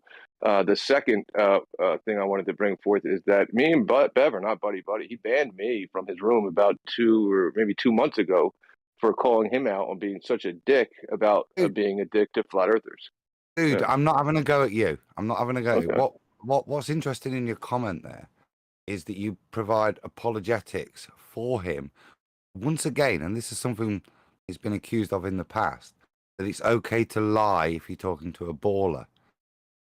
You just said the same self there. When he's saying this to whatever, as long as it's not hers, is he allowed to misrepresent the truth? Are you happy with him misrepresenting to the truth, as long as it's not to a supposed flat earther? If it's to a known anti-flat earther, you can just bullshit. Is that acceptable? I think he is misrepresenting it, though. I think that we got onto being a globe by imagining these things are all 2D. A circle with straight lines on a piece of paper shows that we live on a globe. So when we go back down that same route to prove it's now a horizontal or flat Earth using 2 dimensions, then we're going to fall into the same trap. Does that mean it's okay to lie if you're lying to I don't know if he lied. Yeah, it definitely does. I've got proof of that. I can prove that. So just answer the question. Is it okay to lie if you're lying to a baller? I don't. Is it okay to lie now? Irrespective of Bev. Irrespective of Bev. If you're talking to me now and I'm a baller, is it all right to lie to me? To convince me? Yeah, right. No, so like I said, it's probably not okay to lie most of the time. Then that's what I wanted out of you, bruv. Not to indict you, just to see whether you were honest.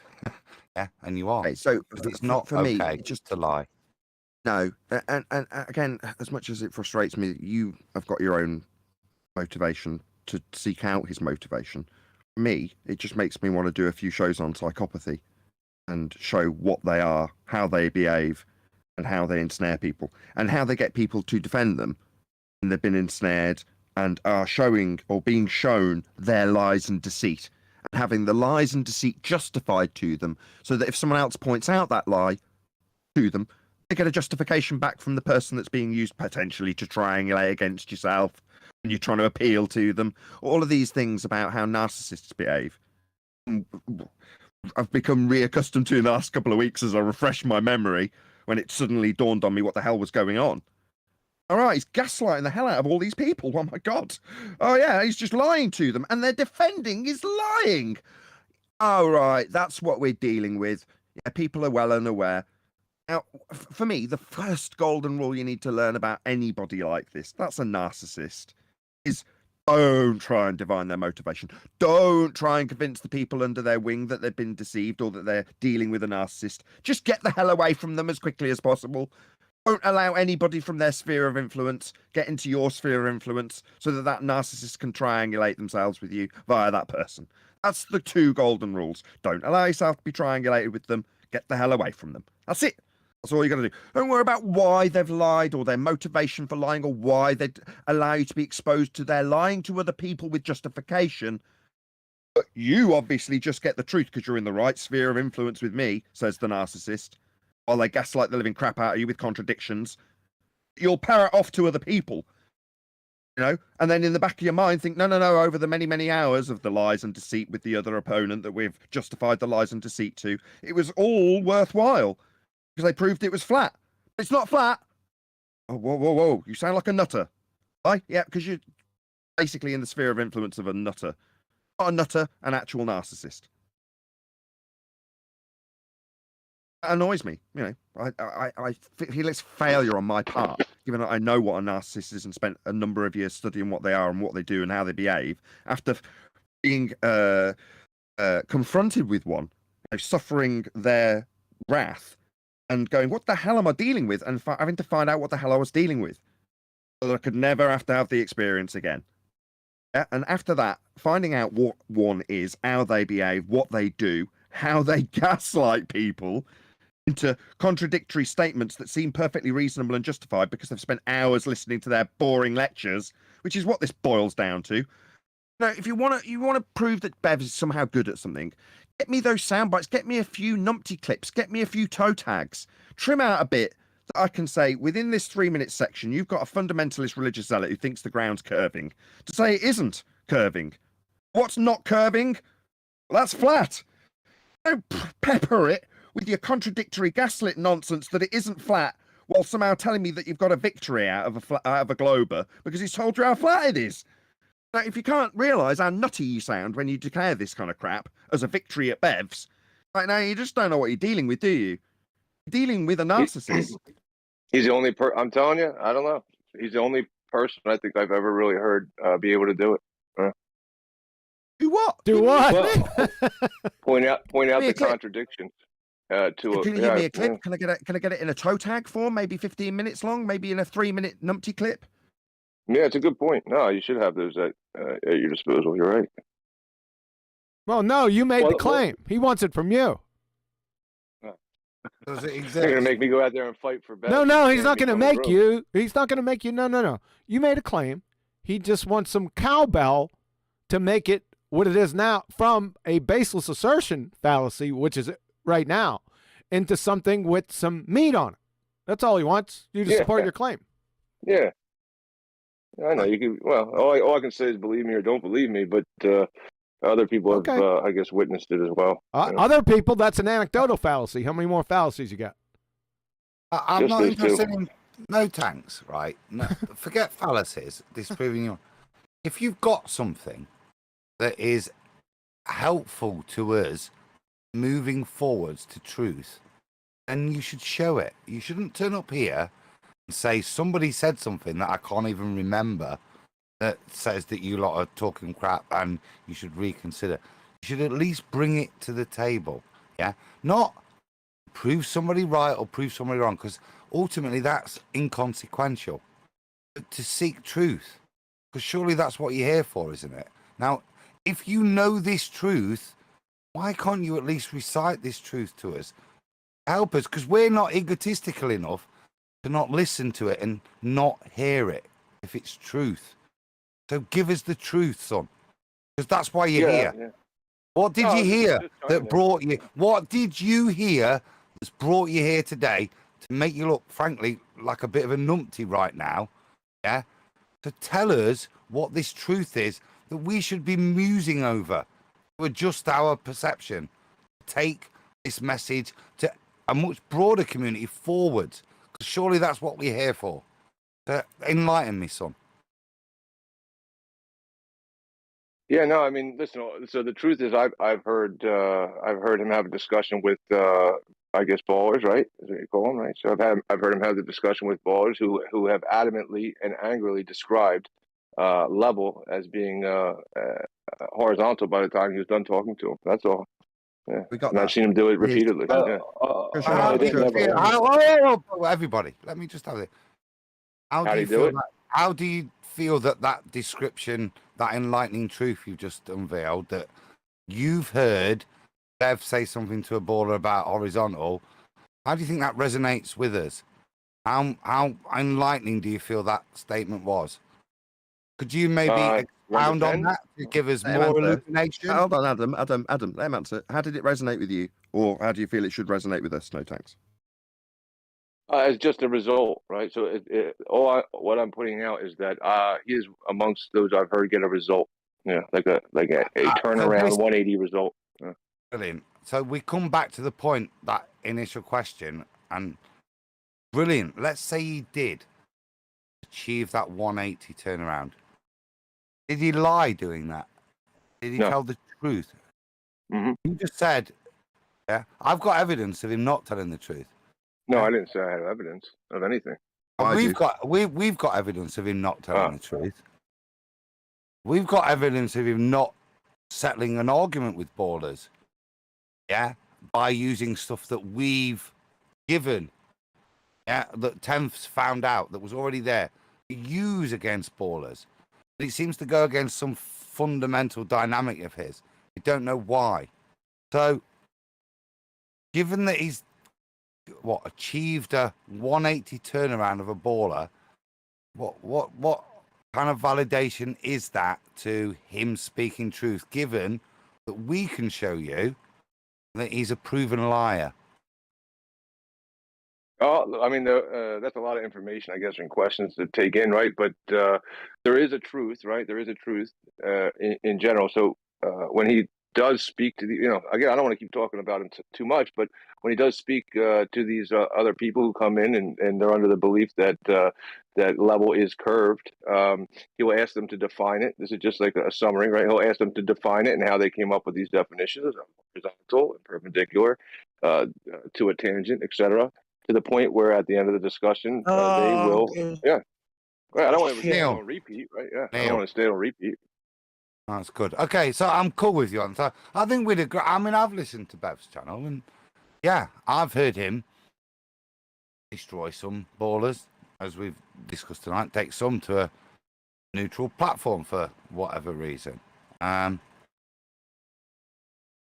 also got evidence that he's a liar. Should he be someone that you move forward with, knowing that he's a proven liar, or is he somebody that's only useful for showing that ballers aren't telling the truth? Yeah, I mean, it's not about him, it's about the argument, right? So the argument that him is one subject, the argument is another subject. The argument that he makes, he doesn't use many things, right? He doesn't bring in spacecrafts or stars or anything else, right? But he does bring in the water level and definitions, and that's about, he uses that in his argument, and he comes out with the result that everybody in this room would want to achieve. Result, right. Sorry, So this Adam, is, again, Adam, no thanks. Please. This is my point, right? Methodology or result. Now, for me in my life, methodology is ultimately important. Yeah, it's not the result, because if I go, even if I don't get the result I want in life, yeah, I go through the methodology that I know is correct and true, especially when I'm dealing with other people that are lost in this world. Yeah, then that's the most important thing, isn't it? Or is it? Doesn't matter the methodology as long as I get the outcome. Yeah, I mean that's a tough question, and I guess it's not a tough situational question at all to anyone with a soul. Yeah, it's I would guess it's situational. No, it's not situational. Okay, now this is where I step in and go, yeah, I just recognize when someone is lying, triangulating, and gaslighting. And unlike Adam, I'm just not as empathic as Adam. I'm just going to come out with it. Adam has got a shining light of a soul, and as inquisitive about the motivation of psychopaths. Me, I recognize these traits and go, I'm going to run away. There's no benefit for me here. Bye-bye. No thanks. Let me ask you a question. What can you prove with a water level? Neil, can you mute? Prove with a water level. See, I can't do it like Bev does it, but apparently with a water level you can prove that. 1 second, Neil is off mute. Neil. Okay, sorry. Go ahead, Jet. Yeah, I can't make the argument like Bev does, but Bev makes the argument to show that using the water level that level is horizontal, and that all other levels and horizontals are parallel to that water level. Yeah, but water levels don't prove. You see, a water level. This is Bev. This is exactly what Bev will say. A water level is a tool that establishes a horizontal plane of reference, right? But a water level doesn't prove that level is horizontal. I believe that it, Brian. hang on, Adam, please. I was quiet when you were talking. Forget the war level. You've just heard a man admit he's totally gaslit. Adam, he can't even give you the description. Brian, please, Brian. I know you've got a good geometric point to make. I want Adam to labour this point more. Please. Listen. You can come back to you, Brian, I promise. You can do the job. Listen, Brian, did he not just say he couldn't give you the argument? He just knows that Bev's correct. But they started out as gas, and Nathan said gaslight. Yeah, this isn't gaslighting, mate. This is evangelism. This guy has no idea why he believes Bev to be true. Because he can't even verbalize it. Yeah, but that's where I'm going to. I'm trying to show no thanks. Don't just fucking call it out for what it is. This is abhorrent. I can't call anything out because I'm not allowed to. He's got people's minds. Brian and Adam. You and Nathan keep talking over me. It's because you want to make another point where he's not right about something geometric. And I know where you're going instantly, and you're right. I get it. But Adam and I are both on the same line now. Adam from a kind-hearted, empathic point of view, and me from a stark, brutal one. And at this point, we're beyond the making examples of where he's wrong when he's proving to be gaslighting, proven to be a liar, and proven to be triangulating his parties against others. Once you've got a few different aspects of psychopathy, that's the thing I want to focus on. Now, Adam's got to the point with this guy where I was going to get there, or try and get there earlier, and draw the comparison with what I've been looking into recently, which is cults, and specifically Scientology, and compare it to somebody preaching after a few hours of their mind-numbing tosh that seems so worthwhile and valid. And someone goes, what did you learn in the 3 hours that you spent the lecture in the church at the server? That's what this is for this example, at the server. Well, you can't give it me in a numpty clip. You can tell me that you think your preacher's right. That's what we're getting. I want Adam to labour that instead of the geometric bit. And you're so right, Brian. I want to have that point in 10 minutes earlier too. We're past that. Hate to be brutal. I don't think we are. I think that's where we should be getting to. But it's up to you. Allow me to speak about it. So I'm not going to waste my time. Please, Brian. My apologies to you for being rude. Just for me, what I've heard here is beyond what's talking about the geometry, the actual argument. It's about what this gentleman's come in this evening to present himself for his priest, Bev, yeah, and what he's admitted this evening, that he's got no idea what the argument is. He can't verbalise it. Yeah, but he's prepared to present himself here with us lot. I don't know. Are you a masochist, no tanks, or just no detriment to no tanks? Hold on, Neil. No detriment to no tanks. I'm not being horrible, dude. No, I mean I hear what you're saying. I mean, you said you believe that it's that it is horizontal just because you believe. That's not what we're talking about, brother. We're talking about why you've come here today, okay, with no idea to describe why you believe so much in the way what Bev describes. It's beyond ridiculous. The only way I could describe it was as a religious evangelical faith. Hold on, Adam. Go ahead, no thanks. I was just, it was a little confusing because he's telling me about these, evangelical beliefs, and he's saying, I believe it's horizontal. Does he know it's horizontal? That level is horizontal, and if so, can you prove it? And how do you know? He just believes it. That's not what I said. It's an axiom. This is where he's got you gaslit. You think that when he gets a fundy, oh God, 5 people talking. And when he's describing this achievement of getting a fundamentalist zealot who violates axioms in their belief to admit to an axiom, that's somehow an achievement. No, it isn't. Not at all. he's gaslit you into thinking that hours of preaching to anti-flat earthers who violate these principles that he also preaches is an achievement. It isn't. What do you take forth from that? Next man comes around the corner, you're at the bus stop, no tanks, and you, in your bus stop conversation / elevator pitch to the guy at the bus stop, disseminate to him in a 2-minute period / 5-minute period before the bus comes something that Bev has said you can offer to him is useful to the layman. What have you got? What can you disseminate? Yeah, so that's why I think you guys do a great job of taking, I guess, the argument that he makes and applying it in practicality to make angles and straight lines, and where you can use it and it's applicable in reality as well. I get that. No, don't get me wrong. I know we are ace. That goes without saying. But make Bev as ace as us with an example is what I'm asking you to do. Yeah, so I can't make his argument for him. That's his argument, right? His arguments are contradictions. His arguments led you to blurt out when describing it as being an achievement to define level as horizontal from a fundy, and their geometric principles violate that. It isn't that it's an axiom that needs proving or claiming even, right? It's just a belief. When you were describing that, you blurted out that means it isn't flat, right? So rather than having something to achieve here, you blurted out a contradiction for a live audience. That's where you've been led to by Bev.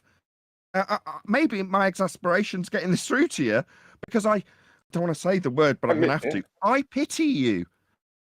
Well, maybe I misheard you then, because when you said what is it? It is the ground. No, it's not the ground. The ground is it changes in elevation, so it would have to be. Audience, stop a second. Did you hear that? It's the ground. But it's not the ground. Did you hear yourself? I heard it. Yeah, I heard myself. Did you hear me? Yeah. Yeah, I heard you tell me that it's. Like I said, let me just hello. Let me verbatim quote back to you what you said. It is the ground, but it is not the ground. No, you misheard me again. That's what. Yeah. That's what you said. Yeah. Stop. No, it's not what I said. You don't need to go through the computation of this mentally while I explain it to an audience, right? I get that the penny's starting to drop for you. You have been gaslit by Bev.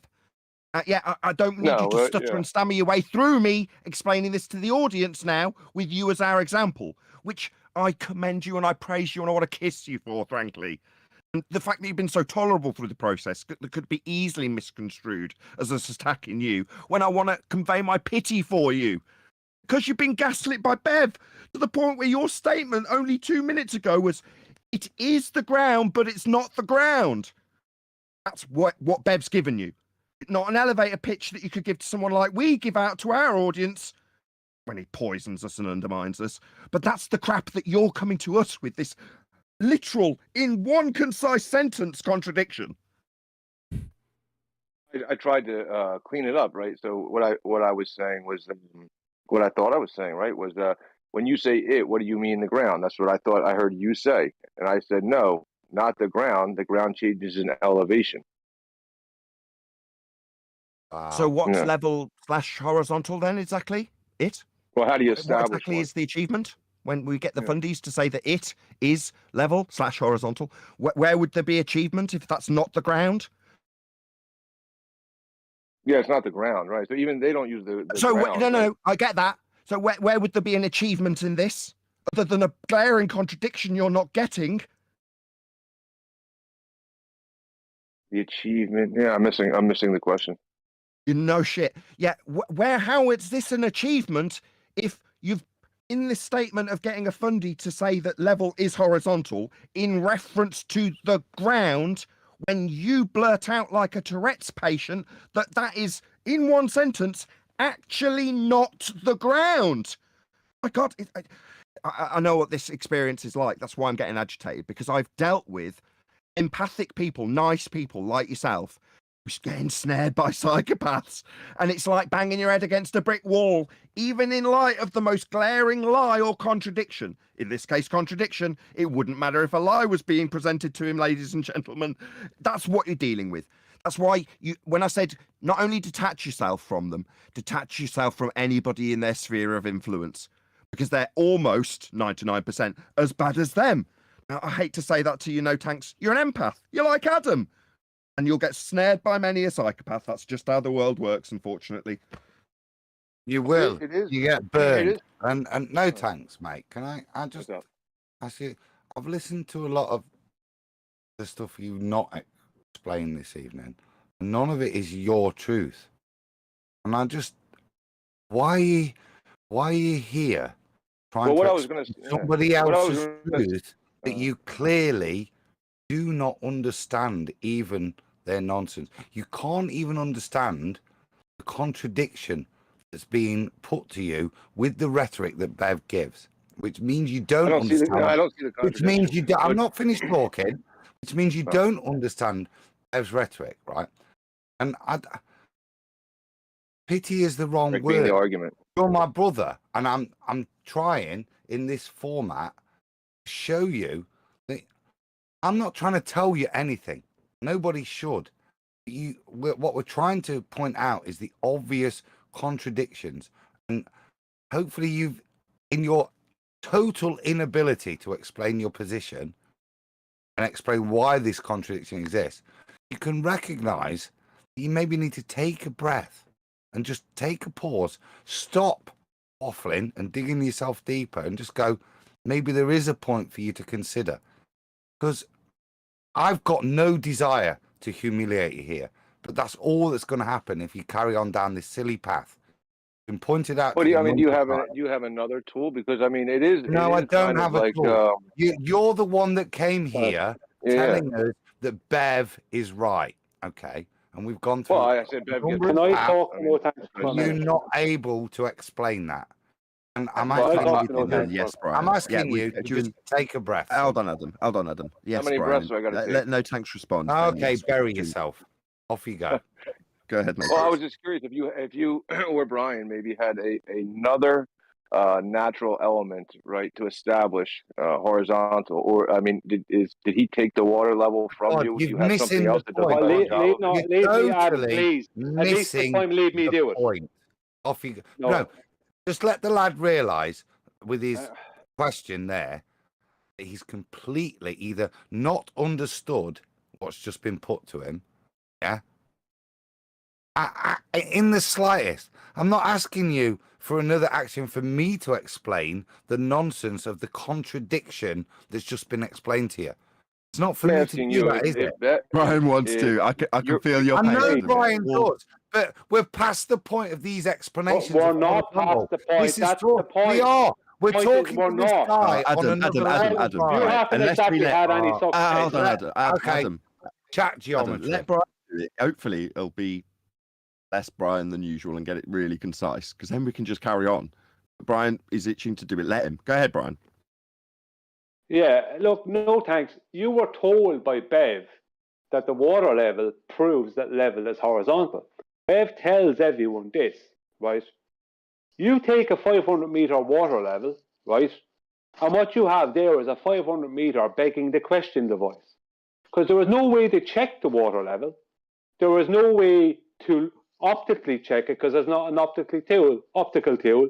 So you just have to, when you use a water level, whether it's 500 meters or 500 miles of a water level, you have to pre-assume that it's creating a exact horizontal. Now, I would believe, it would be my opinion that it is, right? But a baller, it could be their opinion that it's actually being equidistant with the center of a globe. And I can't, with just the water level, I can't disprove them. Now, they can't disprove me either, so we end up in a draw. So it never goes anywhere.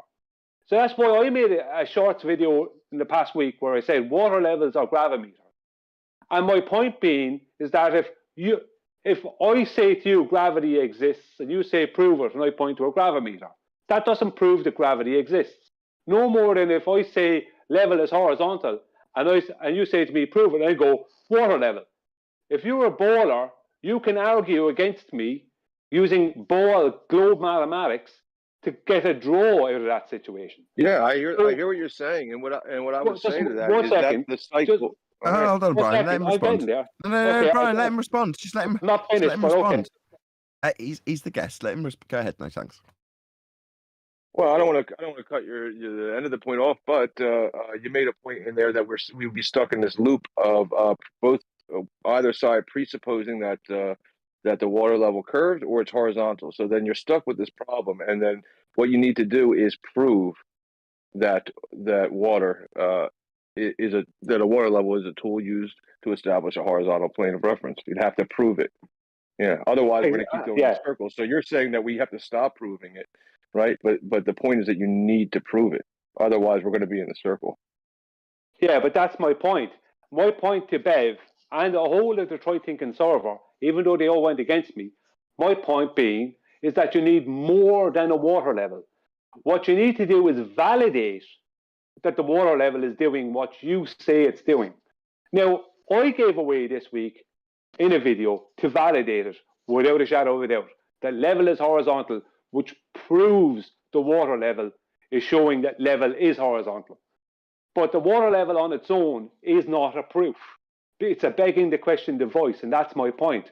But Bev is calling it a proof for the past couple of years, and it's not a proof. The water level on its own is not a proof. You need more than just the water level to prove that level is horizontal. Because level on it, the water level is... Yeah, hang on. Okay, thank you, Brian. The water level on it... No, leave me finish. The water level on its own is just a begging the question device. And saying it's an axiom doesn't prove that level is horizontal either. If we're talking about proof, PROOF proof, then we got to prove it. And stating an axiom or talking about water levels is not proving it. And that's my point. But Bev has people believing that they have a proof when they state an axiom or speak about water levels. And they don't. Not when it comes to dealing with the ballers. Okay. Well, I mean, is there anything else? I mean, that's what I gave it to Adam also to answer. Is there anything else, any tool, anything in nature that you could use then to establish a horizontal? Yeah, you can use. Hold on, Brian. Proving the fucking question instead of where we should be. Yeah, exactly. No, I want Adam. Hold on, Brian and Neil, please. I'll ask you in advance. Please don't. Right. I want Adam to bring it back on track after the question that he's asking. He said before, the fact that you're asking means you've missed the point that Adam's trying so desperately to make, and I'm using as a point to illustrate to an audience who may be empathic but haven't been ensnared by a psychopath or aren't currently psychopath ensnared. Now, I'm trying to make a periphery point to Adam's overarching point that needs to be made to No Tanks, because he's appealing to him as his brother, and I want him to make the point. I want Adam to drill it into him, because but if nothing else happens, the audience will get it more and more the more he tries to drill it into No Tanks. For the third time, he's being so tolerable. Go ahead, Adam. For the third time. Yeah. Okay, go ahead. Happy to do. I suppose. Let me rephrase it. No tanks.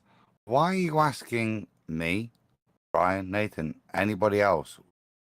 What would prove it? Is it because you don't have a proof and that you accept that Bev's statement is not proven? Well, that's what I'm hearing on. Why would you not come to us as fellow flat earthers and say, yeah, that's correct, but it's supported with this? Do you have any support yourself to move forward with, instead of asking us for a new belief based on... No, it's not a new belief. I'm asking, why do you believe it? I'm still talking. Instead of asking us for a new way of believing or a new proof in the belief based on what you've got now, which is only the belief in Bev's babble, because there's no proof in what Bev's told you. Otherwise, you would be able to tell it us. Now, what are you asking for? Proof from us that what Bev says is true? Or do you have some proof? Or do you not have any proof for what your belief is and why you're here today? And if that's the case, what's prompted you to that, son? Well, I mean, nothing initially prompted me, but then the more I keep hearing the room say, right? Hold on, Adam. Hold on. I've got to stop you there. Adam. God, No, don't. No. Okay. Just let him get to the end of his. I'm sure he's got more No, than one because thought in his it's head. disingenuous. And because you're talking about me being a brother, so no thanks. You to start that sentence with nothing prompted me to be here today is disingenuous to me. Okay. It's hard for me.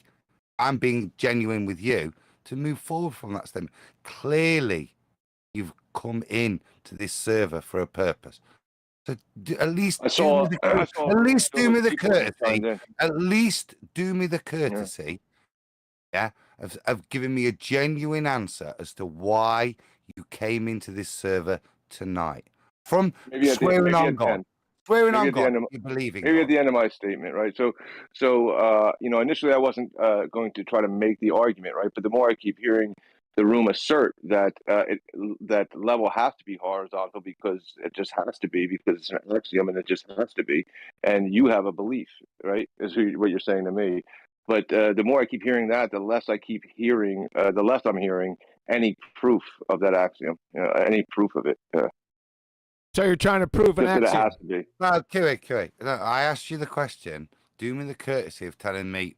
You said I didn't come here for any reason tonight, and I queried that, and I asked you to at least do me the courtesy of saying what was your motivation. Could you answer that? So for the second time, what was the reason you logged into the server? What point did you want to make? No, I just saw the room was filled with smart people who often make great points and great achievements, and just went into the room, came in, expected maybe to stay on mute, asked if it was an open floor, and then began to speak. That was really it.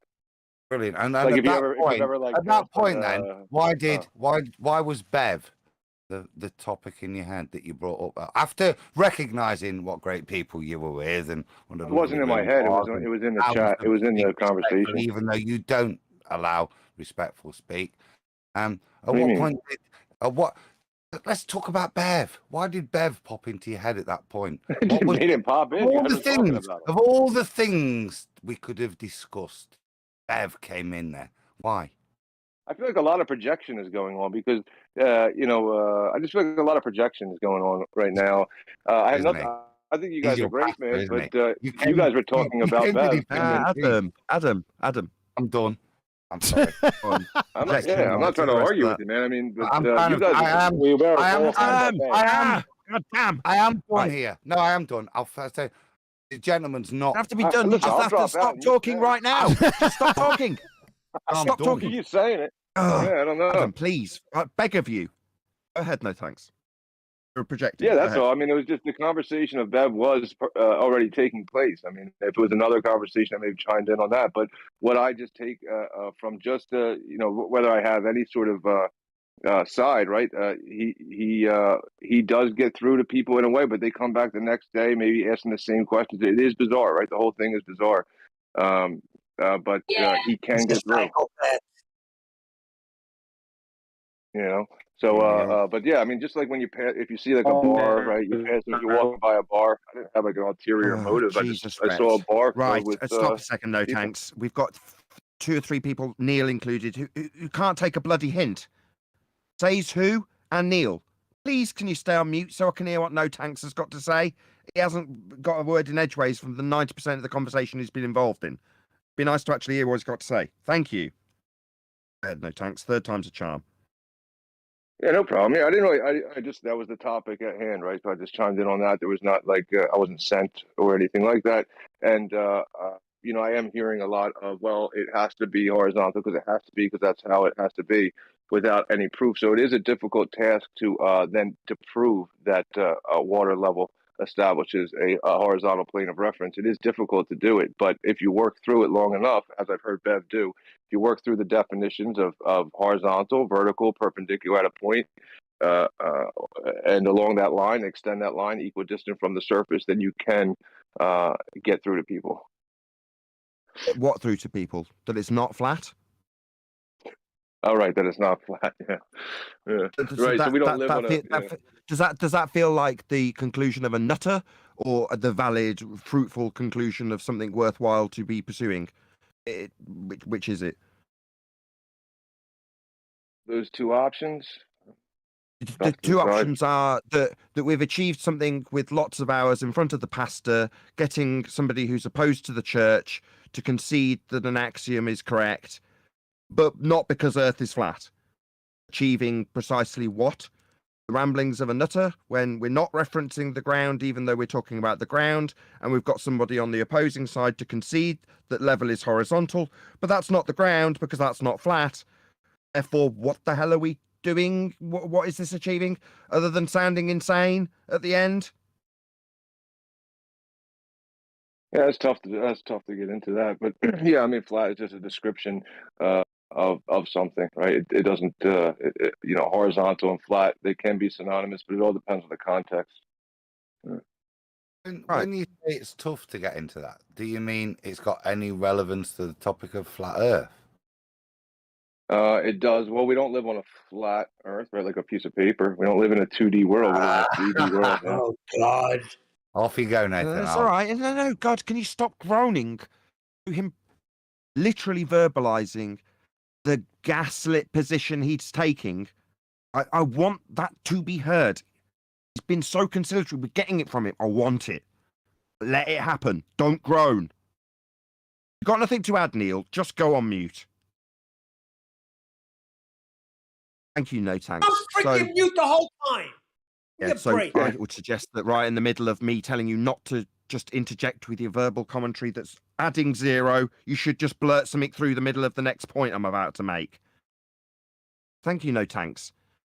So it seems like at the end of the process of listening to the Gospel of Bev for many hours, you achieve telling somebody who would be at a bus stop that Earth is not flat because it's not two-dimensional. Is that the broad strokes of the outcome you would hope for?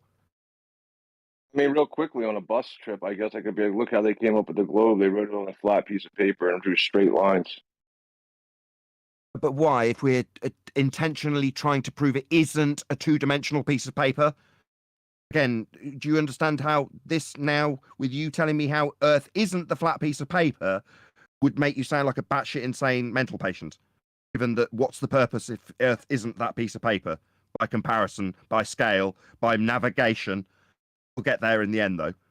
But what purpose does this serve if that isn't the Earth? Because you're going to categorically say that it isn't, because that's what the Church of Bev says. Again, that's a lot of questions to take in. Yeah, I'm not sure which one to answer. Why declare it isn't the ground? Why declare the ground is not flat? Yes, when we've gone to the trouble of getting somebody who says the ground is curving to describe how level is horizontal, but it isn't the ground, even though saying that the purpose of getting them to define level as horizontal is in no way reference to the ground, because that definitely isn't flat. But this isn't making me sound nuts or anything. No, yeah, maybe not, right? So, but something you could do simply with like a carpenter or somebody is you could say, look, you use this spirit level to establish a horizontal, right? And you continue it. So, yeah. Useful over at Bev's for training carpenters, then? Maybe. Yeah. Maybe. Is that what you would hope to achieve at the bus stop? That the person you're giving the skinny on what you spend hours at the church doing is that they might potentially become a carpenter? If they're already a carpenter, they may understand that argument from that point. Yeah. Argument for what? What was the positive position in the argument exactly? Well, when they use their speed square and their spirit level and their plumb bob, right, that they are all measured at a horizontal and changes in that horizontal measured in the vertical. Yeah, no curve. So flat then? No changes in the vertical datum. Yeah. Yeah, flat. Yeah. I understand what flat means. It's just in your gaslit programming, this is causing cognitive pain, me just declaring it as flat now, isn't it? You almost feel like you've got the need to tell me it isn't. Am I right? Well, there's no need to say that it is. I mean, there's no Sorry, need to say but that it is. Flat. No, there is a need, because that's what it is. You've been brainwashed and gaslit by Bev to say it isn't. It's sinking in? No, there's just no need to say that anything is flat. There is. You didn't hear me. Maybe you're deaf. Is because it, the ground, we've gone to the trouble of getting somebody who says that ground is curved and got them to describe it as, in your words, horizontal, level.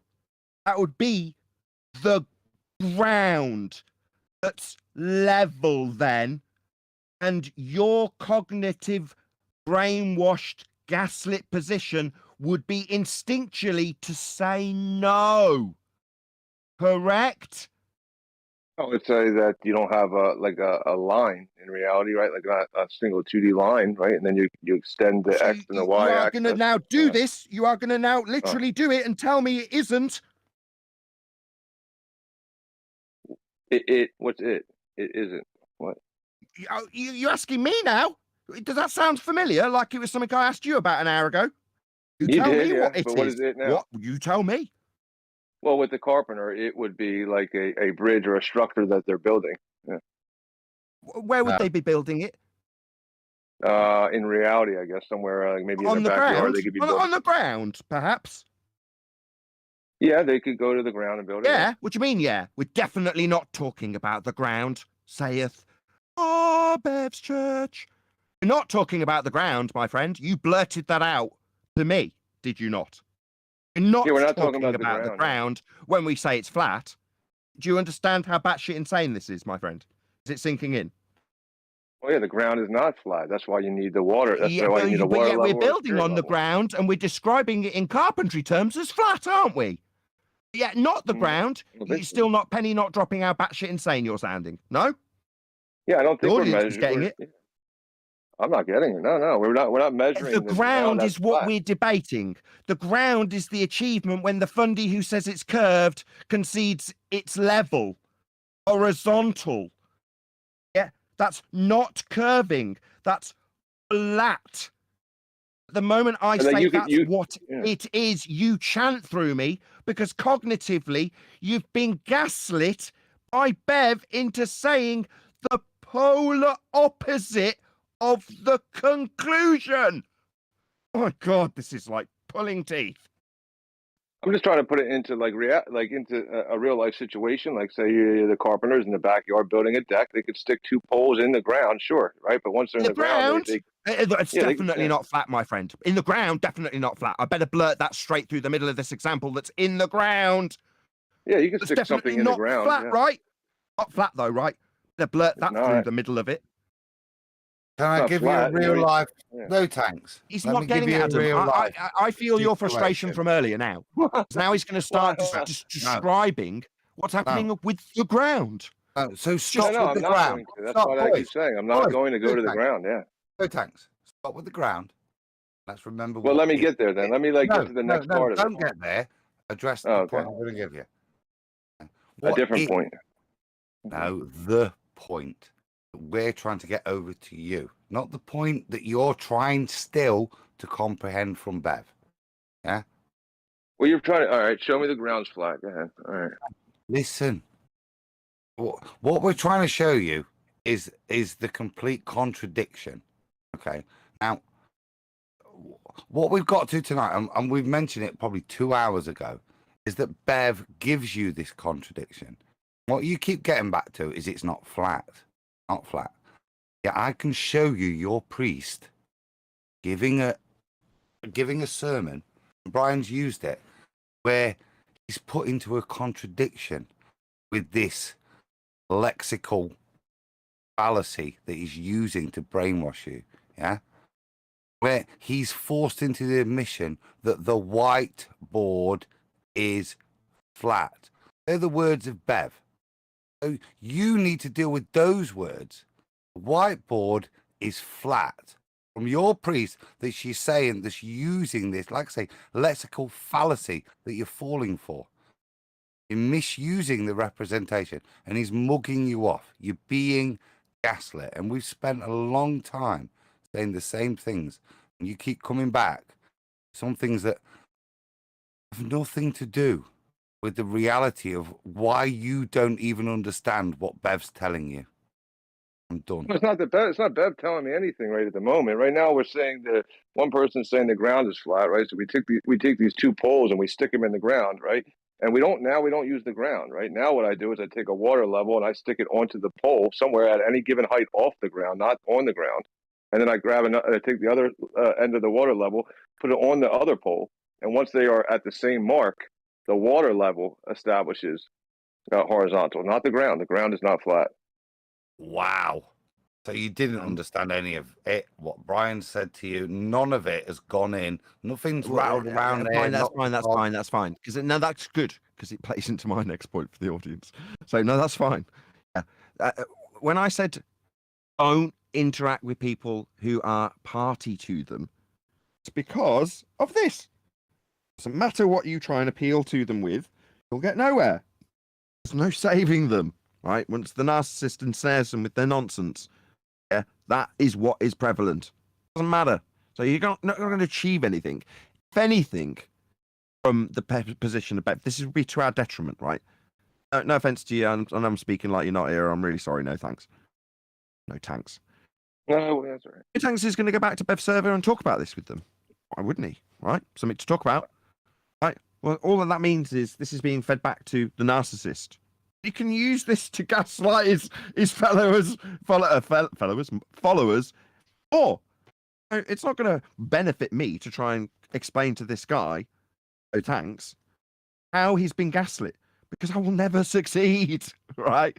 But in the process, the audience will be getting it, right? But it also means at this point I can say that's why you don't bother doing this. The only important thing is that you don't do this. You don't interact with the narcissist, appeal to the narcissist, try and divine the motivation of the narcissist, or interact with people that are directly connected to the narcissist. There's just no point, right? I've got to do some shows on narcissism. I've got to do it. No thanks. You still there? Yeah. Bev's exact statement was, because of videos I made addressing him, he was backed into a corner.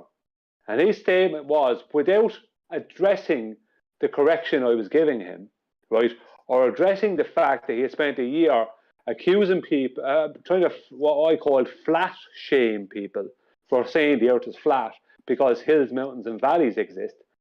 His statement was, well, my whiteboard is flat, but it's not two-dimensional. So it's okay for him to call his whiteboard flat when he knows that there's undulations at the microscopic level on his whiteboard. But it's not okay for me to say the earth is flat because there's hills, mountains, and valleys. Right? That's total hypocrisy. Now, Bev also says you can do F all with an angle, right? Then he turns around and starts talking about theodolites. All they do is measure an angle, not special angles, just an angle, a vertical or a horizontal angle. They can measure one angle at a time. That's what they do. So there's a complete contradiction. Then he turns around and tells people that he has a proof, right? And it's called the water level, right? He gives them the axiom, right, about horizontal, that all the axioms, he throws out a few axioms. He says he has a proof that level is horizontal, and that proof is a water level. That there is no way of checking.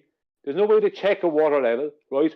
You have to go on faith alone. It's a belief, a faith, a begging the question situation, right? But he tells people that that is a proof, and it's not a proof.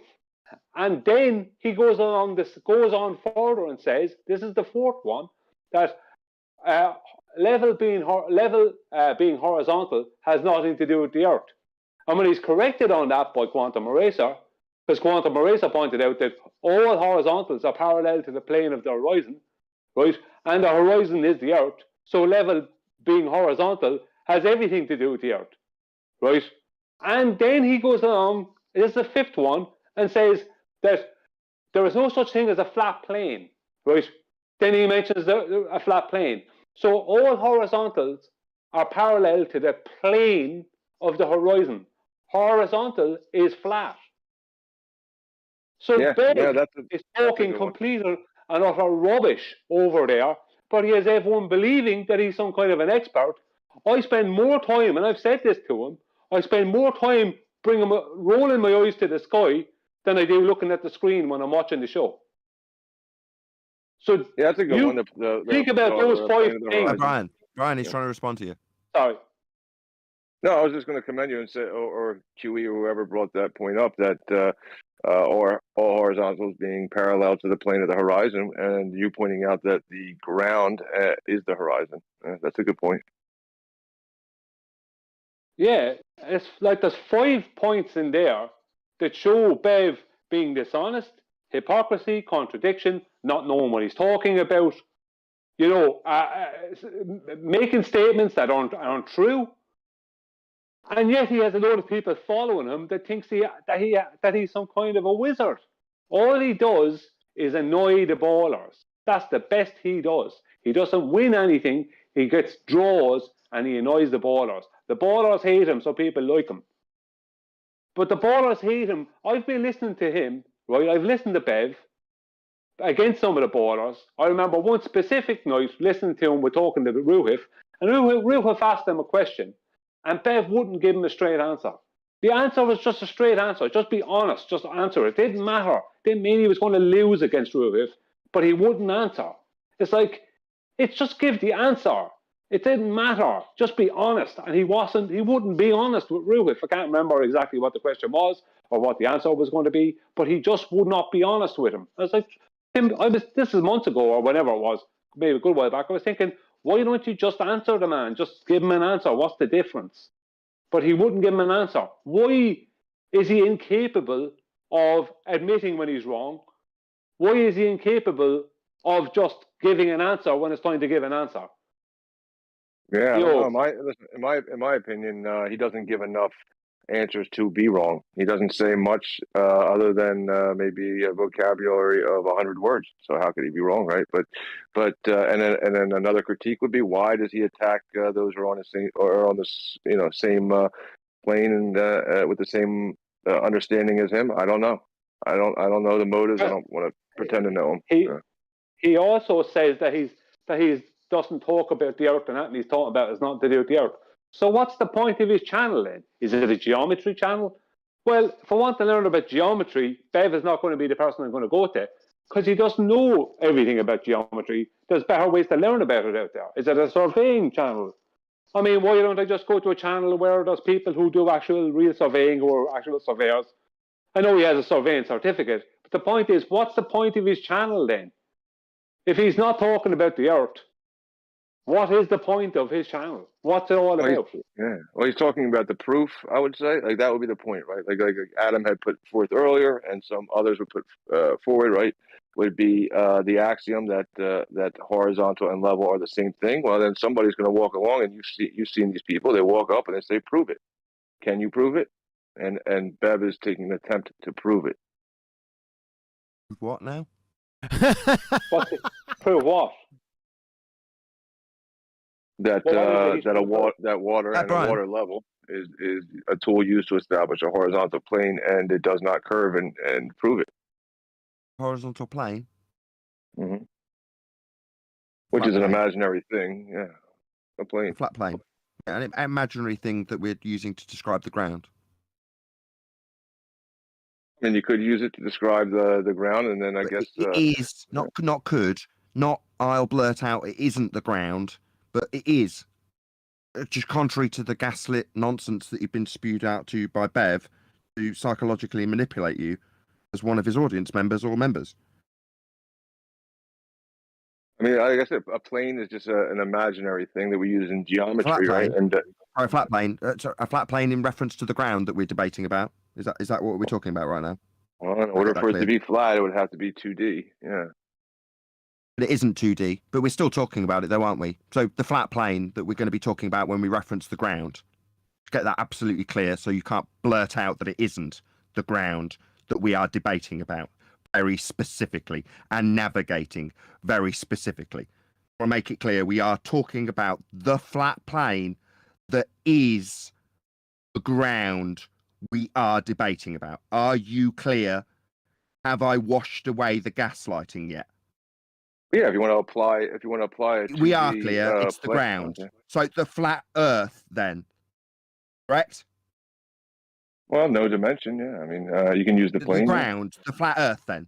No shaming involved. It is what we're debating about. And when we get the fundies who say the ground's curving to say it isn't, that makes it a flat Earth. Then, definitely not blurting through me while I'm talking that it isn't the ground and isn't flat. It actually is. You've just been gaslit by a psychopath. You're all clear then? Maybe. I don't know. I mean, you can Ground. apply it to whatever. Are you Ground, I laughing? guess. This isn't funny. I don't find it amusing. I find psychopaths extremely threatening. So, if you'll all beg my indulgence and go on mute. Taken from the Very Well Mind, how gaslighting works.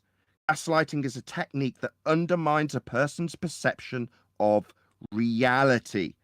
If someone is gaslighting you, you may second guess yourself, your memories, your recent events and perceptions. After communicating with the person gaslighting you, you may be left feeling dazed and wondering if there is something actually wrong with you.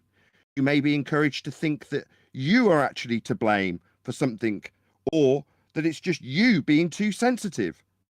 Gaslighting can confuse you and cause you to question your judgment, memory, self-worth, or overall mental health.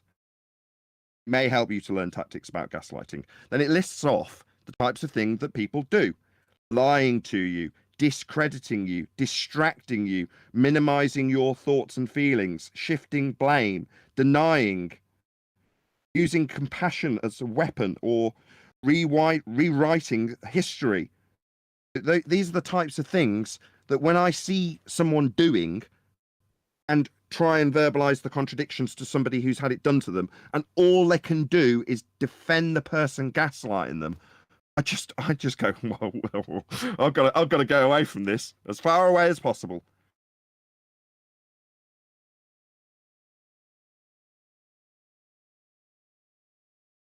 Can I shout? Hold on. I'd like to shout out a couple super chats from 18 hours ago. James Mays, I'm waiting to see Bev's toe tag. Cheers to the panel. And Unitox Femu again. If you have GBD, that's Golf Bravo Delta, Globe Belief Disorder, breathe deep and repeat sea level 39 times in the morning and 59 times in the evening. It could help. I want to see Bev's toe tag. I've got a video titled "See Bev Lying on Flat Earth Debate," or "Bev is a Proven Liar, See Him Lie on Flat Earth Debate." And in that video, I'm trying to get Bev to describe what we can do with an angle. And that would be establish a horizontal plane of reference, that's a flat Earth, to navigate, by way of using the ground as a horizontal plane. When you measure an angle, that's a straight line to the horizon. Find your position by way of the GP positions of stars at a particular time, as noted in the almanac. Now, that elevation angle measurement, when used to figure out your latitude, was something that had been declared proactively by Bev 2/10 in advance of me asking him if he understood what you could use an angle for in regards to latitude. Bev chose to lie. So he hadn't got a clue. He wouldn't know the first thing about what you could do with an angle in regards to latitude. Only for 10th man to, excuse me, Bev, you very specifically told me, quote, you can get your elevation, your latitude with an angle to Polaris, end quote. To which Bev responded, yeah, it's, quote, just an angle to the light in the sky, end quote. Bev, try lying. Because he had lied about knowing precisely what you can do with just an angle. Or he's gaslighting his members of his server and his audience by telling them you can, quote, do F all with an angle. He knows damn well what you can do with an angle and how it relates to our argument he's also undermining. In order to get around that little problem while he's gaslighting his entire audience, he'd just lie about it.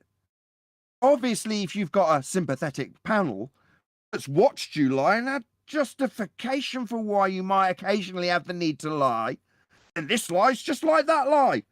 Yeah, needed to lie to Nathan that he didn't really know what you can do with an angle when he's arguing that you can do nothing with it. He's perfectly justified in his lies and doublespeak and gaslighting. No, he's not. Get the hell away from him. I said it ages ago and I was like, just unsubscribe. If you're still subscribed after that point, you've heard me say it. More for you.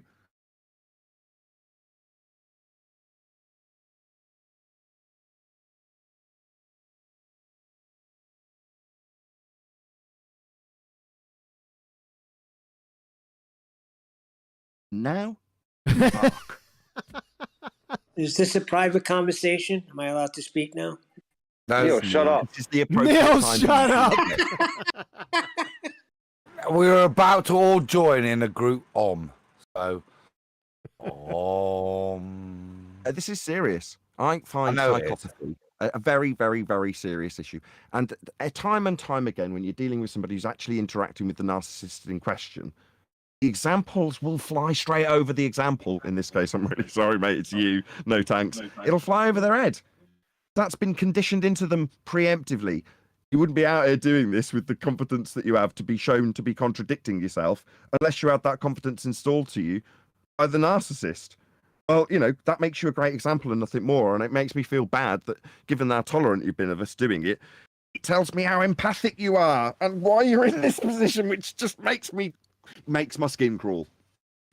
Because it's always the nice people who end up falling prey to this every single time. That's who narcissists prey on, the empaths. And Adam is my version of that because he's there next to me and I watch him do it. Adam, I hope you don't mind me doing this. He does it time and time again with every single narcissist. He wants to find out their motivation. He wants to find out why they've lied. Because he's an empath. It's worse than that, Nathan. Initially, you believe. That's the first point. And there's nothing wrong with getting mugged off. No? I don't want to quote George Bush, trick me once, fool me right out and the fool. That sort of thing. There's nothing wrong with believing, yeah? But there comes a point where the reality, I'm not attacking, because as you indict me, quite truly, I am that sort of person. I'll take people first. And if they're saying these things, then I have to take it. What I've learned is to analyze it first before forming beliefs through a number of slip-ups. And that just seems where you are, dude. Realistically, we've spent 3 hours showing you this, and there's nothing there that shouldn't lead you to the conclusion that there's contradictions there. You don't have to indict the man, whatever, but you should at least recognize that because you've admitted, he's mugging, he's happy to lie to people to win an argument, you know? And he's happy to allude and use lexical fallacies to deceive you into a view.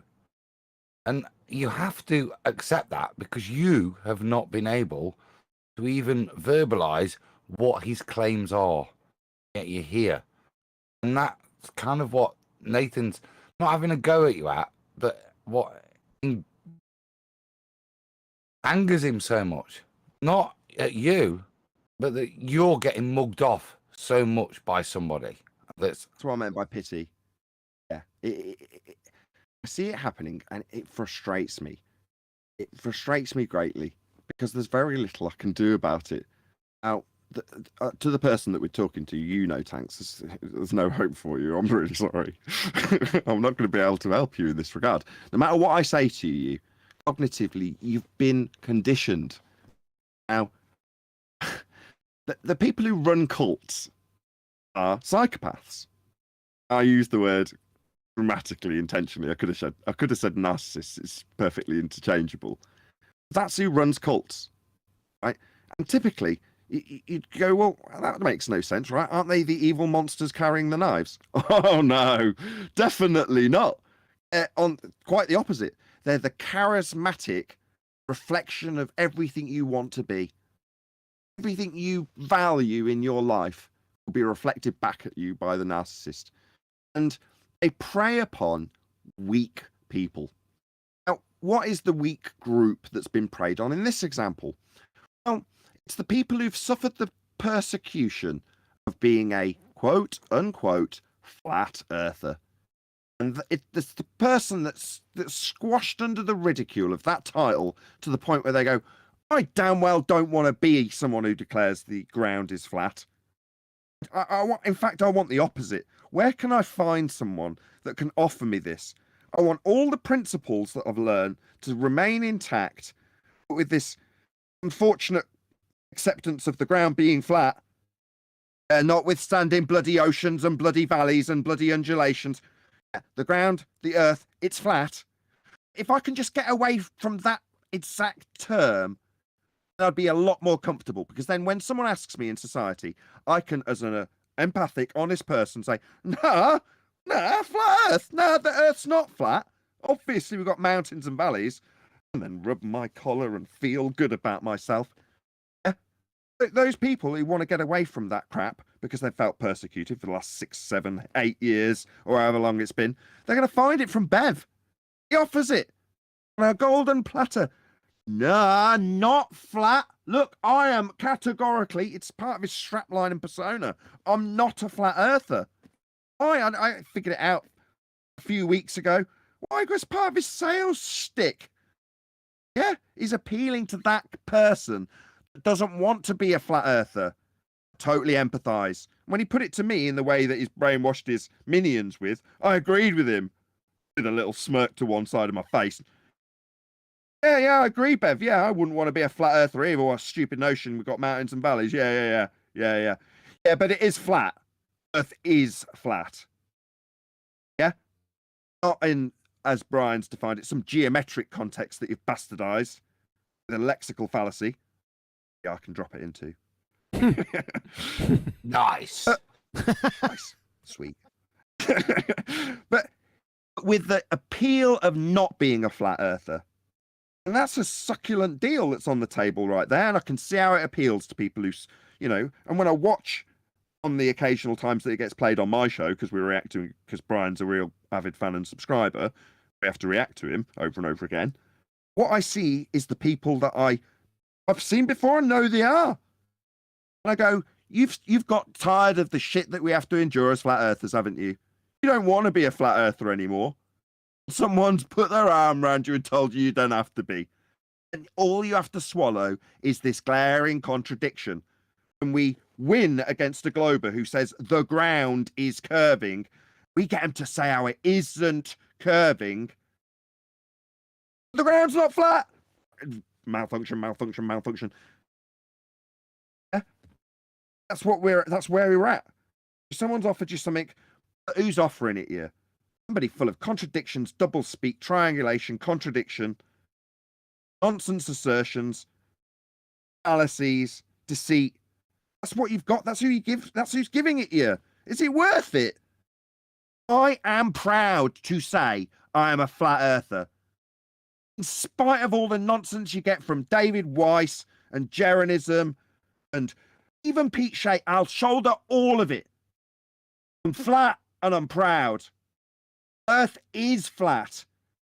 If you've found some teat to suckle on that tells you that it's flat, but you can say it isn't, then realise you're being brainwashed and gaslit for whatever the purpose is of the manipulative sod that's decided to use that stupid contradiction to give you some comfort. Man up! Earth's flat. Deal with it. Yeah, the last thing I would say is to no thanks.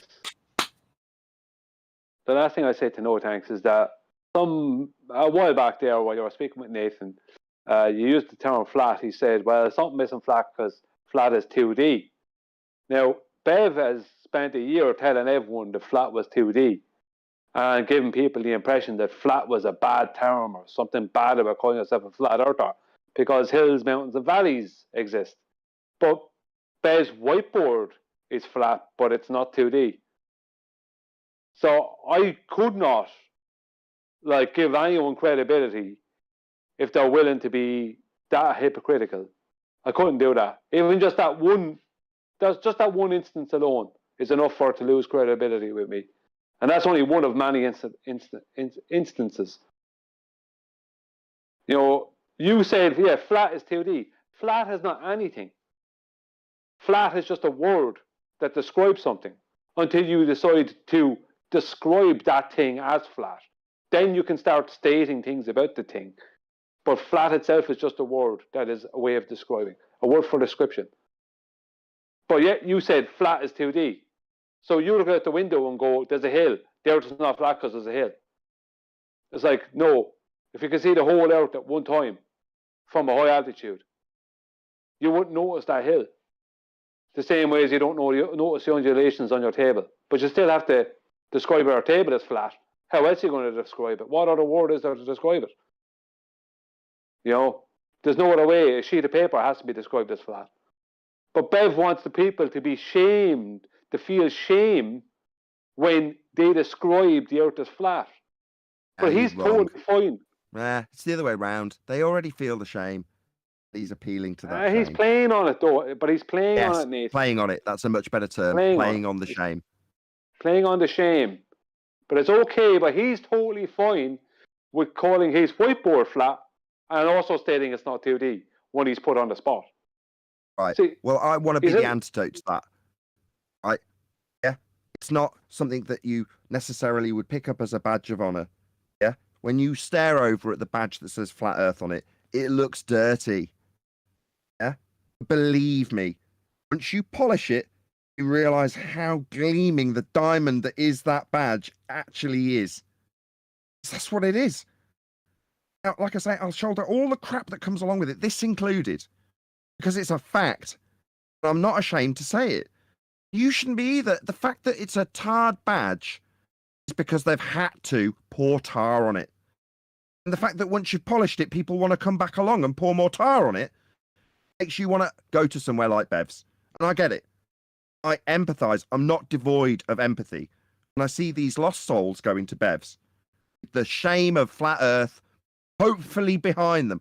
Well, I'm not going to offer you any comfort in that regard, I'm afraid, if I'm appealing to those people on his server and his audience, which is who I'm ultimately appealing to in this regard. I can't offer you the same comfort. I'll give you something different. We here at BallBusters will give you something different. And that's a pride that you can hold in that statement. Flat Earth is something to be proud of once you appreciate that the Earth is obviously observably and navigatably flat. When I say I'm flat and proud, I mean it. The fact that you, as an audience member or a member of Bev's server, feel shame for that, I don't bloody blame you. There's a reason for it. It's the flack you pick up as the target when you're close to the mark. That's all this is. Well, I'd rather give you the tools to deal with that rather than accepting the shame, then relinquishing the obvious and observable nature, the very thing they've wanted to occult from you in the first place. You're left feeling like you have to deny. And what is the achievement of getting somebody who says the ground is curved to prove that it isn't by their own words? Well, isn't is flat. You've just got to accept that.